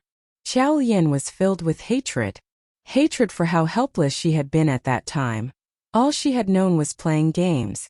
She had had no ambition, and when she encountered trouble, she had thought that her parents would fix it all. But eventually the world collapsed on her. Now tears were forming in her eyes, overflowing and running down her cheeks. She continued hitting Zhang Chunhua until managing editor Lu Zhixing came running. Xiao Lian, what are you doing? Stop it right now. It was only then that Xiao Lian paused and glared at Zhang Chunhua, whose mouth was by now full of blood from the beating. You apologize to my parents. Zhang Chunhua viciously spat. I didn't say anything untrue, they are trash. The moment she said this, Xiao Lian's fist descended in a solid punch once more. Lu Zhixing shouted angrily. Stop this at once. Xiao Lian, are you out of your mind? Beating up your boss? Or do you not care for the job anymore? In the past, he had always used this to threaten her. After all, for most people having a job was important. But this time around, when he uttered this threat, Xiao Lian started to laugh. Now everyone's eyes were on her. She straightened her frail and delicate frame. She slowly stood up next to Zhang Chunhua, ignoring her knuckle, which had gotten injured from beating up the woman. Then she looked at Lu Zhixing as she reached for her worker's permit, which was hanging around her neck. She pulled it off. And if there was one thing that she had been tempted to do time after time in the past year, it was this. She flung the pass in Lu Zhixing's face with great force. Xiao Lian, you're fired. You can take this job back, I don't need it. She turned and walked back to her office to pick up her cell phone and handbag. Leaving everything else behind, she headed to the front door of the news agency. Zhang Chunhua had lost 2 teeth in the beating and was in extreme pain. Seeing that Xiao Lian was leaving, she shouted at her saying, even if you hadn't chosen to leave, we wouldn't want to keep the daughter of evil people. Xiao Lian halted and turned back to look at the pathetic Zhang Chunhua. She glared straight at Zhang Chunhua with such burning fury and hatred in her eyes that it caused the woman to shudder in fear. Xiao Lian halted when she saw Su Mimi standing at the entrance of the news agency, glaring at her angrily. Obviously, she had just arrived. Xiao Lian's eyes flashed upon seeing Su Mimi, but she turned to address Zhang Chunhua. Zhang Chunhua, even if Su Mimi had had no knowledge of Lu Zhixing being a married man, as the chief editor of Team 1, wouldn't you have known it? Zhang Chunhua was stunned for a moment before her eyes glimmered evasively. What are you talking about? Xiao Lian replied with certainty. It always puzzled me how Su Mimi got together with Lu Zhixing so quickly, when Lu Zhixing had just joined the agency. Now I realize it was all through your good efforts. The scheming aunt. You encouraged your niece to get on Lu Zhixing's good side, despite knowing he was married. All this just so that you could get this promotion you were interested in, wasn't it? Zhang Chunhua's pupils shrank at these words. Stop stirring trouble and speaking nonsense. Xiao Lian looked at the people who had crowded around. They were staring at Zhang Chunhua with disgust in their eyes. Xiao Lian knew that the people now believed her words. Before she left, she wanted to ensure that Zhang Chunhua's reputation in the news agency would be completely destroyed. She glanced back at Su Mimi, who had turned very white. Su Mimi had lost a lot of weight and now her clothes hung loosely on her. She too had doubt written on her face. She took a step forward and looked steadily at her aunt, clenching her fists tightly and gritting her teeth with fury. Recently, she had felt all meaning seep out of her life. She might have been better off dead. Although she hated Xiao Lian and although she was a materialistic person and wanted to marry a man like Lu Zhixing, it had never been her intention or wish to be a third party. And now she realized that it was all her aunt's doing. From inside of the office, Zhang Chunhua suddenly saw Su Mimi and was stunned. She saw the loathe in her niece's eyes as Xiao Lian's words rang in her head. Now looking horrified, she said to Su Mimi, Mimi, I can explain. It's not what you think. Auntie, you can tell this to my father instead. After these words, Su Mimi turned and walked out. Xiao Lian left the office building feeling gallant and energized, as though something had been lifted off her shoulders. Finally, she had seen the last of the news agency. She was free. Even if the road ahead was going to be a long one, this was a moment worth celebrating. Just as she was about to cross the road, she heard someone calling her from behind. She turned back and saw Shi Nianyao running out of the office building and towards her. Xiao Lian raised an eyebrow. Why did you come running out? With a casual shrug, Shi Nianyao said. With you no longer around, they are going to make life difficult for me. So I've resigned too. Feeling like she had missed Shi Nianyao already, Qiao Lian said, "Let's keep in touch often." Shi Nianyao nodded and replied, "Of course." Then she reached out both her arms and hugged Qiao Lian. Chief Editor Lian, I will miss you so much. As they enjoyed a brief and rather emotional exchange, they suddenly heard a car honking from the side of the road. Qiao Lian paused for a moment and turned to look. It was Shen Liangchuan's car, but she had no idea how long he'd been there. Shi Nianyao immediately stuck her tongue out at Qiao Lian and said a hurried goodbye. "I'll go now, won't be a third wheel." Then, without waiting for Qiao Lian to speak another word, she was gone in a flash. Qiao Lian stared wordlessly at Shi Nianyao disappearing into the distance. After parting, Qiao Lian took a deep breath and ran to Shen Liangchuan's car. As she neared the car, she heard someone calling her from behind. Immediately halting and turning around, she saw Su Mimi walking towards her with an angry expression on her face. What was this? She had just gotten into a fight with the aunt, and now it was the niece's turn? She looked at Su Mimi in a calm and unruffled manner. However, Su Mimi was glaring at her viciously. "Qiao Lian, you kept calling me the third party and you despise me. But aren't you yourself a third party? What right have you got to judge me? We are the same." Raising an eyebrow, Qiao Lian asked, "What nonsense are you speaking?" "Nonsense?" Su Mimi sneered. "I'm not speaking nonsense. You know it very well. I've even seen Mrs. Shen herself. Let me tell you, Mrs. Shen already knows about you, so don't go thinking you can sit back and have a good time." Qiao Lian paused. "Mrs. Shen?" Seeing her expression of surprise, Su Mimi laughed derisively and continued, "That's right, Mrs. Shen is Song Yuanxi. She already admitted it during the previous press conference. Did you think that you'd be able to get away easily? Let me tell you, the real Mrs. Shen has ways to create endless trouble for you." Qiao Lian narrowed her eyes, trying to figure out the meaning behind these words. After a brief moment, she suddenly came to a realization. "The time you changed my report and got me into trouble with Fan Lu. That was Song Yuanxi's idea?" She came straight to the point. Su Mimi had always been a looker without an ounce of intelligence. It had never taken too much effort to deal with her. However, that incident had been underhanded. If it hadn't been for Shen Liangchuan, she would have had to crawl through the ditches. She would never have thought that Song Yuanxi had had a hand in this. How many evil deeds had she done? Qiao Lian frowned and exclaimed this, however Su Mimi did not admit it directly. "No matter if it was her or not, she won't let you off easily. And I will have you know, if I don't have a good ending, you won't either." On this note, the car door next to them was pushed open. Both Su Mimi and Qiao Lian paused and turned. Shen Liangchuan had stepped out of the car and with great impatience he said, "Have you said enough?" Su Mimi was obviously shocked. She hadn't thought that Best Actor Shen was actually in that car. Widening her eyes in disbelief, it took her a while to recover. She glanced at Qiao Lian and then at Shen Liangchuan with tightly clenched fists.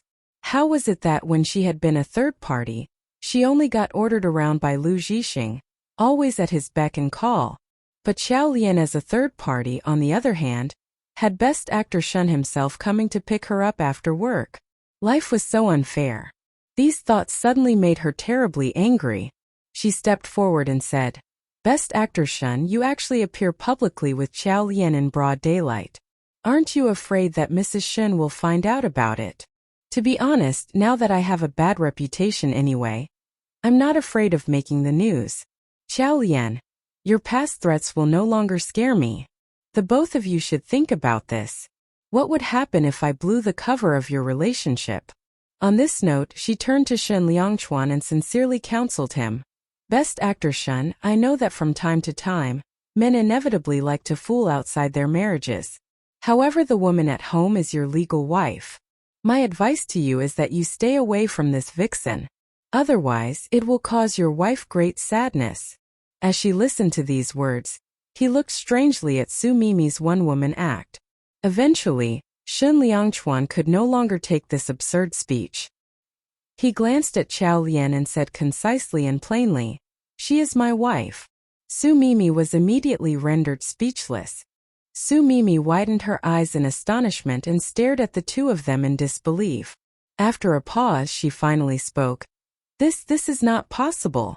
Xiao Lian could no longer be bothered with this raving lunatic. Su Mimi had gotten her just punishment. She had been beaten up by Lu Zhixing's wife and since then had had a difficult time. As she got into the car, the man in the driver's seat grumbled with annoyance. Would I not know who my own wife is? However, his tone was light and laced with delight. At that moment, although Xiao Lian's heart was heavy with the matter concerning her late parents, she found herself somewhat relaxing. Unable to contain her amusement, she even burst out laughing. Su Mimi, on the other hand, had turned a bright red. Ignoring her altogether, Shen Liangchuan shut the car door, wound up the windows and started to drive away. As they drove away, Xiao Lian could see that Su Mimi was still stunned and had not moved from where she was standing before. By the time the car took an about turn, she was gone. At this point, Xiao Lian glanced at Shen Liangchuan and asked, "Why did you come here?" Glancing down briefly, he said, "I have some matters to attend to in the afternoon and can't pick you up after work. So I just dropped by earlier to see that everything's all right." And then he looked at her questioningly. "You?" Feigning an air of nonchalance, Xiao Lian replied, "Congratulate me. Eva resigned."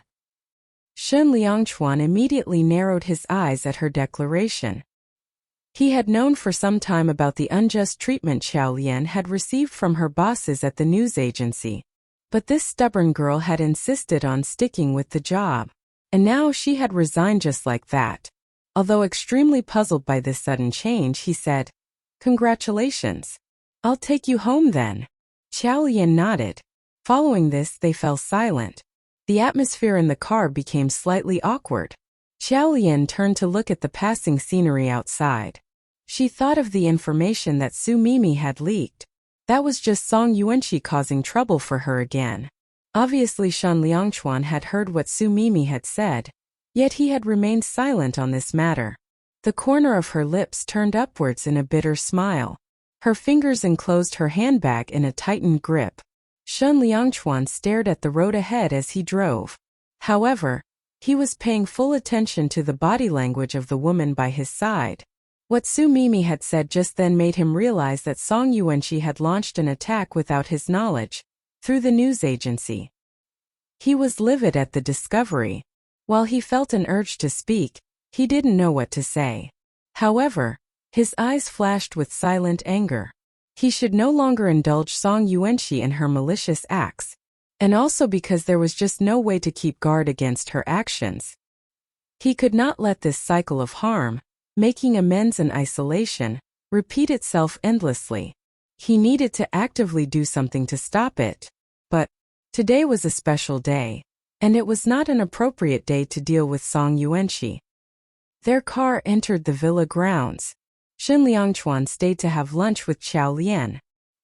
He got his things together at 1 in the afternoon and then, bidding goodbye to Xiao Lian, left the house.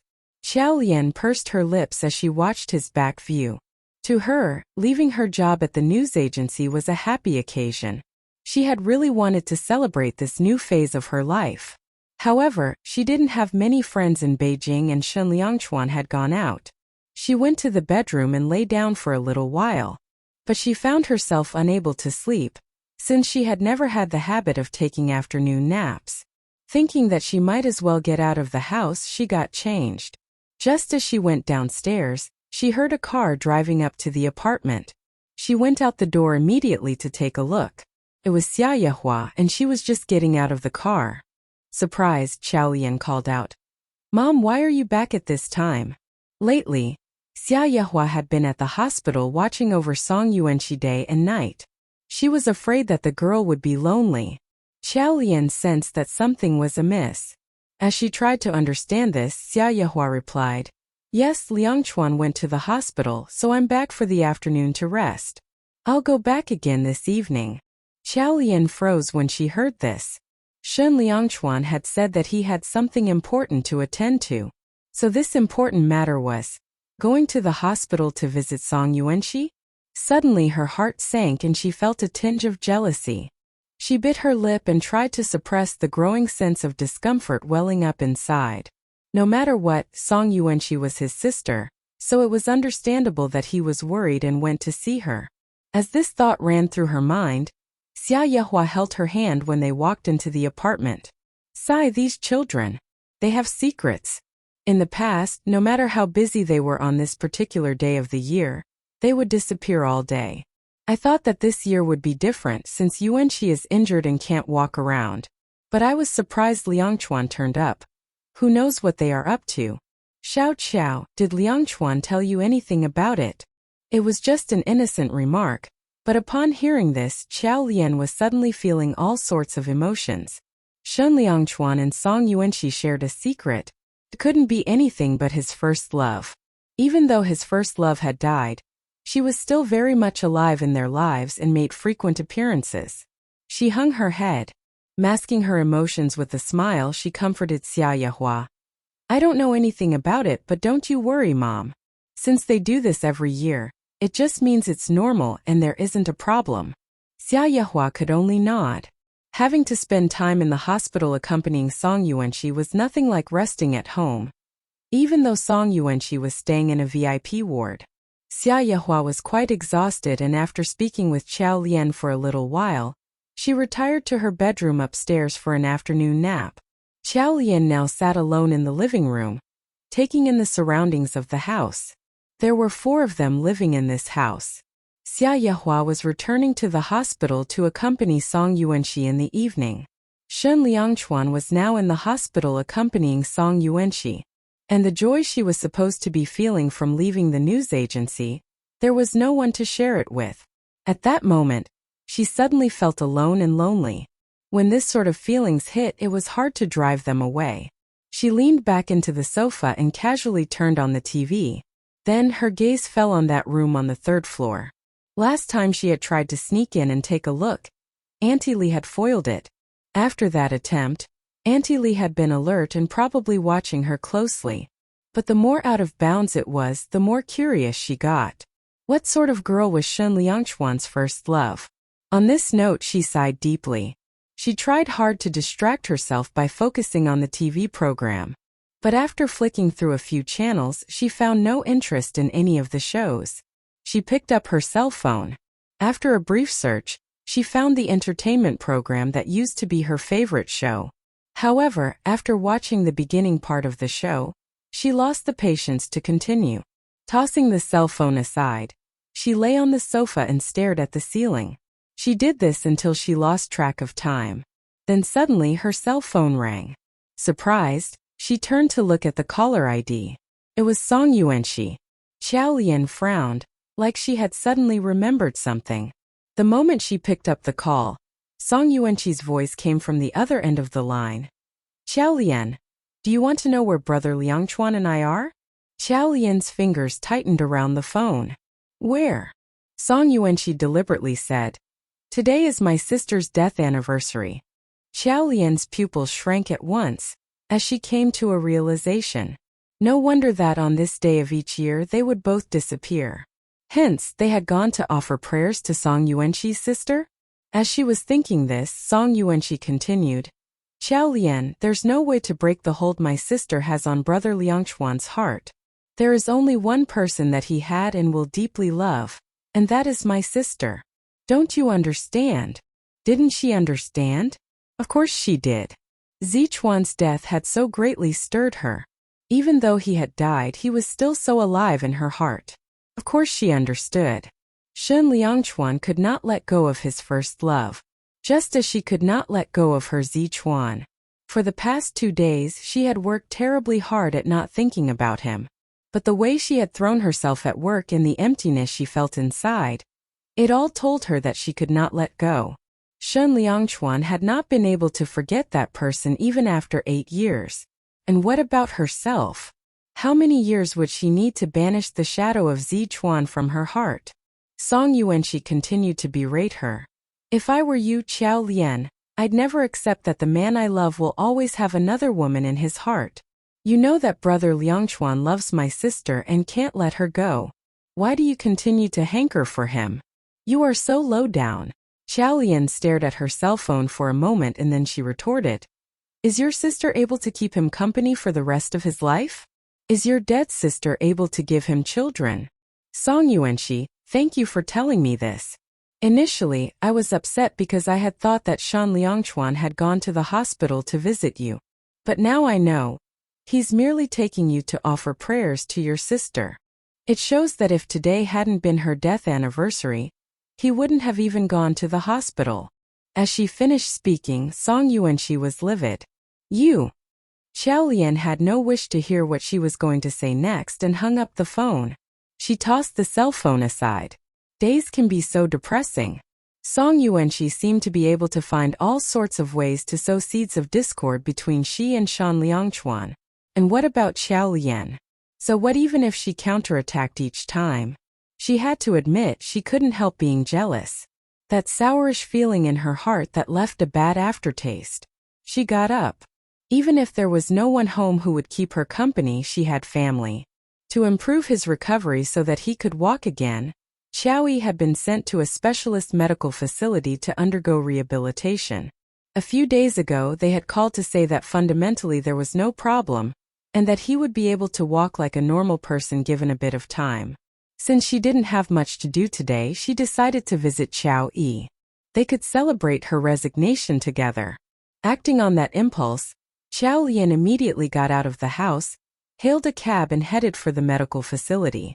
The sister and brother spent time reminiscing about the past. When the evening came, Xiao Lian accompanied Xiao Yi as he ate his nutritious meal provided by the hospital. By the time Xiao Lian walked out of the medical facility, it was 8 in the evening. She stood by the road and stopped a taxi. The driver asked, "Miss, where do you wish to go?" "Where to?" Yes, where should she go next? If she went back to the villa, there would be no one home for sure. For some unknown reason, she quite suddenly gave the driver an address. It was the address of Zichuan's grave. Ever since she had found out about Zichuan 2 days ago, she had yet to visit him. Since she had time today, she wanted to go and see him. As she thought of this, she hung her head in despair. The corners of her lips turned into a bitter smile. It had been 8 years. She was 8 years late for this visit. She wondered if he would be sorely disappointed if he knew. The skies darkened gradually. The cab pulled up at the cemetery. As it wasn't easy to get a cab here, Xiao Lian asked the driver to wait for her return. Carrying the bouquet that she had just bought, she slowly made her way into the cemetery. She had noticed, however, that just as she entered the cemetery, 3 figures were slowly approaching from the other direction. Song Yuanxi was not able to walk and was in a wheelchair, pushed by Song Cheng. Shen Liangchuan's face was expressionless as the 3 of them made their way out of the cemetery. Suddenly, he halted and turned his head to the side. There, not very far away, he saw a familiar figure. However, in a flash, it disappeared around the corner. Shen Liangchuan was stunned. Xiao Qiao? That was strange. Why would Xiao Qiao come to this place? His eyes must have been playing tricks. He pursed his lips and cast down his gaze, suddenly remembering how happy she looked today after her resignation. Surely, she would have wanted to share her joy with someone. But he, on the other hand, had come to the cemetery. Unconsciously, he hastened his footsteps as he walked ahead. Song Cheng went to get the car, as Song Yuanxi's wheelchair made it impossible for them to get to the car park. Shen Liangchuan was now left waiting with her by the side of the road. Song Yuanxi looked at Shen Liangchuan for a moment and suddenly spoke, "Brother Liangchuan." Shen Liangchuan's gaze shifted to her expressionlessly. She bit her lip and continued, "Brother Liangchuan, I thought you'd be angry with me and wouldn't come with me this year. But I didn't think. I know you won't stay angry at me, right?" She knew that her brother Liangchuan would not neglect her. And even if he was angry, he would not ignore her. Shen Liangchuan, however, clenched his jaw when he heard this. He turned to look at her. His cold expression seemed even icier under the pale moonlight. Perhaps it was just the weather, but it could very well be something else. Song Yuanxi suddenly felt the chill air around her. She looked at Shen Liangchuan standing before her, his face in silhouette against the bright moon. He said in a low voice that was devoid of any emotions. This is the last time I'm coming here with you. Song Yuanqi was immediately stunned. As though she did not understand a word he was saying, she asked immediately, Brother Liangchuan, what do you mean? Every year on this particular day, they would come without fail to offer prayers to her late sister. It was almost a given. But now, Brother Liangchuan was saying that this was the last time he would come with her? As she was trying to make sense of this, Shen Liangchuan calmly said, We're almost done with all the paperwork required for you to go abroad. Ever since he had discovered that Song Yuanqi was trying by all means to set up Xiao Qiao, he had been trying to think of a solution. He couldn't possibly put Song Yuanqi behind bars, and yet, she was a human being with a free will, and there was no way he could control her actions. Just like the second time she had done it, hadn't she succeeded because of his carelessness? Even if some of the things she had done didn't amount to great harm, but to keep her in Beijing so close to Qiao Lian was too dangerous. Hence, he could only send her abroad and put a distance between her and Xiao Qiao. Song Yuanqi was shocked by the news. Paperwork to go abroad? What did he mean by going abroad? Song Yuanqi immediately stood up from her wheelchair. Brother Liangchuan, I'm not going anywhere. Still expressionless, Shen Liangchuan replied. I'm afraid it's not up to you. Song Yuanqi clenched her fists tightly and said with a trembling voice, Brother Liangchuan, even if one of us had to go, it would be her and not me. How could you even think of sending me away? Shen Liangchuan expressed no emotions when he heard this. Seeing this, Song Yuanqi knew that he had made up his mind. It felt like there was a cold wind blowing through her heart, colder than any winter chill she had ever experienced. Still in a state of shock, she asked, So for how long are you sending me away? A month. Shen Liangchuan stayed silent. A year. Still Shen Liangchuan did not speak. Song Yuanqi started to tremble. Forever. Shen Liangchuan looked at her, maintaining his silence. Song Yuanqi's felt like her heart was being tightly squeezed, as she saw the confirmation of her greatest fear in his eyes. Her fingers curled tightly into a fist, and she said in a hoarse voice, Brother Liangchuan, 8 years ago, you promised that you would look after me like I was your own little sister. You promised you'd look after me all my life. You've now forgotten your promise because of a woman. Finally, Shen Liangchuan spoke. He turned to look at her, his expression sharp and unwavering. Yuanqi, I also made myself very clear. No one can harm her. Speechless, Song Yuanqi was forced to step back by the imposing statement he made. As she grimaced by the leg injury's pain, she frowned deeply but made no audible sound. Shen Liangchuan looked at her steadily and continued, You instructed Wang Lan to switch her birth control drug, and you knew that if she had continued taking it for a bit longer, it would have caused permanent damage. Yuanqi, do you not feel that it's cruel to inflict such a punishment on another woman? Song Yuanqi drew in a deep breath and straightened her posture. Shen Liangchuan continued to look intently at her as he went on. After that, you leaked the photograph and caused everyone to suspect it was Xiao Qiao, pushing her into a difficult position. When I finally found out it was your doing, what was my warning to you then? What was it? Song Yuanqi looked lost for a moment, as though trying to recall what had happened back then. He dashed into her hotel room and interrogated her. He had warned her not to harm Xiao Qiao. But, you did not heed my warning, and made use of my mother to go back to the apartment. You took the notes of our team's strategy from the study and once again, made it seem like Xiao Qiao had betrayed the club. Because of this, she was almost expelled from the team. You even contacted her colleague at work and suggested to her to change Xiao Qiao's report. And for this, Xiao Qiao got into trouble with Fan Lu. Yuanqi, this is only what I've found out up until now. Who knows what else you did that I haven't found out yet? He listed these deeds one by one. And as he did so, Song Yuanqi turned paler. Until at last, all the blood vanished from her face. She stared at Shen Liangchuan, eyes turning red. So in your eyes, I'm an evil and deplorable woman? Shen Liangchuan did not answer her, but his expression told her that she wasn't far from the truth. Song Yuanqi began to tremble visibly. Brother Liangchuan, Have you forgotten how she treated you 8 years ago? You are sending me away because of such a woman. Shen Liangchuan's pupils shrank at her words. After a moment, he hung his head, looking resolute and determined. Song Yuanqi's hopes were destroyed. Brother Liangchuan, I only took revenge for what she did. Was I really wrong in doing that? Shen Liangchuan slowly looked up. His gaze was fixed steadily on her for a moment before he said in a still voice, I told you.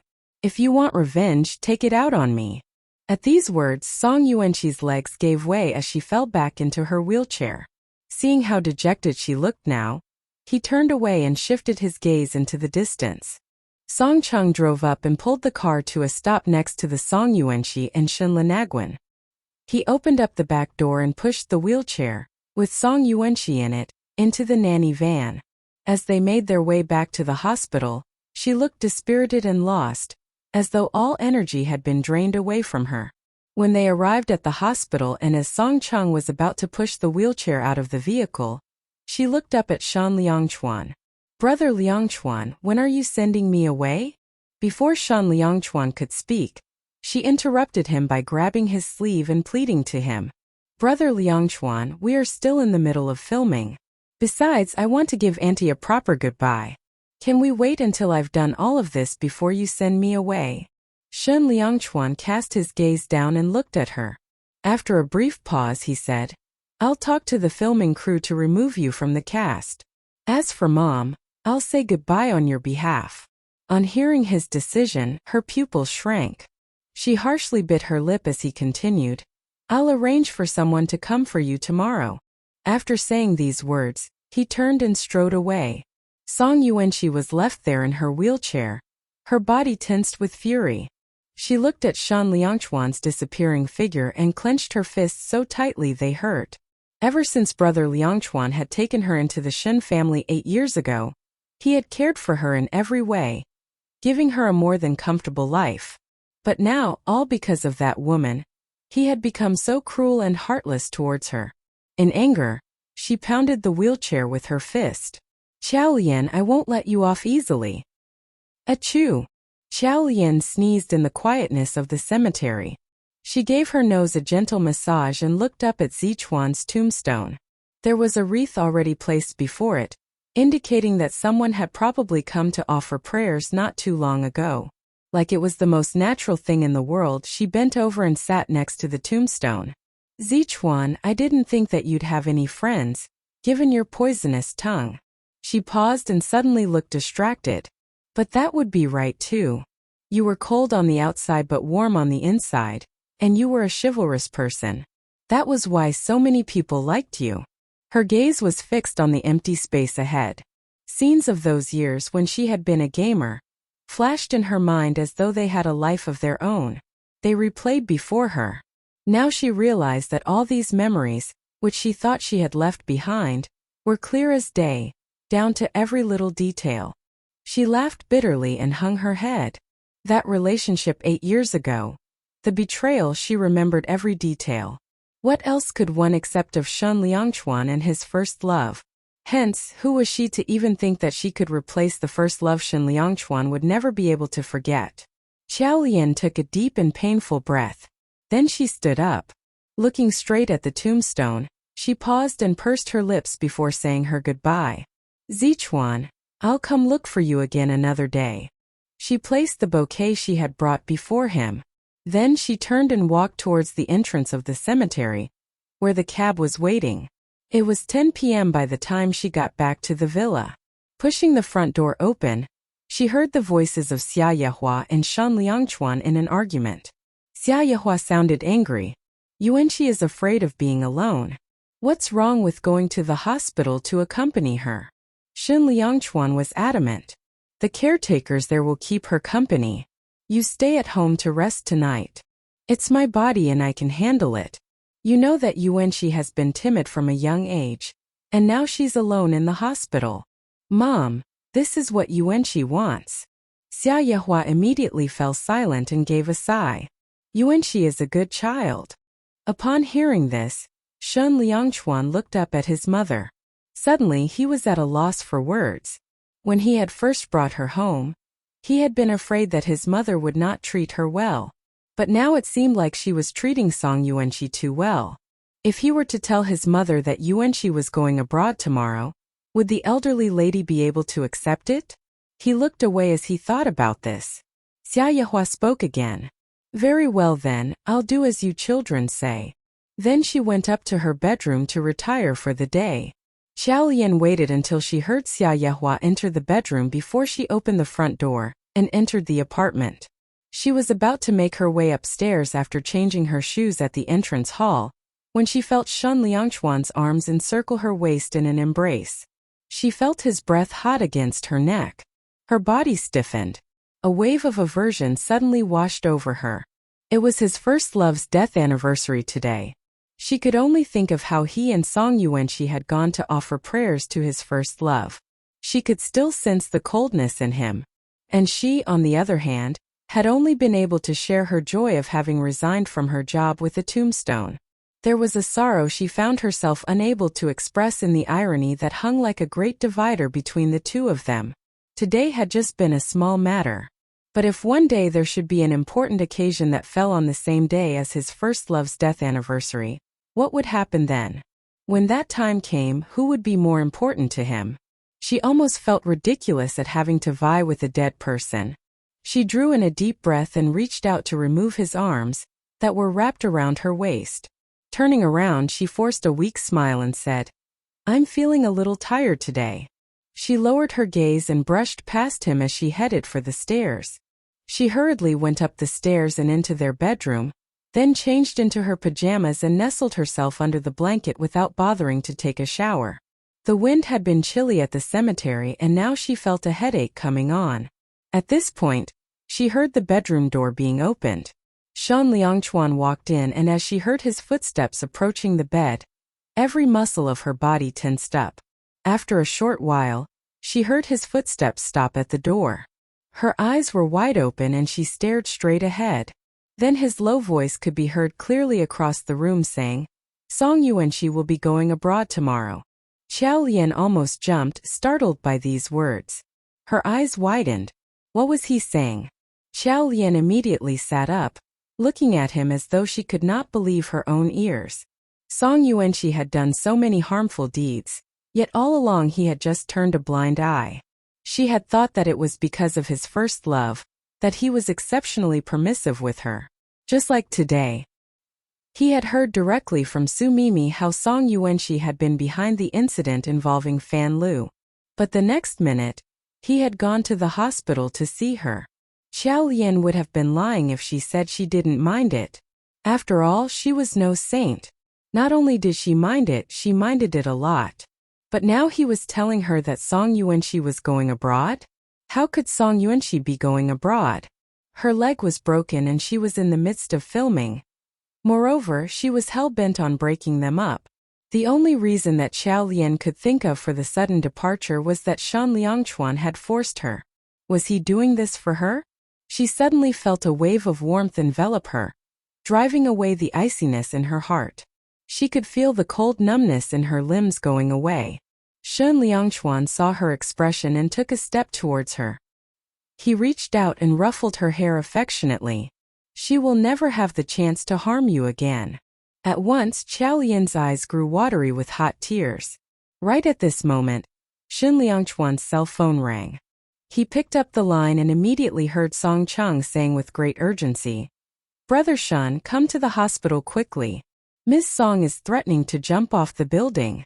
Song Cheng's voice came through the cell phone loudly and Xiao Lian could hear every word he said. Her pupils shrank as she saw Shen Liangchuan's grip on the cell phone tighten. He pursed his lips and said to Song Cheng, "I'll be there right away." Immediately, he hung up the phone and turned to go. Recognizing the urgency of the situation, Xiao Lian got up and threw on some clothes, then dashed out of the bedroom after Shen Liangchuan. As she opened the front door, she saw that Shen Liangchuan's car was about to leave the villa. Taking as many big strides as she could manage, she ran up to the car, pulled open the passenger seat door and got into the vehicle. Clearly, Shen Liangchuan had not expected her to come along. The car pulled to a momentary stop as he turned to look at her. But she was looking straight ahead and said, Hurry up, we don't have time. Song Yuanqi was threatening to kill herself. Xiao Lian had a bad premonition about this. She did not know if Song Yuanqi was serious about killing herself, or if this was just emotional blackmail to get her own way. Xiao Lian was not a scheming person, but Song Yuanqi contrarily had a hidden agenda. She was worried about Shen Liangchuan facing her on his own. He might just fall into one of her little ploys. Besides, if he was sending Song Yuanqi abroad because of her, she wanted to be by his side to show that she was going to be there through thick and thin. Shen Liangchuan seemed to understand her intention from the look in her eyes. He pursed his lips and wordlessly stepped on the accelerator, driving off at high speed. The sky had darkened, and there was the rare occasion of traffic being smooth in Beijing. From the villa it took them only 20 minutes to get to the hospital. They ran through many red lights along the way, but they finally arrived. The car drove directly into the hospital grounds and immediately, they saw a chaotic scene. A crowd had gathered around to watch the dramatic event. The police had arrived and were setting up an air cushion below the building. Some people were looking up at the top of the building. Following their gaze, Xiao Lian saw that on the rooftop of the building there was a girl in a white hospital gown standing there. The night wind was quite strong, so her gown was billowing around her. Her frail figure looked as though it would be swept away by the wind at any moment. It was a ghastly sight to behold. Xiao Lian's heart pounded. She turned around and realized that Shen Liangchuan, who had been next to her a moment ago, had dashed towards the elevators. Without another word, Xiao Lian gritted her teeth and ran after him. The wind on the rooftop was more fierce than on the ground. There was a bone-chilling iciness as it whistled around them. The moment they stepped on the rooftop, their bodies were numb with the cold. In her hurry to leave the house, Xiao Lian had only worn a sweater over her clothes, thus the wind easily penetrated it, causing her to shake in the freezing temperatures. However, Song Yuanqi was wearing only a thin hospital gown and she stood there steadily, as though she felt nothing. There was a policeman in front of her holding a handset and he was trying to talk her around. However, she did not seem to register a word he was saying. She looked spaced out and had a determined expression. Shen Liangchuan strode close to where she was and shouted, "Song Yuanqi, what do you think you're doing?" His voice was dispersed by the howling wind. However, the moment Song Yuanqi heard his voice, her attention was caught and she seemed to come back to life. With her eyes lit up, she turned to Shen Liangchuan and her eyes reddened at once. "Brother Liangchuan." Shen Liangchuan drew in a deep breath. His heart was now in his throat. He glared at her and called out, "Come over here at once." Song Yuanqi shook her head. No. "I don't want to live anymore." Shen Liangchuan frowned and asked, "Why?" "Because you no longer want me around. There's no need for me to keep living." Shen Liangchuan's expression darkened and he called out again, "Song Yuanqi, come down at once." "No, brother Liangchuan. You're my only family and now you're abandoning me. Why do you care if I live or die?" Shen Liangchuan took in another deep breath and repeated what he said. "Come down here at once. I am not abandoning you." Song Yuanqi's eyes lit up. "Brother Liangchuan, do you mean you're not sending me away anymore?" Xiao Lian stood away in a dark corner, afraid that her presence would agitate Song Yuanqi. However, the moment she heard this, she realized Song Yuanqi had been waiting for them.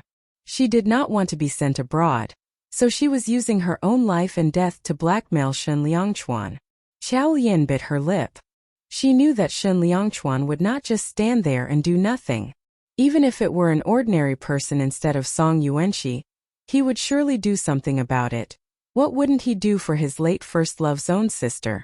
Xiao Lian clenched her fists and looked at Shen Liangchuan. Suddenly, she felt exhausted and completely helpless. Perhaps the more he tried to get rid of this burden from his past, the tighter it would cling on to him. She understood how he must be feeling at this very moment. How could he watch his first love sister kill herself? She harshly bit her lip, feeling that life was only full of gloom. She saw no light at the end of the tunnel at all. Xiao Lian did not speak a single word, but stood there silently and watched. She thought that Shen Liangchuan would relent and come to a compromise. But to her great surprise, when Shen Liangchuan finally spoke, he said instead, "Even if you went abroad, you'd still be my sister." Qiao Lian was stunned by his words and looked up. Her eyes lit up at once. At this point, she had thought that even if Shen Liangchuan had agreed not to send Song Yuanqi away, she couldn't blame him. But she did not expect him to be so resolute in his decision. She wasn't the only one who was surprised. Song Yuanqi herself obviously did not expect this outcome. Her expression changed at once. She bit her lip. "Brother Liangchuan, how can you be so heartless?" Shen Liangchuan looked at her intently and replied, "Yuanqi, it will be good for everyone if you went away." No. "I don't want to. If you send me away, I will kill myself." Having said that, she took a step backwards. She had been standing very near the edge of the roof to begin with, and now she was dangerously on the verge of falling over. Shen Liangchuan saw how devastated she was and narrowed his eyes. The policeman quickly intervened and said, "Mr. Shen, please don't agitate her. Just go with what she says and then talk to her again once she comes down. We're talking about a life here. Please don't take it lightly." The other policeman nearby nodded and agreed. "That's right. She says she doesn't want to go abroad. Just agree first and we'll talk to her later." Shen Liangchuan was a public figure. Both policemen had recognized him. However, because they were on a high-rise building, the people below could not see his face clearly. Looking straight at Song Yuanqi, he said coldly, "Song Yuanqi, do not test my last bit of patience and tolerance towards you." With these words, Song Yuanqi's hopes were completely crushed. She looked back at Shen Liangchuan and finally bit her lip. At once she lowered her voice and said, "I can go. And I can stop setting her up. But can you promise me something?" Shen Liangchuan's face was tense and he kept silent.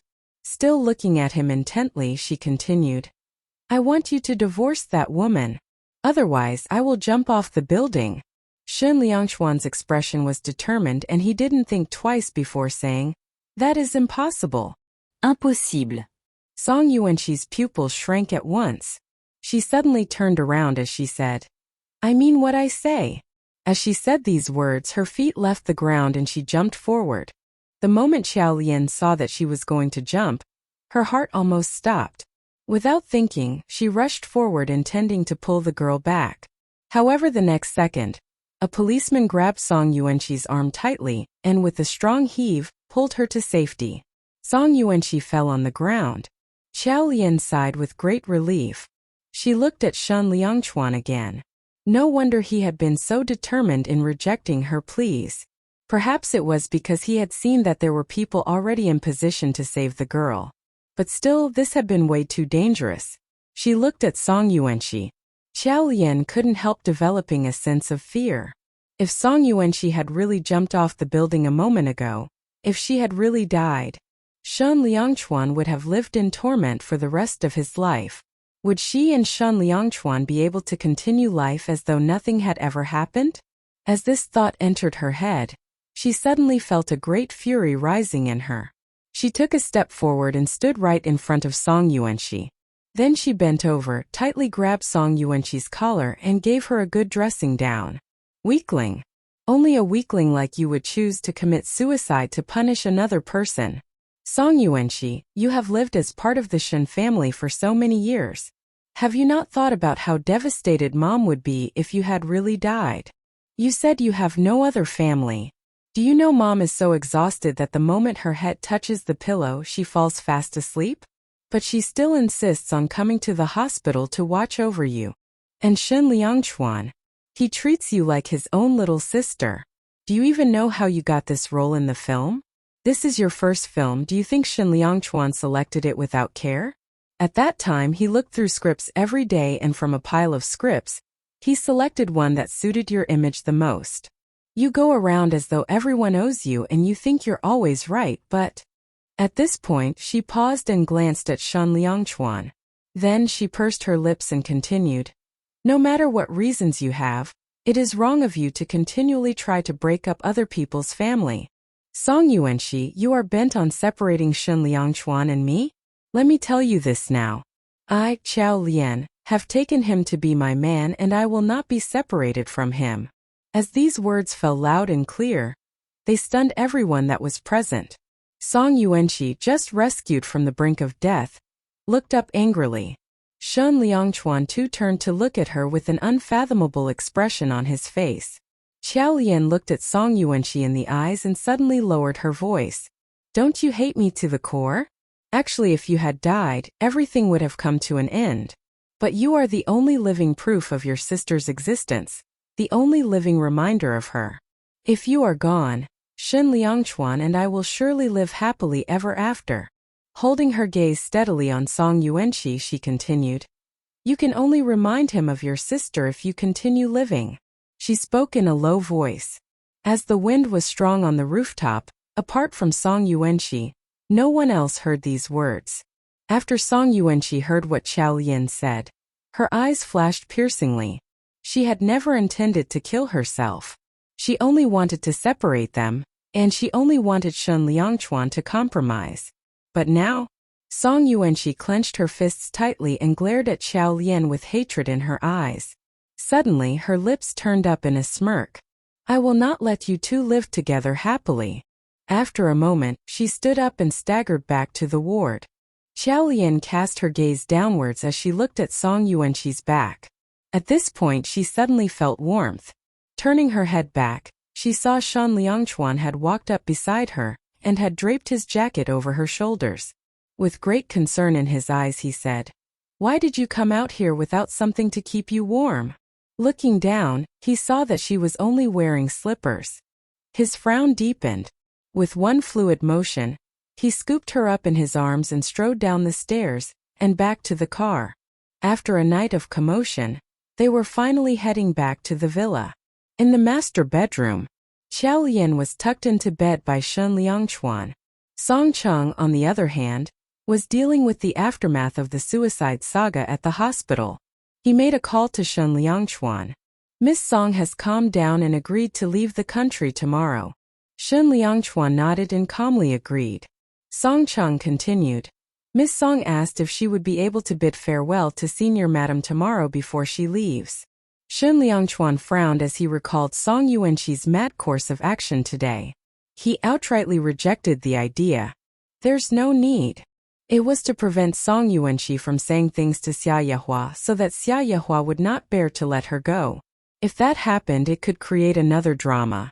Shen Liangchuan's decision was within Song Cheng's expectations. The latter added, I did tell her that chances were low, but she insisted that I asked anyway. So, will you be at the airport tomorrow?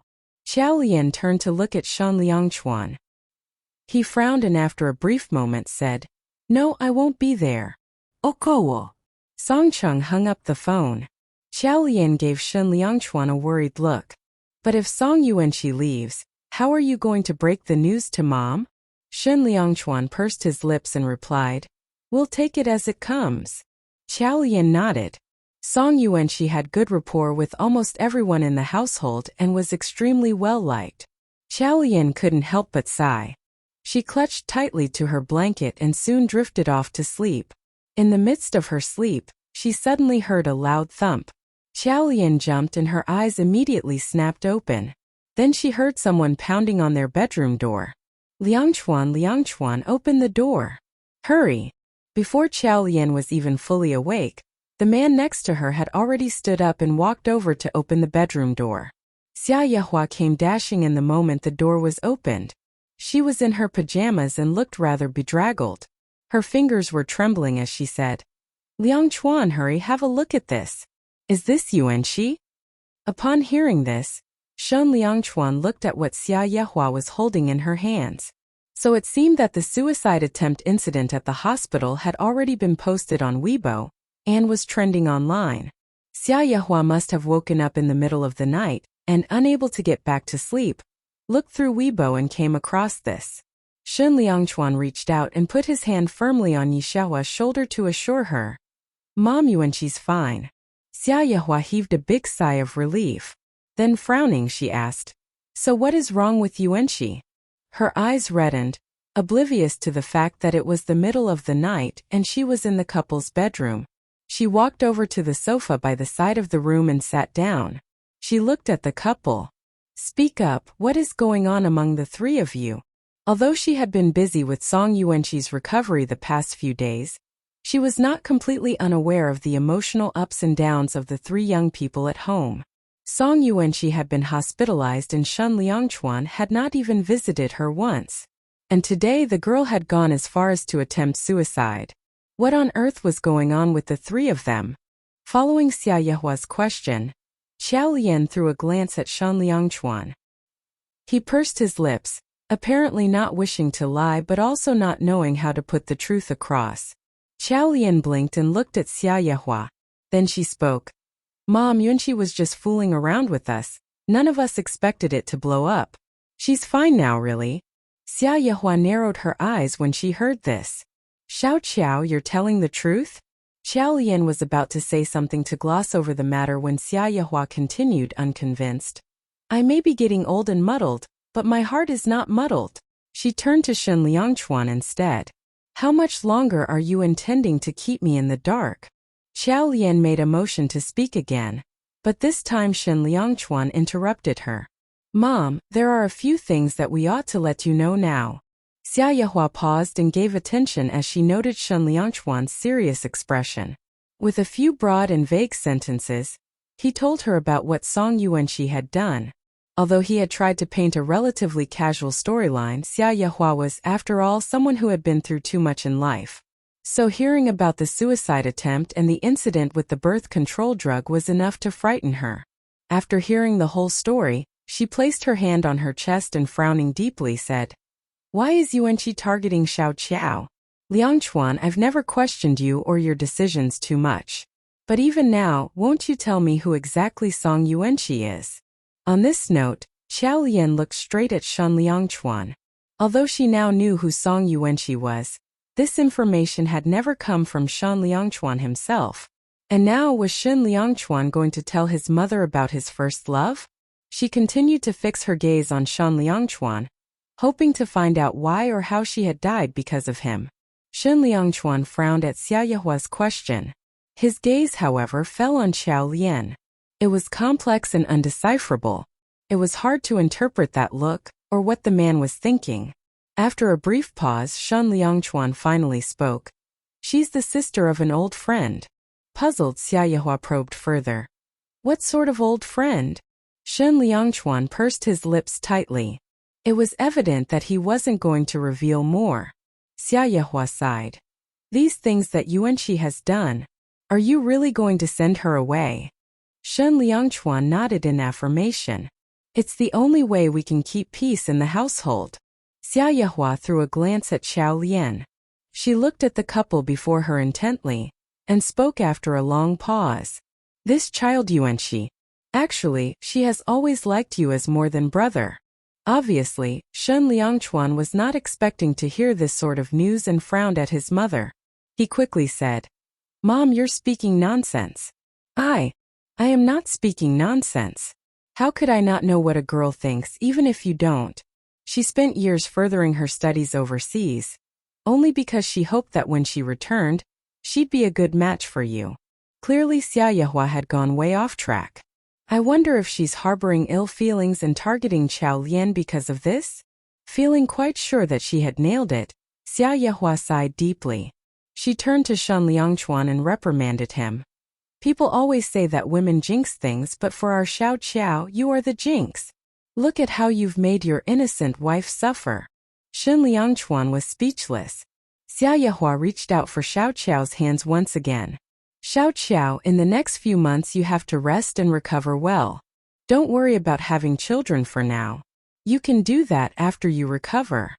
Xiao Lian refrained from replying.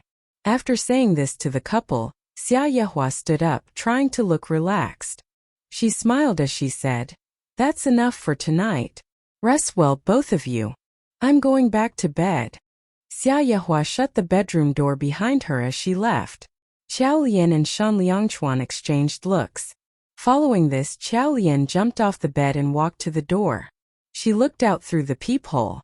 As she looked through, she caught Xia Yehua's magnified eye looking back and it gave her a fright. Then she saw Xia Yehua hovering around for a bit before placing her ear to the door.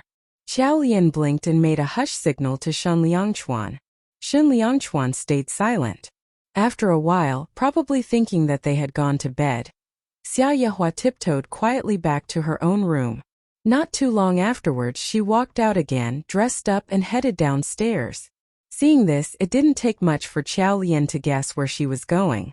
After all, Xia Yehua had looked after Song Yuanqi for the last 8 years, and the strong bond between them was a given. Indeed, Xia Yehua had sneaked off to the hospital. She headed straight for Song Yuanqi's ward. Upon entering the ward, she saw Song Yuanqi sitting there staring blankly into space. The girl turned as she heard the sound of someone entering. Her tiny face was pale without blood. Her frail figure in the white and roomy hospital gown made her look like a walking corpse. She was almost just skin and bones. Xia Yehua's heart softened immediately when she looked at the girl. With reddened eyes, she took a step towards Song Yuanqi. Her lips trembled as she barely managed to call out the girl's name. Yuanqi.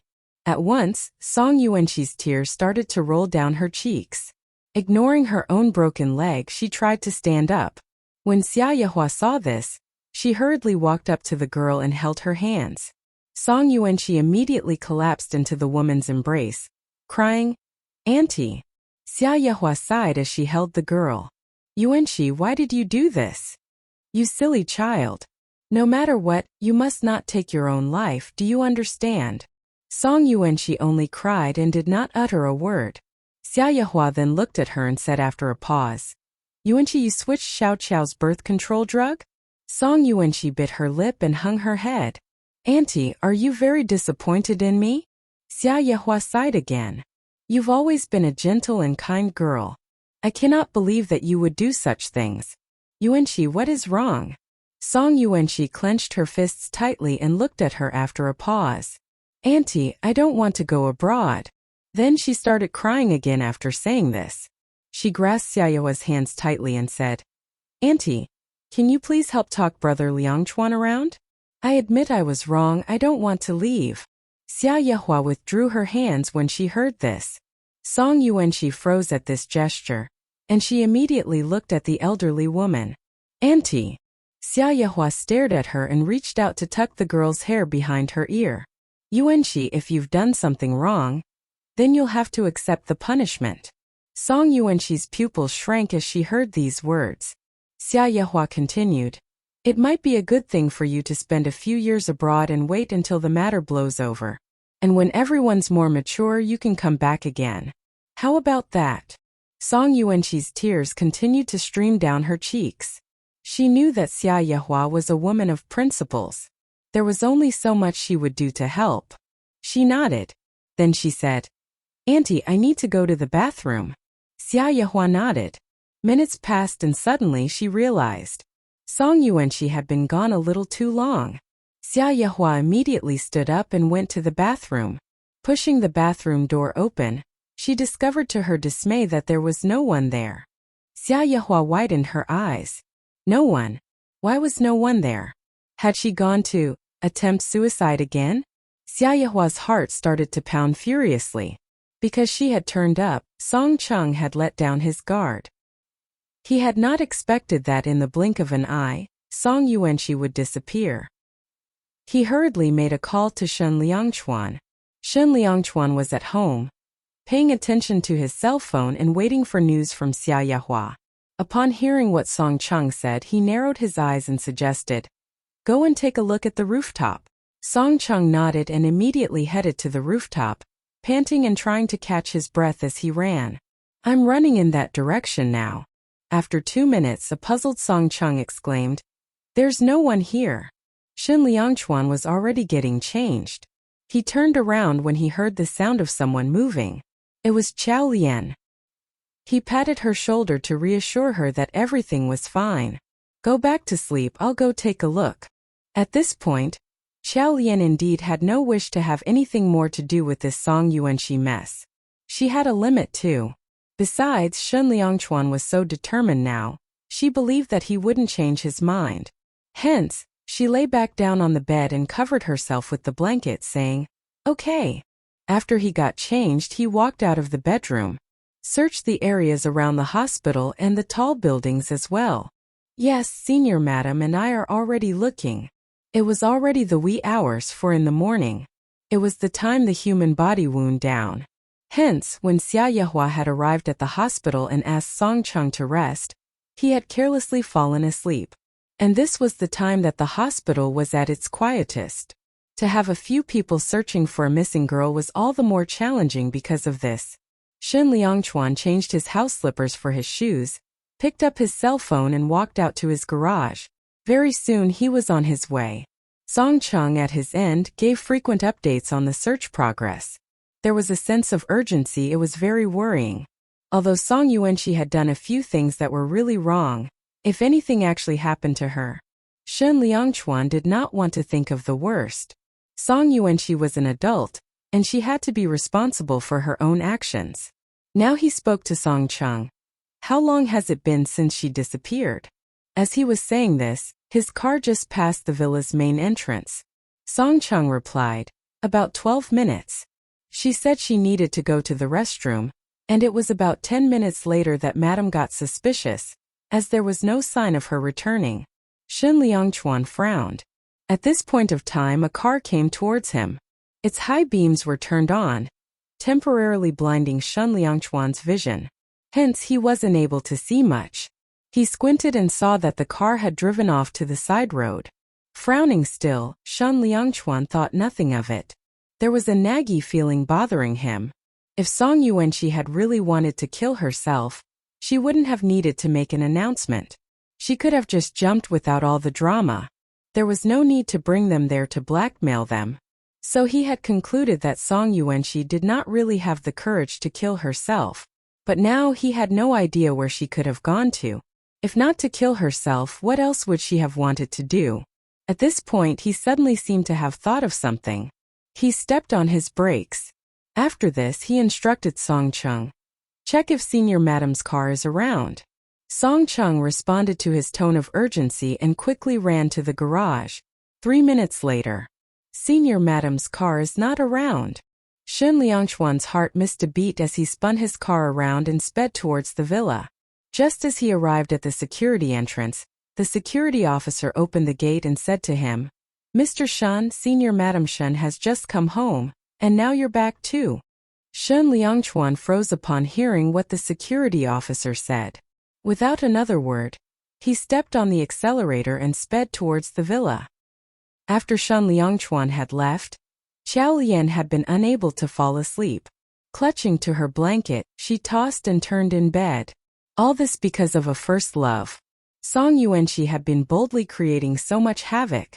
For the same reason now, Shen Liangchuan was not able to completely ignore Song Yuanxi, and had to be interrupted a second time on the same night. To say the least, it was annoying. She tossed yet again and was about to try sleeping face down, when suddenly the sound of a car engine approaching the house. Xiao Lian was surprised. Had Shen Liangchuan returned so soon after leaving?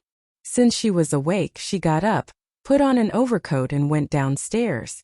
Then she saw the front door swing open. She asked as she stepped closer to have a look, Have you found Song Yuanxi? Before she could finish her sentence, her pupils immediately shrank as she saw the person who had appeared before her. Song Yuanxi? Xiao Lian was completely taken by surprise. Correct, the person standing at the door was not Shen Liangchuan, but Song Yuanxi, still in her hospital gown. Blood was trickling down her leg as she stood there trying to steady herself. She wasn't wearing a jacket and was shivering from the cold.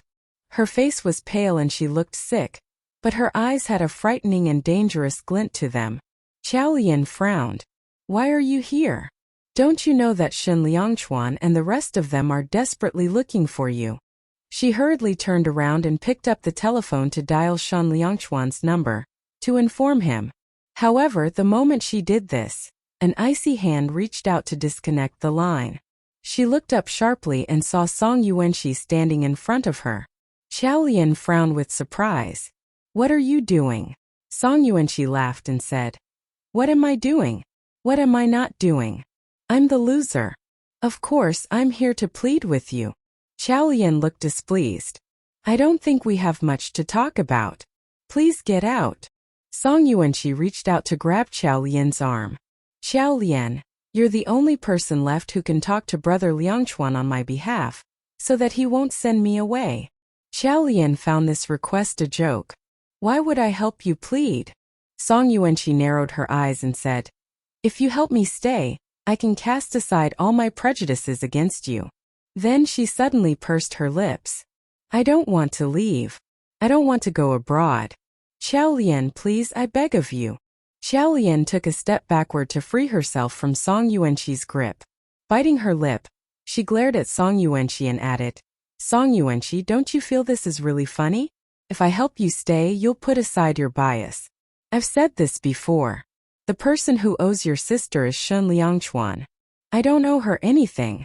Their past has got nothing to do with me. Looking agitated, Song Yuanqi retorted. Who says it has nothing to do with you?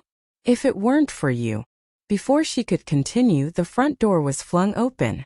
Shun Liangchuan immediately strode in, bringing the chill of the night air into the room. When he saw the two of them, he froze and said, Xiao Qiao, be careful. Song Yuanqi turned to look at Shun Liangchuan. Her eyes glazed as she revealed the fruit knife she was carrying in her hand, hidden in the sleeves of the hospital gown. In a flash, she raised the shiny blade and struck in Qiao Lian's direction. Upon hearing Shun Liangchuan's warning, Qiao Lian tried to dodge it, but as Song Yuanqi's attack came quickly and unexpectedly, it was too late to move away. Qiao Lian had never expected that Song Yuanqi would be this insane. All along, she had thought that Song Yuanqi only harbored ill feelings towards her. But now, as Song Yuanqi directed the fruit knife towards her, she realized that for Song Yuanqi it wasn't just a matter of her having snatched Shun Liangchuan away. Qiao Lian saw something else in Song Yuanqi's eyes. It was a look of pure hatred. Yes, hatred. Song Yuanqi hated her to the core, to the extent that she would kill her, even if they had to die together. This certainly wasn't the thinking a first love sister could have. All these thoughts came at once, triggering something that Qiao Lian couldn't quite put her finger on. She stood there watching the blade as it came hurtling through the thin air towards her. And, when it was about to strike her, she felt someone violently pulling her arm. Then she fell right into a familiar embrace, avoiding the disaster altogether. Song Yuanqi's knife met empty space. While she turned her head and saw she hated person now in Shun Liangchuan's protective embrace. Her pupils were now fully constricted, void of all emotions except raging hatred, looking more insane than before. She spun around. Brother Liangchuan, I will surely kill her today. She raised the knife once again and charged at Qiao Lian. This time with enough warning, how would Qiao Lian not get away? Qiao Lian narrowed her eyes, frowned and jumped out of the way to dodge the knife.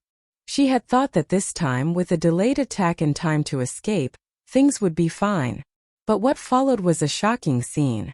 The sound of a sharp object piercing through flesh was heard. Qiao Lian froze and spun around at once. She saw the knife Song Yuanqi was holding had pierced right into Shun Liangchuan's chest.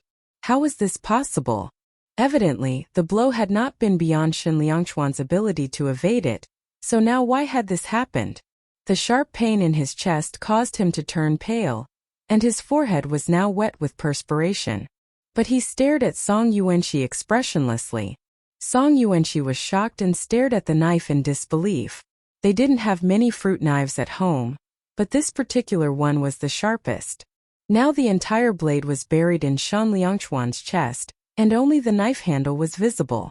Song Yuanqi shook her head and widened her eyes. She thought that her eyes were playing tricks. The knife had aimed at Qiao Lian. Why had it pierced Brother Liangchuan instead? In her fright, she wanted to take a step back, but suddenly a hand gripped her wrist firmly. That hand had prominent bones. They were good-looking hands. Hands that she had once dreamed would hold her own someday. Yet now that hand's freezing coldness seemed to be generating an electric current, causing her skin to retaliate with pain. She looked up and stammered, Brother Liangchuan, I didn't mean to." Before she could finish, he suddenly lunged forward and glared at her right in the eye. "A life for a life. Is that enough? Is that enough? Is that enough?" Song Yuanqi widened her eyes and stared at the gathering scarlet fluid. The fresh red color of blood was like a deluge from a bursting dam. Now that the liquid had found an outlet, it couldn't wait to gush out. Shen Liangchuan was wearing a black sweater. The black around the wound had darkened even more. Song Yuanqi let go of the knife as she stepped back involuntarily. The pain in her leg now caused it to give way and she fell onto the ground. How did this happen? She had never intended to hurt brother Liangchuan. When Xiao Lian finally somewhat recovered from the shock, she saw Shen Liangchuan stagger unsteadily. She rushed forward to steady him and looked again at the fruit knife that had been plunged into his chest. Although the knife blade was buried in his body, she felt a sharp pain as though her heart had just been pierced.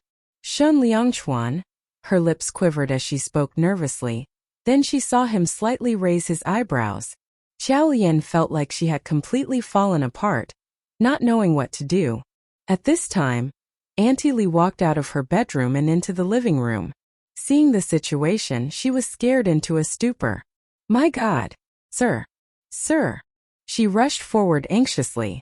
Perhaps it was her sharp voice that made Xiao Lian snap back completely. Suddenly, she came back to her senses and shouted, "Hurry! Call 911. The knife was plunged into his chest, and if it had punctured his lung, or if it had pierced his heart, Xiao Lian couldn't bring herself to think of the consequences. She clenched her fists tightly, her eyes were now wet with tears. Shen Liangchuan, you have to stay strong for me. Stay strong, do you hear me?" 10 minutes later, the ambulance arrived at the villa. The nurses transferred Shen Liangchuan to the stretcher, and with Xiao Lian following closely behind, they got into the ambulance. On the way, the nurses performed a simple examination, and then heaved a sigh of relief. Fortunately, the stab is to the side. The internal organs aren't injured. Otherwise, there would be trouble. Upon hearing this, Xiao Lian could finally exhale. Xiao Lian and Auntie Li had anxiously accompanied Shen Liangchuan and left with the ambulance. In the apartment, Song Yuanqi sat on the floor, her eyes fixed on the departing ambulance until it disappeared from her sight. In her mind, all she could only see was Shen Liangchuan's face. She looked down at her own hands. They were covered with a scarlet stain of fresh blood. The color was glaring and caused her pupils to shrink back. How could she have hurt brother Liangchuan? How could she? 8 years ago, that moment when brother Liangchuan came to her and took her home, she had made up her mind that she would be good to him for the rest of her life. She would rather have been the one stabbed a moment ago and not brother Liangchuan. Especially when brother Liangchuan had said those words. A life for a life, is that enough? Is that enough? Apart from her broken leg, Song Yuanqi now felt agonizing pain all over her body. Brother Liangchuan. She knew that this time her brother Liangchuan would never forgive her. She had completely lost her brother Liangchuan. Then, she recalled the moment Xia Yehua had appeared at the hospital. When she realized that going abroad had become an irreversible reality for herself, she had slipped into an abnormal state of mind. She could not recall how she had ended up in the villa, how she had gotten that fruit knife. She looked at her trembling hands that were covered in blood. At this point she tried to stand up. However, the sharp pain in her leg shot through her body and caused her to slump onto the ground again. All of a sudden she clutched her own face, leaving blood stains all over her pale skin. After a while, a soft sobbing could be heard coming out of the house. And following this, there was the sound of laughter. The hysterical mix of laughter and crying was quite nerve-wracking to listen to. The housekeepers did not understand what was going on, and one of them finally walked up to tap Song Yuanqi's shoulder. At the touch, she started to tremble, looking agitated. At the hospital's VIP ward, Shen Liangchuan's eyes were closed and he was pale from the great blood loss. The doctor instructed, "It's fortunate that the patient didn't suffer any internal organ injuries. But because the wound is quite deep, he'll need to stay and be monitored to ensure there's no internal bleeding. During this period, he is not to take part in strenuous exercise and needs to avoid getting his wound wet to prevent infections." Xiao Lian took in every word that the doctor said and nodded in silence. After the doctor had given his instructions, the group of people filed out. Now it was only Qiao Lian and Shan Liangchuan in the ward. She looked at Shan Liangchuan lying on the hospital bed, and recalled the moment Song Yuanqi plunged the knife into him. She remembered him saying to Song Yuanqi, "A life for a life, is that enough?" Those words were solemn and moving, but also very decisive. There was an underlying tone of aggressiveness and impatience. Qiao Lian took a deep breath and walked to his bed. She took his hand, placed on the blanket, and put her own face against it. "Shan Liangchuan, why are you this silly? Did you do that because of me?" Qiao Lian could not define the emotion she was feeling. Ever since she had found out Song Yuanqi's sister was his first love, her feelings had been complex and complicated until now. She took a deep breath, knowing that no matter what the future held, the journey had to continue. It was not until noon that Shan Liangchuan woke up. At this point, Xia Yehua had rushed over to the hospital. Her eyes were bloodshot from having stayed up all night. The moment she stepped into the ward, she talked endlessly. "Such big issues going on at home, and all of you tried to keep me in the dark. I only just found out that Liangchuan was injured." Her eyes were swollen, and she obviously was unwell. Qiao Lian did not speak a word but glanced at Shan Liangchuan. Shan Liangchuan smiled and said, "Mom, I'm fine. It's just a minor injury."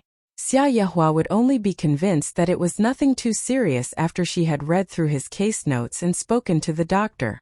She sat on the ward sofa and frowned deeply. "This is all my fault. I watched Yuanqi grow up. She's been kind-hearted since she was little. I'd never have imagined she could have such a cruel side." Qiao Lian glanced at Shan Liangchuan, but she did not say a word. Shan Liangchuan pursed his lips, however. He did not ask about Song Yuanqi. Xia Yehua paused, obviously expecting the inquiry, but when neither of them showed any willingness to play along, she offered the information. "When I got home last night, I realized that Yuanqi, she is mentally ill. Even if we were to charge her for aggression, I don't think the police could prosecute her. In the end, I took her to the hospital. Following the diagnosis, I've now placed her in a rehab home." She sighed, feeling a tangle of emotions towards this girl she had looked after for 8 years. "I've given instructions to the people in the rehab home. They will watch over her and not let her out." Upon hearing this, Qiao Lian was stunned. A rehab home was just a better-sounding term for a mental institution. Because of her history of aggression now, she would certainly be put under close supervision at the rehab home. This would not be too different from being in jail. Or it could be even worse. But she had brought it upon herself. The atmosphere in the ward was charged with gloom at this thought. Qiao Lian glanced at Shan Liangchuan. He too couldn't have imagined that Song Yuanqi would lose her sanity. Was he now feeling partly responsible and bearing the weight of guilt? While Qiao Lian was contemplating the matter, her cell phone suddenly rang. As she reached for it, she saw the number on the screen and walked over to the balcony to take the call. A very formal-sounding worker's voice came through the speaker. "How are you? I'm Lot's official representative. Are you Coach Chow?" "Yes, I am. Your CQ team has passed the preliminary competition. The team has qualified for the actual competition that will be taking place in 3 days." Qiao Lian's eyes lit up at once when she heard this. Great. It was only after she hung up that she realized today was the official announcement of the results. Using her cell phone, she went to the Lot official website. It was then that she discovered CQ Team had actually taken the second position in the preliminary round. And in the top position was King Team. Qiao Lian frowned. King Fighting Team was evidently a strong team. Besides Smiling Tiger, the rest of the team members were not new. Hence, the chances of Smiling Tiger being able to take the field would not be very high. Such a competitive team would prove to be quite a worthy opponent. In the days that followed, Qiao Lian was busy as she could be. She was constantly running between the hospital and the team's villa. She had little time to occupy her mind with anything else. On this particular day, she had brought some boiled chicken and wolfberry soup from home to the hospital for Shan Liangchuan. After drinking a mouthful of soup that Qiao Lian had poured out for him into a bowl, he said, I'll be discharged tomorrow. Xiao Lian was a little surprised at hearing this. Didn't the doctor say that you'll need to stay for a few days, until the wound closes? Shun Liangchuan put down the bowl and replied, It's my body and I have a better idea than the doctor. I've called Song Cheng. He'll be here in the morning to help me with the discharge paperwork. Xiao Lian could not figure out the reason for his insistence, but after thinking for a moment she suddenly remembered. Wasn't the team playing their semifinals tomorrow? Was Shun Liangchuan insisting on being discharged so that he could go and watch the match with her? She looked at him steadily for a few moments and finally nodded. Okay. First thing the following day, Xiao Lian went to the hospital to help Shun Liangchuan pack his belongings. After the discharge paperwork had been completed, she accompanied the newly recuperated, or more accurately, the yet-to-recuperate Shun Liangchuan to the competition venue. To avoid being recognized, Shun Liangchuan was well prepared, completely disguised and not standing out at all in the crowd. As they had been delayed by the discharge process at the hospital, they arrived a little late for the competition. By the time they got there, the other teams and coaches were already in position.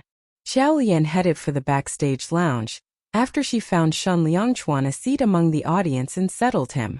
She also walked to the back of the venue and from there, she could see that the audience was huge and almost all the seats were filled. The crowd was a mass of black against the stage and the ambient lights noisy and chaotic. As she stared at this bustling scene and immersed herself in the adrenaline-pumping atmosphere, the thought of Zichuan automatically appeared in her mind. If only he was still alive. If only he was here. Could they have been professional gamers sitting in this same place 8 years ago? As her mind rested on this thought, her lips curled upwards in a bitter smile. Just as Shun Liangchuan was unable to forget his first love, wasn't she also unable to forget her Zichuan? She took in a long deep breath and told herself something. This match was not just for Shun Liangchuan, and not just for their team's aspirations, it was also for Zichuan. For Zichuan, she had to become the champion in this season's match. Xiao Lian had a look of great determination on her face as this thought formed in her mind. She headed backstage so that she could give the team some words of encouragement before the match started. However, just as she arrived at the backstage area, something happened. The members of CQ team were sitting in a corner of the lounge, discussing their strategy. Before Xiao Lian could walk over to them, the lounge door was flung open suddenly. CQ team members looked up and saw a young man in his 20s standing at the doorway. Xiao Lian recognized this person as the captain of King Team. His eyes combed the lounge as he stood with his arms crossed. Why did your coach forget Chuan did not even make an appearance in the previous matches? I wonder if she even intends to come to this evening's important match.